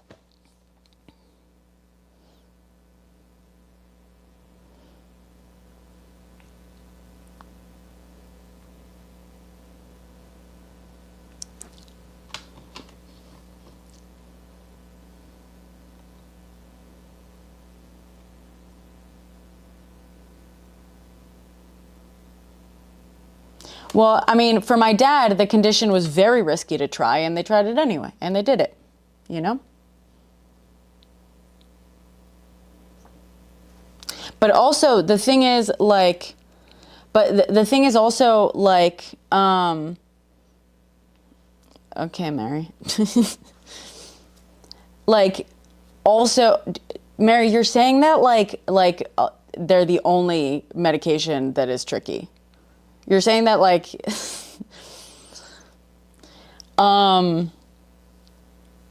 yeah, exactly, Kat. And then, but also my entire point for Mary is like, Mary is saying like, how dare you make me try to like, try something else. And my point is that ironically, the alternative, the generic, if you're assuming that the generic is going to be different and have different effects on you, ironically, it is just as likely that the generic is actually better for you, works better for you than the name brand one, because you don't actually know. And for a lot of people, that is true. If there is like some difference, like sometimes the generic one actually works better, ironically.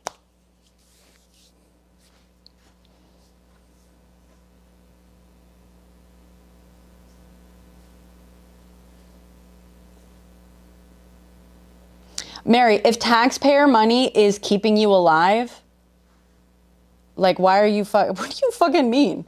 This entire conversation, listen, if you want to pay for it out of pocket, go for it. But if taxpayer money is keeping you alive, it can also be like, you can be understanding that like, you don't always have to go for the name brand when it's just as likely that a generic is going to be better for you than the name brand. Like, why do you care? Like, we're talking about the difference between, like, having a Prada label on something and not. If it does the exact same thing, if it's made in the exact same facility, often they are literally made in the same facility by the same manufacturer, by the way. Like, you just want the Prada label on it. You're just unwilling to even try the cheaper one.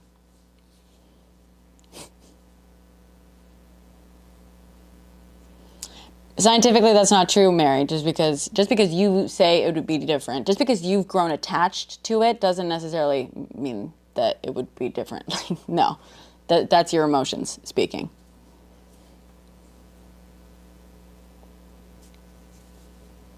But you do care about the label, Mary. I'm telling you that something that is molecularly exactly the same. That's like the premise we're starting with.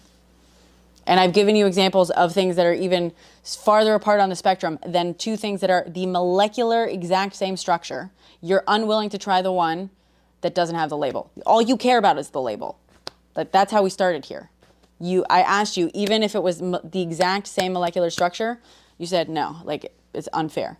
So yeah, you only care about the label. No, I care about functioning systems. You care about money, Mary. You like the one that is more expensive for no reason. I'm telling you that the exact same molecule is available for cheaper, and you don't care. You want the expensive one because you like the expensive one. When I'm telling you in this situation, if I swapped it out and I told you it was the exact same thing, you would have no fucking idea. You want the more expensive one when you're not paying for it. Like in this situation that we're talking about, this hypothetical situation, semi-hypothetical situation.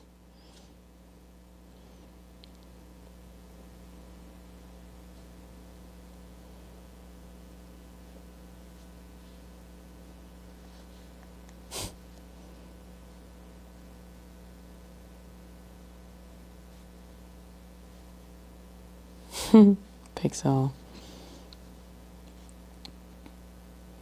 Yeah, I mean, that's the thing, Mary. Again, Charity put it very simply. The further tax money can go, the more people can be saved, can be helped. Mary, selfish out of fear. Yeah, that's the thing. It's like, okay, Mary, oh, you just don't know how science works, Mary. Did you ever take a science lesson, like a single fucking class?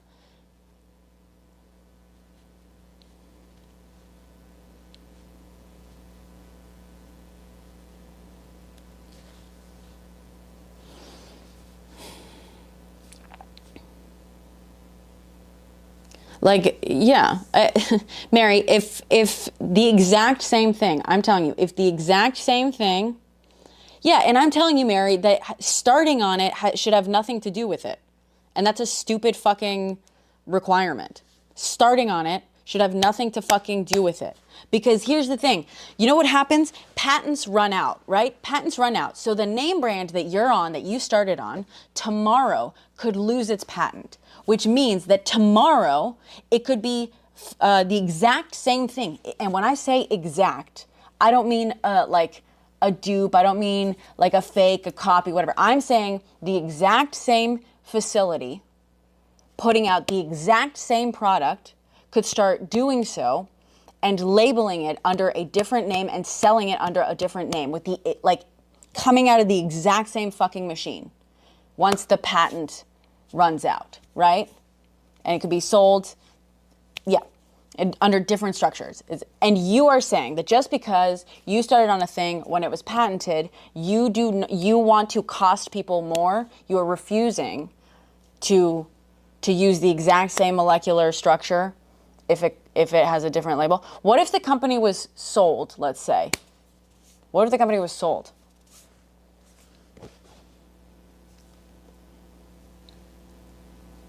Mary, you're not more important than other people. That's the issue here. You don't realize you are not more important than other people.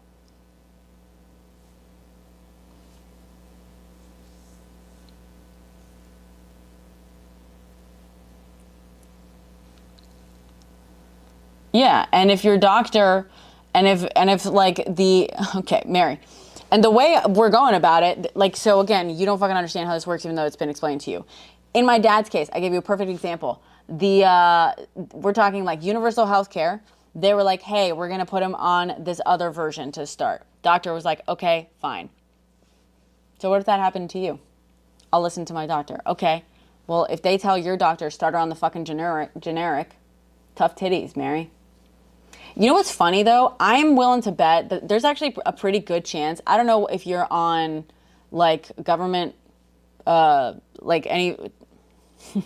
Okay, so the funny thing, Mary, is there's a very good chance that you have been given a generic at some point anyway, and you just didn't realize.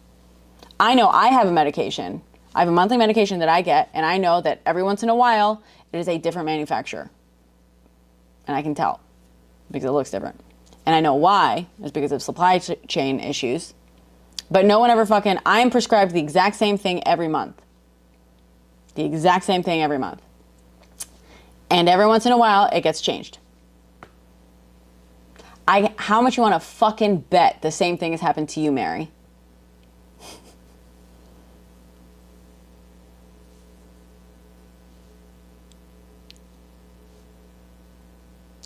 Yeah, exactly, Pixel.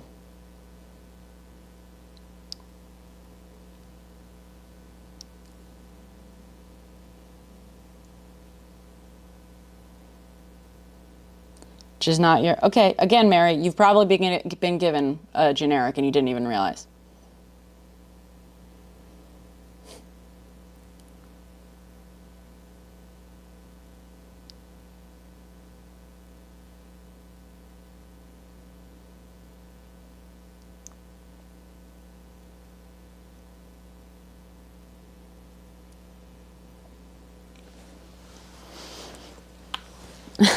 Trisha. Sometimes pink. Sometimes pink. And again, Mary, I don't know why, like, you know, if it becomes more affordable, we're talking in this hypothetical situation. I don't know if you pay for your own insurance or your own medication. In this hypothetical situation, especially, we're talking about, like, if you want to cost the insurance companies more, go for it. I don't give a fuck. I don't give a fuck. Yeah, sure. I'm talking in the situation where we're talking about like universal health care or Medicare, right? Let's say that this is Medicare that's paying for your medication. If the exact same molecule is available in the exact same format and form for a third of the price, yeah, I think Medicare should be paying for the cheaper one for you. And I don't think you should be demanding the expensive one, having never tried the cheaper one, and expecting other people to perhaps not be able, like, not be covered by Medicare because Medicare doesn't have the fucking money because of people like you.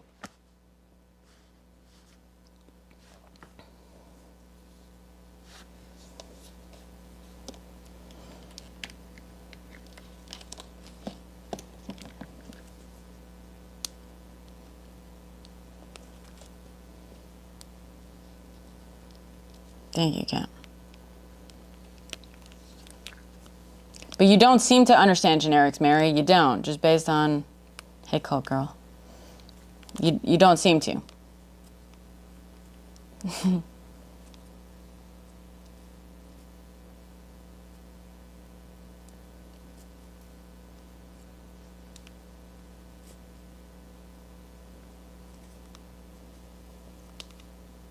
In the speech the guy gave, he talked about it.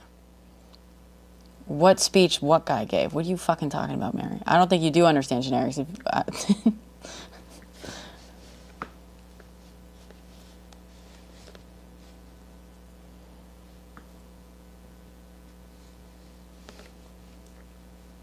Thank you.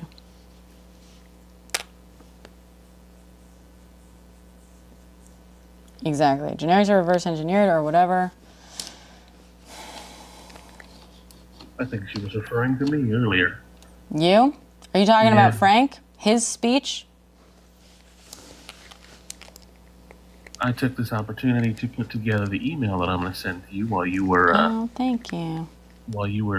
letting her know, and I was just reading it, and I think she was referring to me talking about the requirements and the changes to, but no, just the report, that report. So, like you said, this whole time we're discussing something that is not even a real proposed change. It's just a report detailing the findings of Well, that's what I was trying to, I mean, yes, but government guy who made the announcement about the biologics a few days ago. The government guy who made the announcement about the biologics a few days ago. What announcement? Yeah, very specific. Fantastic. I know exactly what you're talking about. Are you talking about this thing that we've been fucking breaking down? Just the pricing or whatever? The guy where the guy passed out?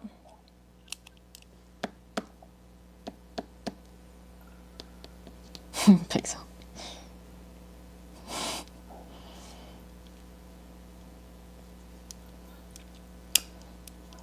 Frank, do you know what she's talking about? No earthly clue, I'm afraid. We were just talking about the biologics, Mary.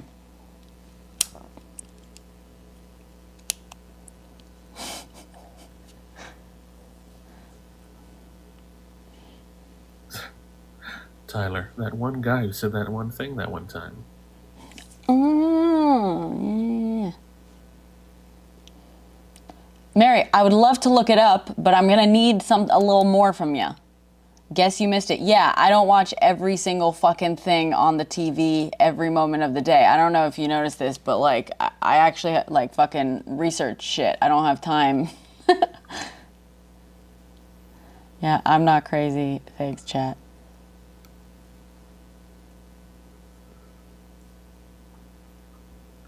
I think you might be. Now I'm starting to think you might be. I'm actually omnipresent. I actually do. I actually have that weird God thing. Here's the funny thing about God. I think about this sometimes. God is watching every single TV channel simultaneously, all the time. That's what omniscience means. FDA Commissioner Marty McCary. Great. That's somewhere. Macri, sorry. It's Macri, right?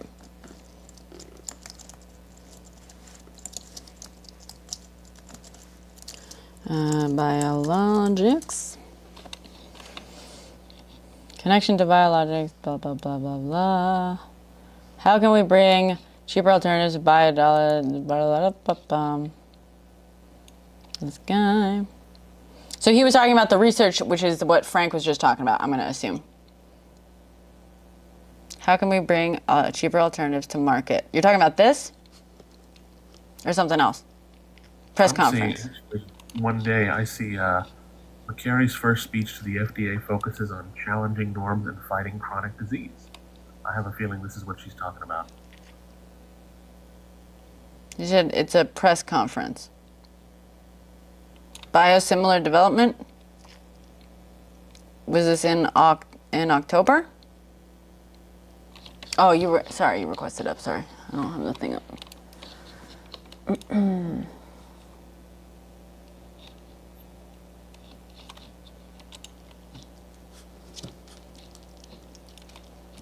God, there's God himself.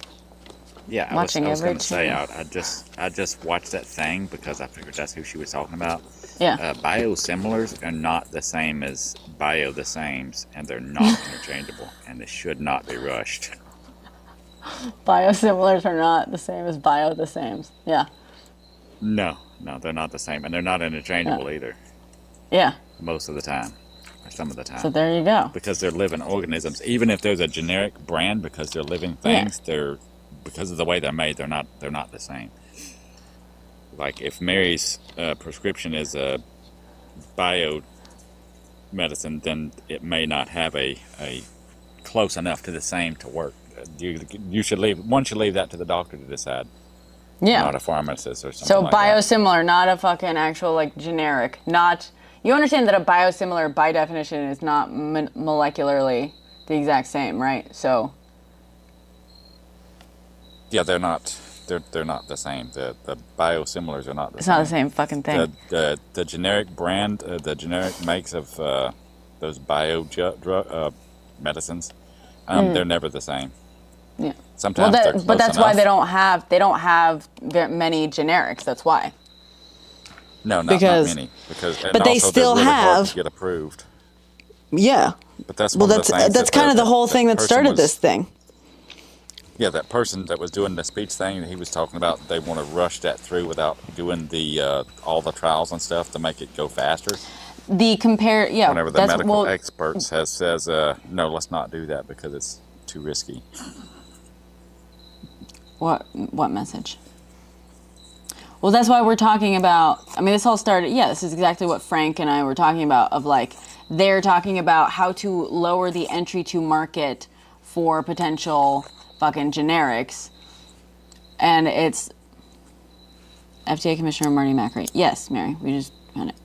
But again, in this whole hypothetical fucking situation that we've been talking about, right. So right now also, they are trying to basically get rid of the requirements for comparative efficacy studies. But that's because right now, every single fucking generic on the market has undergone comparative efficacy studies. So every single fucking generic, you know what I mean? Like, by fucking definition. Not the ones that are not on the market. You can get some of them that haven't been approved through special, cases but we're and stuff through no, the but we're FDA. talking about God, we're talking about things that are approved as being Yeah, the ones that have interchangeable been have to approved. go through comparative efficacy studies.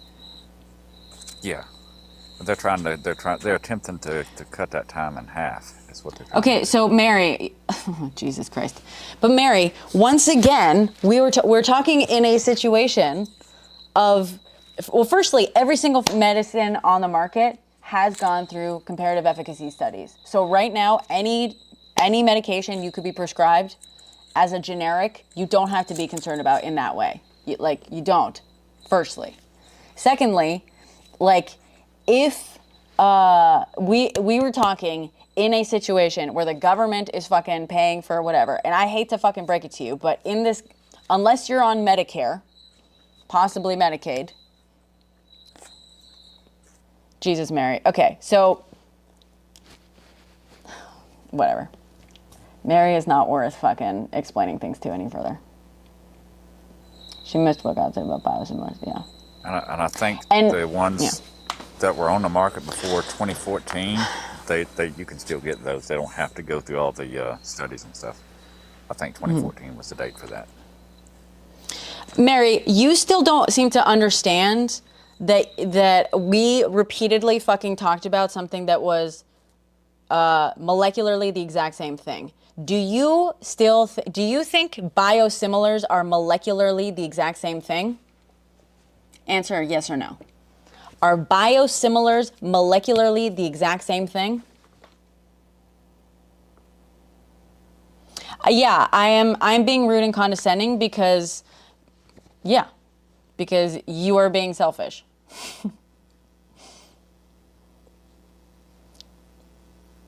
It's a simple question, Mary. Do you believe that biosimilars are molecularly the exact same thing?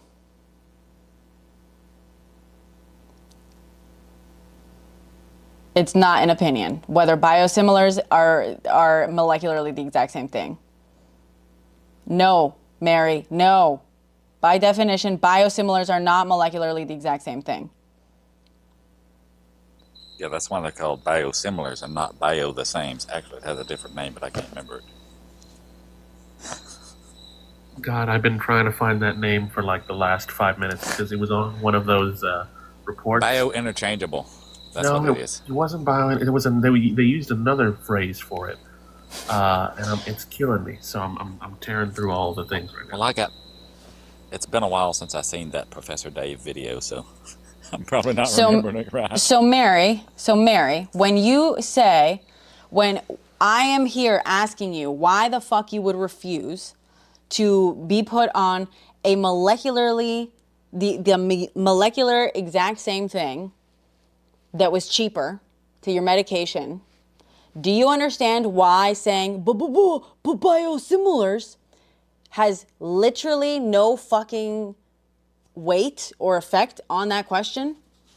If I'm telling you, our entire fucking conversation, I was like, hey, if there is a medication, a generic medication that is molecularly the exact same thing as the name brand one, because a patent expired, whatever, and it costs 1/5 of it, and if you are hypothetically on having your medication paid for by taxpayers, because either you're in a universal healthcare system or you're on Medicare or Medicaid, you refusing, do you understand why you refusing to have the exact same molecule that just happens to not be the name brand one is selfish?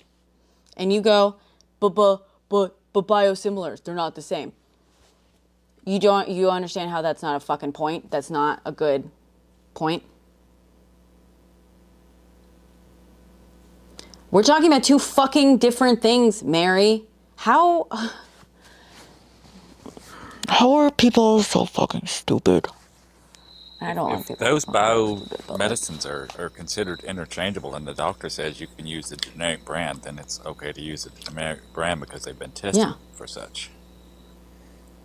But just because I don't want it, it's not a very good excuse for not wanting the cheaper version. And the one thing I was saying earlier, God, was like, I can almost guarantee that she's been given a generic at some point and not even fucking realized. Ironically. I don't know what medication she takes, but I take a medication that every once in a while gets swapped out. And like no one says anything. And all the paperwork looks the same. We've all taken generic meds without knowing. Yeah.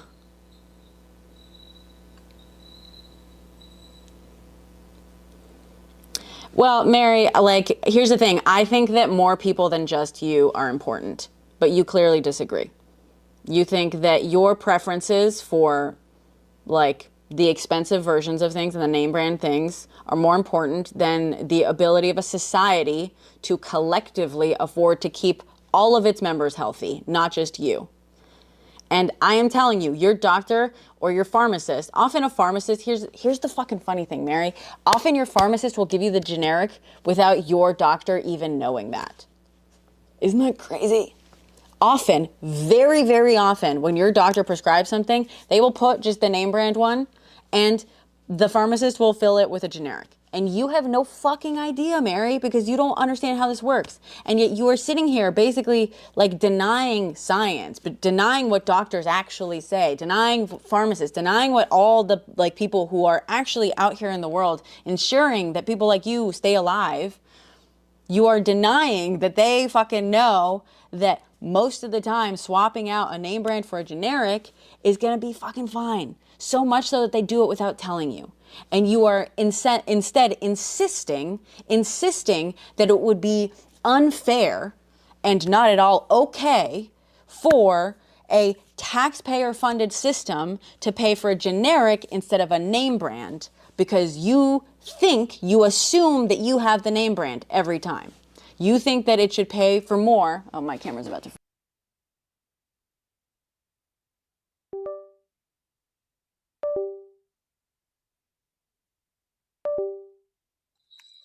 Oh no.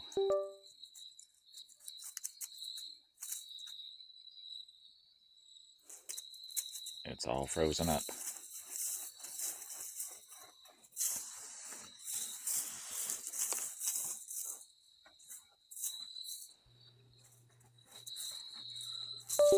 Yeah, those are my pet crickets. I keep them around. We couldn't hear you all that time.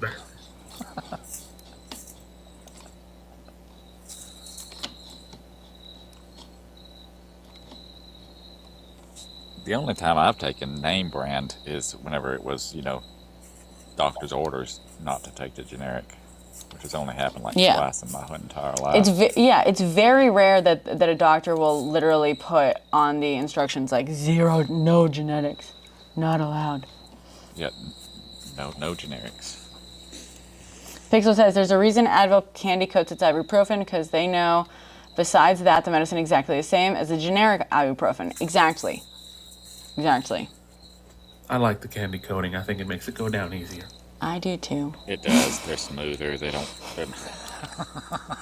taste better and they go down smoother. Okay, I found the wording of, and this is just, it was bugging me. It was all the CMS wording says a medication that'll have either a generic or biosimilar. So those are the two, either generic or biosimilar. Not, one is identical, the other is similar. It's right there in the wording. That's okay. We're getting those. I'm getting those a lot. I know. My patience is running thin with people in general. But I do think I start every night now There's one that comes in here and just like insists and insists and insists, and then they wish that they never spoke to me at the end. I don't know. Kind of. Yeah. And here's the thing. I saw that Charlie came in. I didn't know if he was going to be the one again or not. I don't know if he's Charlie? still around. You remember Charlie? Oh, I didn't see Charlie in here. Yeah. That's what I was Yeah, but thinking. Tyler, Charlie come in and get things worked up. Sure, Tyler. I think also, my issue with like cutting people's like is like I feel like I do like we start all these conversations very calmly and like explaining things and like talking through things and like asking questions and stuff, and it just becomes exhausting when it's like either they refuse to listen or refuse to take into account like information that has been provided to them, or refuse or just like default to the thing of like, well, I just don't like it. Because then it's like, okay, fine. If it's an opinion thing, if you're like, if it's all been explained to you, in this case specifically, right? If it's all been explained to you, if the science has been explained to you, yeah, Kat saying, I'm just over people not using any logic. If the science has been explained to you, the circumstances have been explained to you, and you still say, well, I still think it's like not okay for me to be treated in XYZ way, which we are explaining also like is harmful to a collective system, we're going to be like, okay, well, fine, you're allowed to believe that, but that makes you selfish, in our view. And then trying to argue that no, objectively, they are not selfish, and objectively, the science says that they are more entitled to this thing that they emotionally prefer, that's going to start pissing me off. You know what I mean? And that's when I get annoyed. When it's like, no. The science says I am entitled to this thing that the science, in fact, does not say. Well, I mean, and even I started off with a little bit of a sympathy for her, because I've known plenty of chronically ill people, and there are a lot of factors in their life that can mess with everything. But the moment, as soon as you described to her that what you were talking about was not a similar, but an identical, then, and she continued to not listen, then that's when I lost sympathy. Yeah. Well, and also in that, like, because I also empathize with her fears for sure. And I thought I gave a perfect example of like the worst case scenario of her fears, which is what happened to my dad, and it almost killed him. You know what I mean? Like my dad almost died because he was forced to take a medication that was the cheaper one. It's not version. It's not generic, but the cheaper alternative to the medication, for within a universal healthcare system, because they were like, hey, these medications are supposed to do the same thing. Please do this. He tried that. It almost killed him. And he had to basically fight, go through the doctor, get the special permission, kind of like a prior auth here in the US to get the like 5 times, literally it's like 5 times more expensive version of that medication. And now he's on it. That's the one. He's on it, and unfortunately, he does have to like jump through more hoops to get it like renewed every so often. But I understand why. As much as I'm like, fuck, it's scary that they put him on the cheaper one. Fuck, it's scary that this. I don't like that he has to fight harder for that one than the cheaper one. I still understand that that one of the reasons that the universal healthcare system in Spain is able to basically take care of all Spaniards is because it makes choices like that. It says like, hey, there's a cheaper version of this. Can we try this first? And it does that. So like I feel like I can perfectly empathize with the scariest scenario, but I still don't feel like that automatically entitles you to be like, well, I think it's wrong to make me switch medications if I don't want to. And it's like, okay, well then pay for it your fucking self. You know what I mean?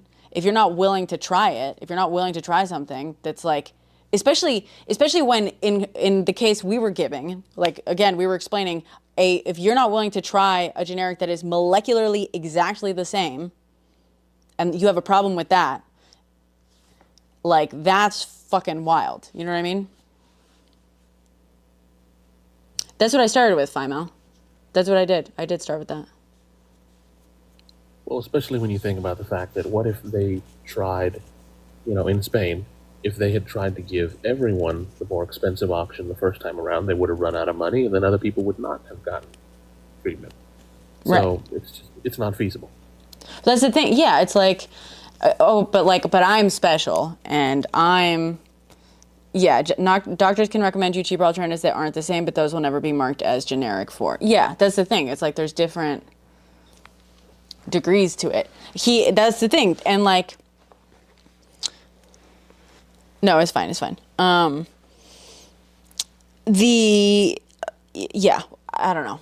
It's just, and I gave another personal story, which was like, I know that I'm given like various different generics. You know what I mean? I have medication that I pick up every month, and it's like it's a different manufacturer every time.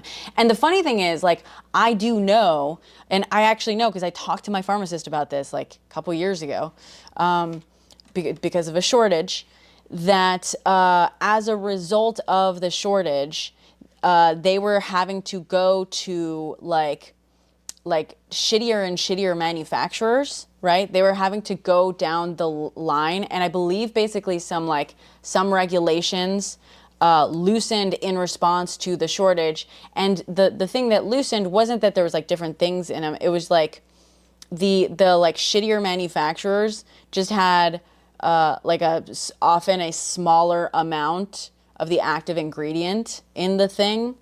But that was known, and the only reason it was like extended to use those shittier manufacturers was because the typical ones, the like approved kind of top 10% quality ones or whatever, were having issues and causing this shortage. But at the same time, it wasn't like scientifically, it wasn't a dangerous swap, because molecularly it was the exact same thing, and in this case specifically, it wasn't a medication that would like risk your life if you were having like a slightly different, or slightly lower dosage of it. For other medications where it is far more dangerous, like let's say like I can't say the name, but the F one, Fent E, and rhymes with, I was gonna say ethanol, but it doesn't.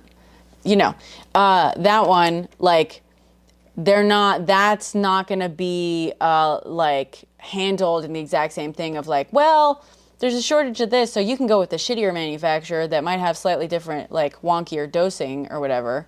Like, you know what I mean? For things that are like need to be calibrated much more tightly, there's gonna be like a tighter range on what's approved manufacturing wise to count as whatever. Like, whatever. I'm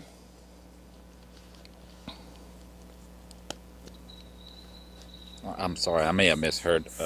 Frank, did you say that the name brand biologic medications are the same as the cheaper brands? No, I don't think I did. Are you talking about the press releases we were reading earlier? Yeah, I guess that's what you were. Whatever you were. I don't remember now. It's been a minute. I thought you said that they were identical, but they're well, in some no. What they were describing was that often the generic biologics were in fact being manufactured by the same company and just put out as a generic version just to capture more of the market. So in that, you know what I mean? So they were putting out literally the same medication as like two different types of it. So in that case, yes. Some do that. As long as they're coming from the same processing facility with the same processing method, they're good enough. Yeah. Provided they're not made in a different place. Because the generic versions of the biologics are never exactly the same. Ever. But those are biosimilars, not Yeah, that's why they call them biosimilars. That's why I was confused. I thought he was saying that they were identically the same. They wouldn't call them biosimilars. But generics are, generics are the same. They're supposed to be the same. Biosimilars are just similar. Biosimilars are similar.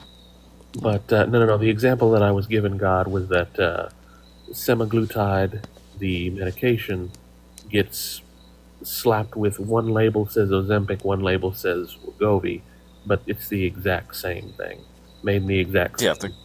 Yeah, they're the same. they're the exact same. So they wouldn't need very much FDA approval. Well, that's the Just gave thing, that and through. that's what we were talking about. Is technically, because they are still two separate, they've had to go through each their own individual studies and whatnot, and that press release was basically just stating that most of these biologics do not have real competitors. Yeah. No, they really don't. Because basically, yeah. Complicated to make. Well, no. So Simon, that's what they were talking about. Of like, this whole thing started because they're like, biologics. There are very few of them that have biologics that are not constrained by patents. Because again, if you're like patented, then you can't do the thing. And that's also why I brought up the example for Mary of like, okay, so because she was like, well, it would be different if I was started on a generic. So I was like, okay, so if you were started on a name brand one because it was patented and the patent ran out, and then all of a sudden the exact same thing was being manufactured and just given a different label, that would be an issue. And so in these biologics, the biologics that are not protected by patents from having generics or biosimilars, that only 19% of them have biosimilars or generics. I think generics, right, Frank? Maybe either one. And No. Yeah, that would be biosimilars. Oh. Alternatives. Should be Similar alternatives. Generics. Alternatives, yeah. Well, and they were like, and of those, the majority of them, or close to, the majority of them are being manufactured are either cost the exact same or almost the same, so they're not like priced competitively, or they're basically being manufactured by the same pharmaceutical company that is pricing one as the name brand and one as the generic. Therefore, they're like, that doesn't really count as competition for competitive pricing in the market. And so the whole discussion is like, because biologics are basically so complex, it's harder to just make like a generic for them, whatever. So, with the weight loss meds, if you get it from a compound pharmacy, they're not generic.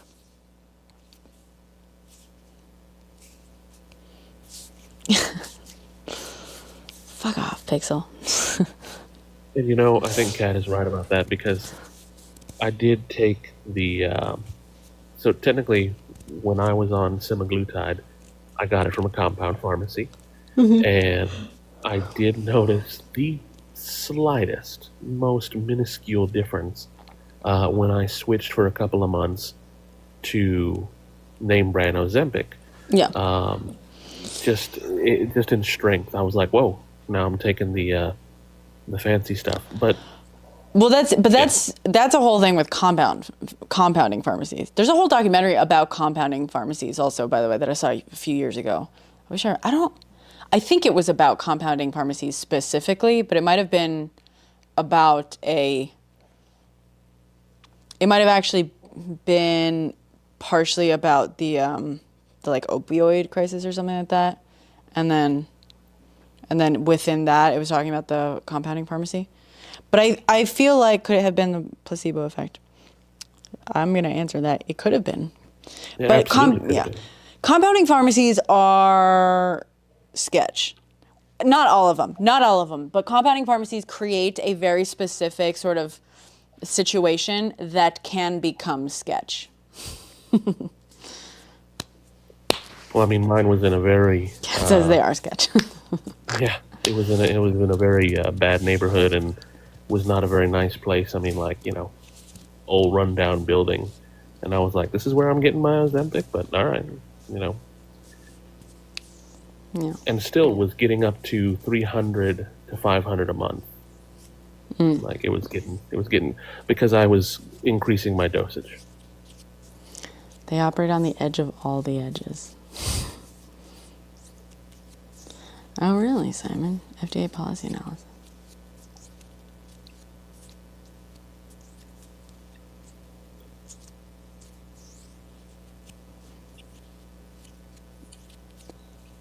No, we need them for Now I'm hospice. slightly confused again because I don't know what a compound pharmacy is. I know the compound medications versus the biologics, but I don't know what a compound pharmacy is. What do you know about compound medication? They're made from chemical structures, usually from petroleum products and other stuff, whereas biologics are made from living organisms, genetic materials type stuff. Sure. Well, so in the context of compounding pharmacies basically, this is how I understand it. The pharmacists themselves basically create their own compounds.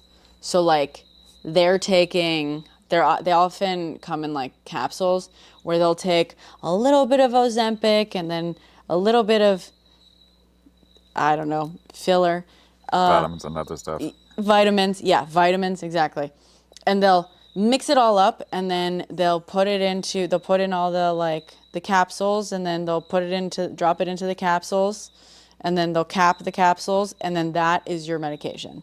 And so there's a lot of shitty things with them, right? Because like they can push the limits of like really what you're supposed to like, because they're just like individuals, and no disrespect to pharmacists whatsoever. They're very smart, very highly educated in many ways, but they're also not like R&D. You know what I mean? Like they're not. I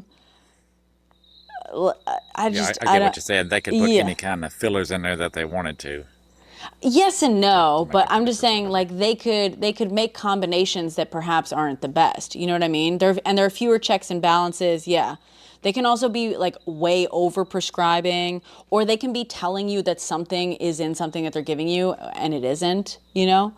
But then also there's a risk with like just in the mixing of the powders and stuff when they then put it into the things. It's very possible that one component ends up in a much higher strength in one capsule and it's not in another. Like it's very possible because they don't have like, they're not doing like manufacturing in a way that goes through quality testing and can guarantee a homogeneous, mixture.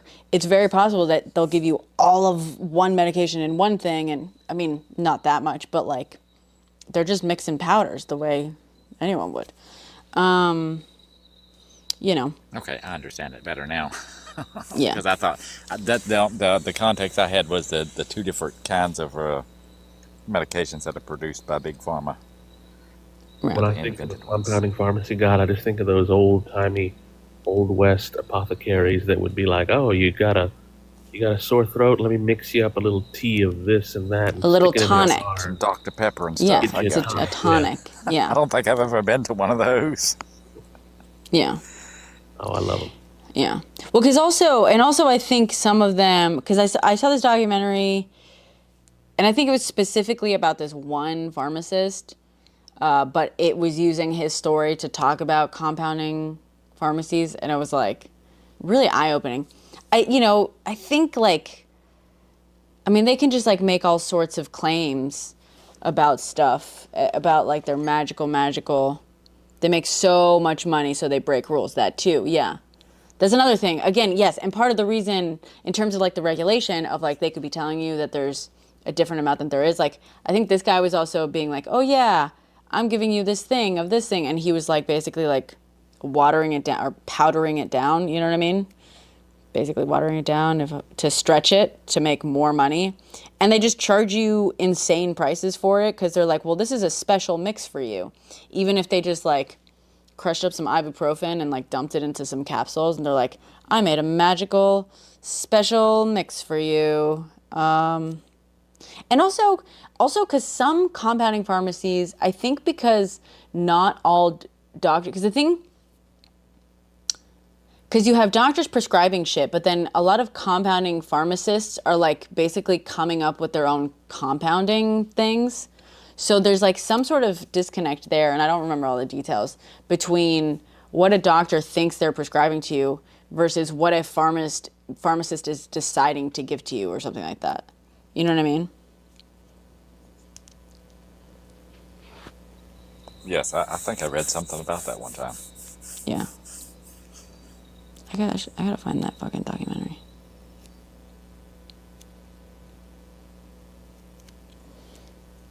Anywho, I'm going to go to bed since I haven't slept in many hours.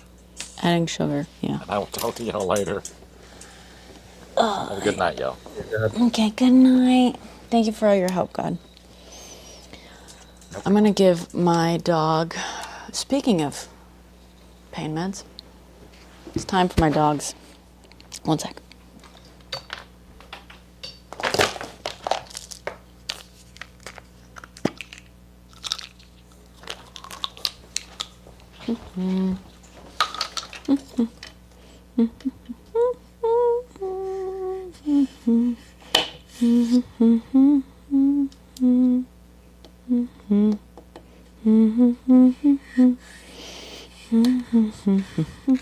I just realized I have the mic on me so you guys can hear me loud and clear.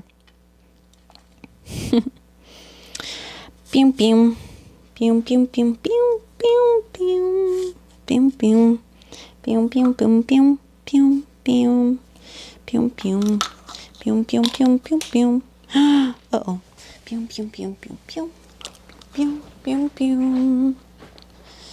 Pew pew. Pew pew pew pew. Pew. Pew pew. Pew pew pew pew. Pew pew. Since Mamdani won the election, schools are teaching Arabic numerals. That's good. I might steal that. How's the Sharia law yet? Not yet, but I still got my fingers crossed. Philippe and I were gonna go today. We might do it later. I'm thinking maybe it'll be funnier close to like his inauguration. But I want to go, spoiler alert, to, you guys know, I talk about this all the time on here now, that Fox News is headquartered in New York City, right? Midtown Manhattan. So I wanted to go up with Philippe, kind of do like a man on the street thing where I'm just like looking around the Fox News building, like trying to see if they're moving out, if like anyone's moving any furniture out, and being like, no, they're still here. If you do go, I will. Good night, I will Sphinx. send you. Probably can't hear me now.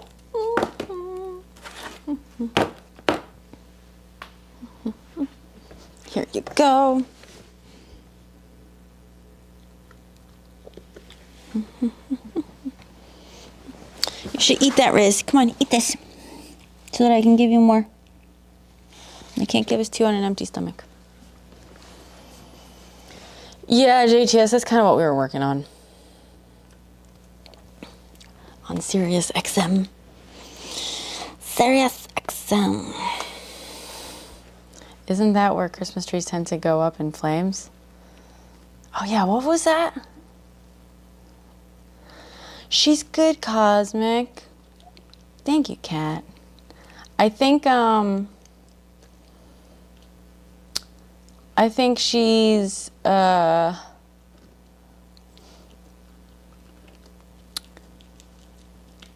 sorry, I'm like getting distracted. I was like missing some things, but super serious XM. Yeah, there was a talk about a war on Christmas. Yeah. It was in Fox. It was in, where was it? I don't fucking remember that. I remember, but I don't remember. It was outside there. It was like right in front of Fox, right? In the plaza? It was in the plaza, right? Yeah, okay. The most horrific act of terror.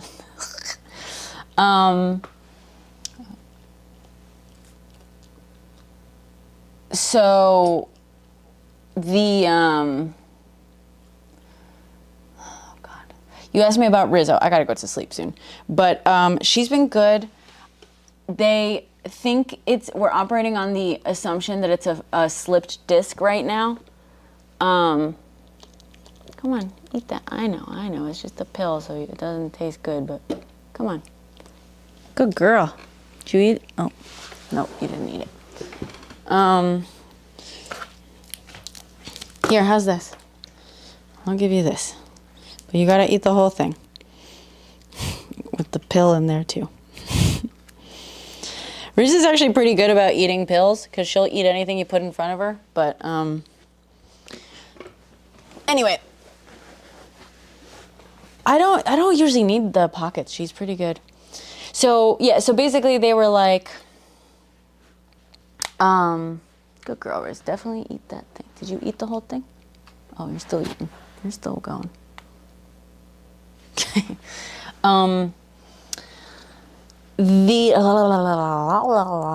What am I saying? What am I fucking saying? It could be something worse. Right now we're operating under the assumption that it is, in fact, did you eat the pill that was in there? Did you eat it? Good girl. Good girl. Right now we're operating under the assumption that it is a slipped disc.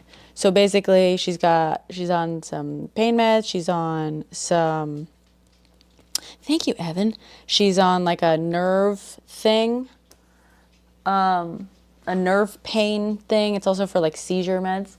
And she's supposed to be on bed rest, on basically total bed rest for 2 to 3 weeks. So basically I carry her downstairs to do her business, carry her up, and I try to just keep her laying down 100% of the time. And the thing is, gabapentin, yeah, and carprofen, maybe. Actually, I don't know what it's called.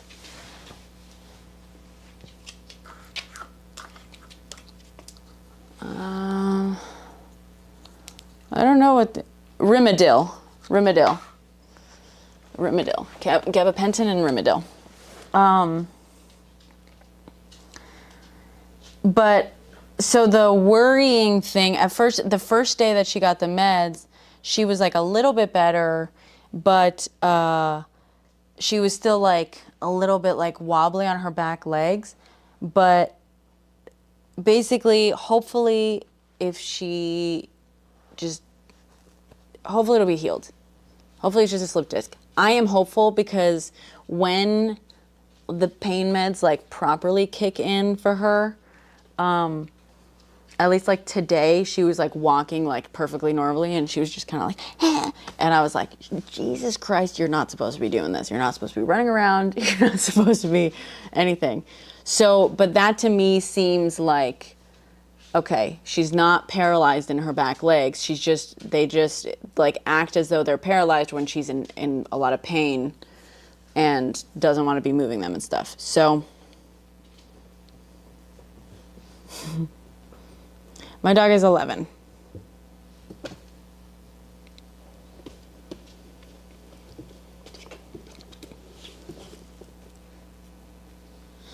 So that's what's up.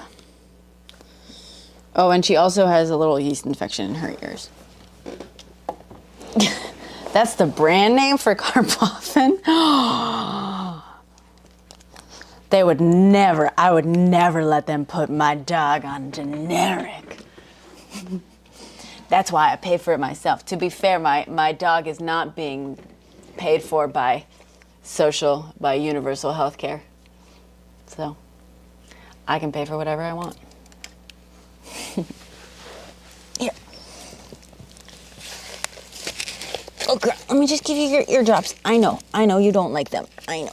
Good girl. Come on, go girl. Wrist. Go girl. Go girl. It's just 4 drops. Come on. I know.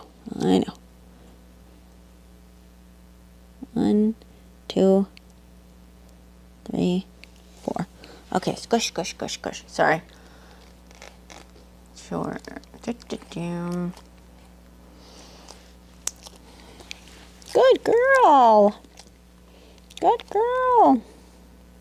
1, 2, 3, 4. There you go. Good girl. Good thing about it depends on the breed, JTS. Gabagool. Good girl, Riz. Okay. Good girl. There you go. She's also given this for her ears right now. Cavaliers, which she is, their life expectancy, or at least when I last checked, was between like 9 and 12 years. But some live to be up to 18. I know someone who had one, or I have at least once in my life met someone who had a Cavalier that lived to be 18. So, but you look great, Riz. Whenever the pain meds hit, she is fine. Careful, Riz, you're gonna hurt yourself. You're gonna fuck up that disc. You're gonna end up paralyzed. That's the thing. She's not allowed to be like active and stuff right now because apparently a slip disc for dogs can like, it's usually fine, but it can turn into an emergency very quickly and basically result in paralysis. Are you gonna chill? All right.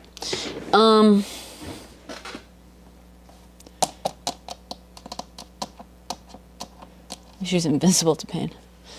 Yeah, that's always nice. She's getting very comfortable with me carrying her everywhere. I'm gonna have to take her out and then go to bed.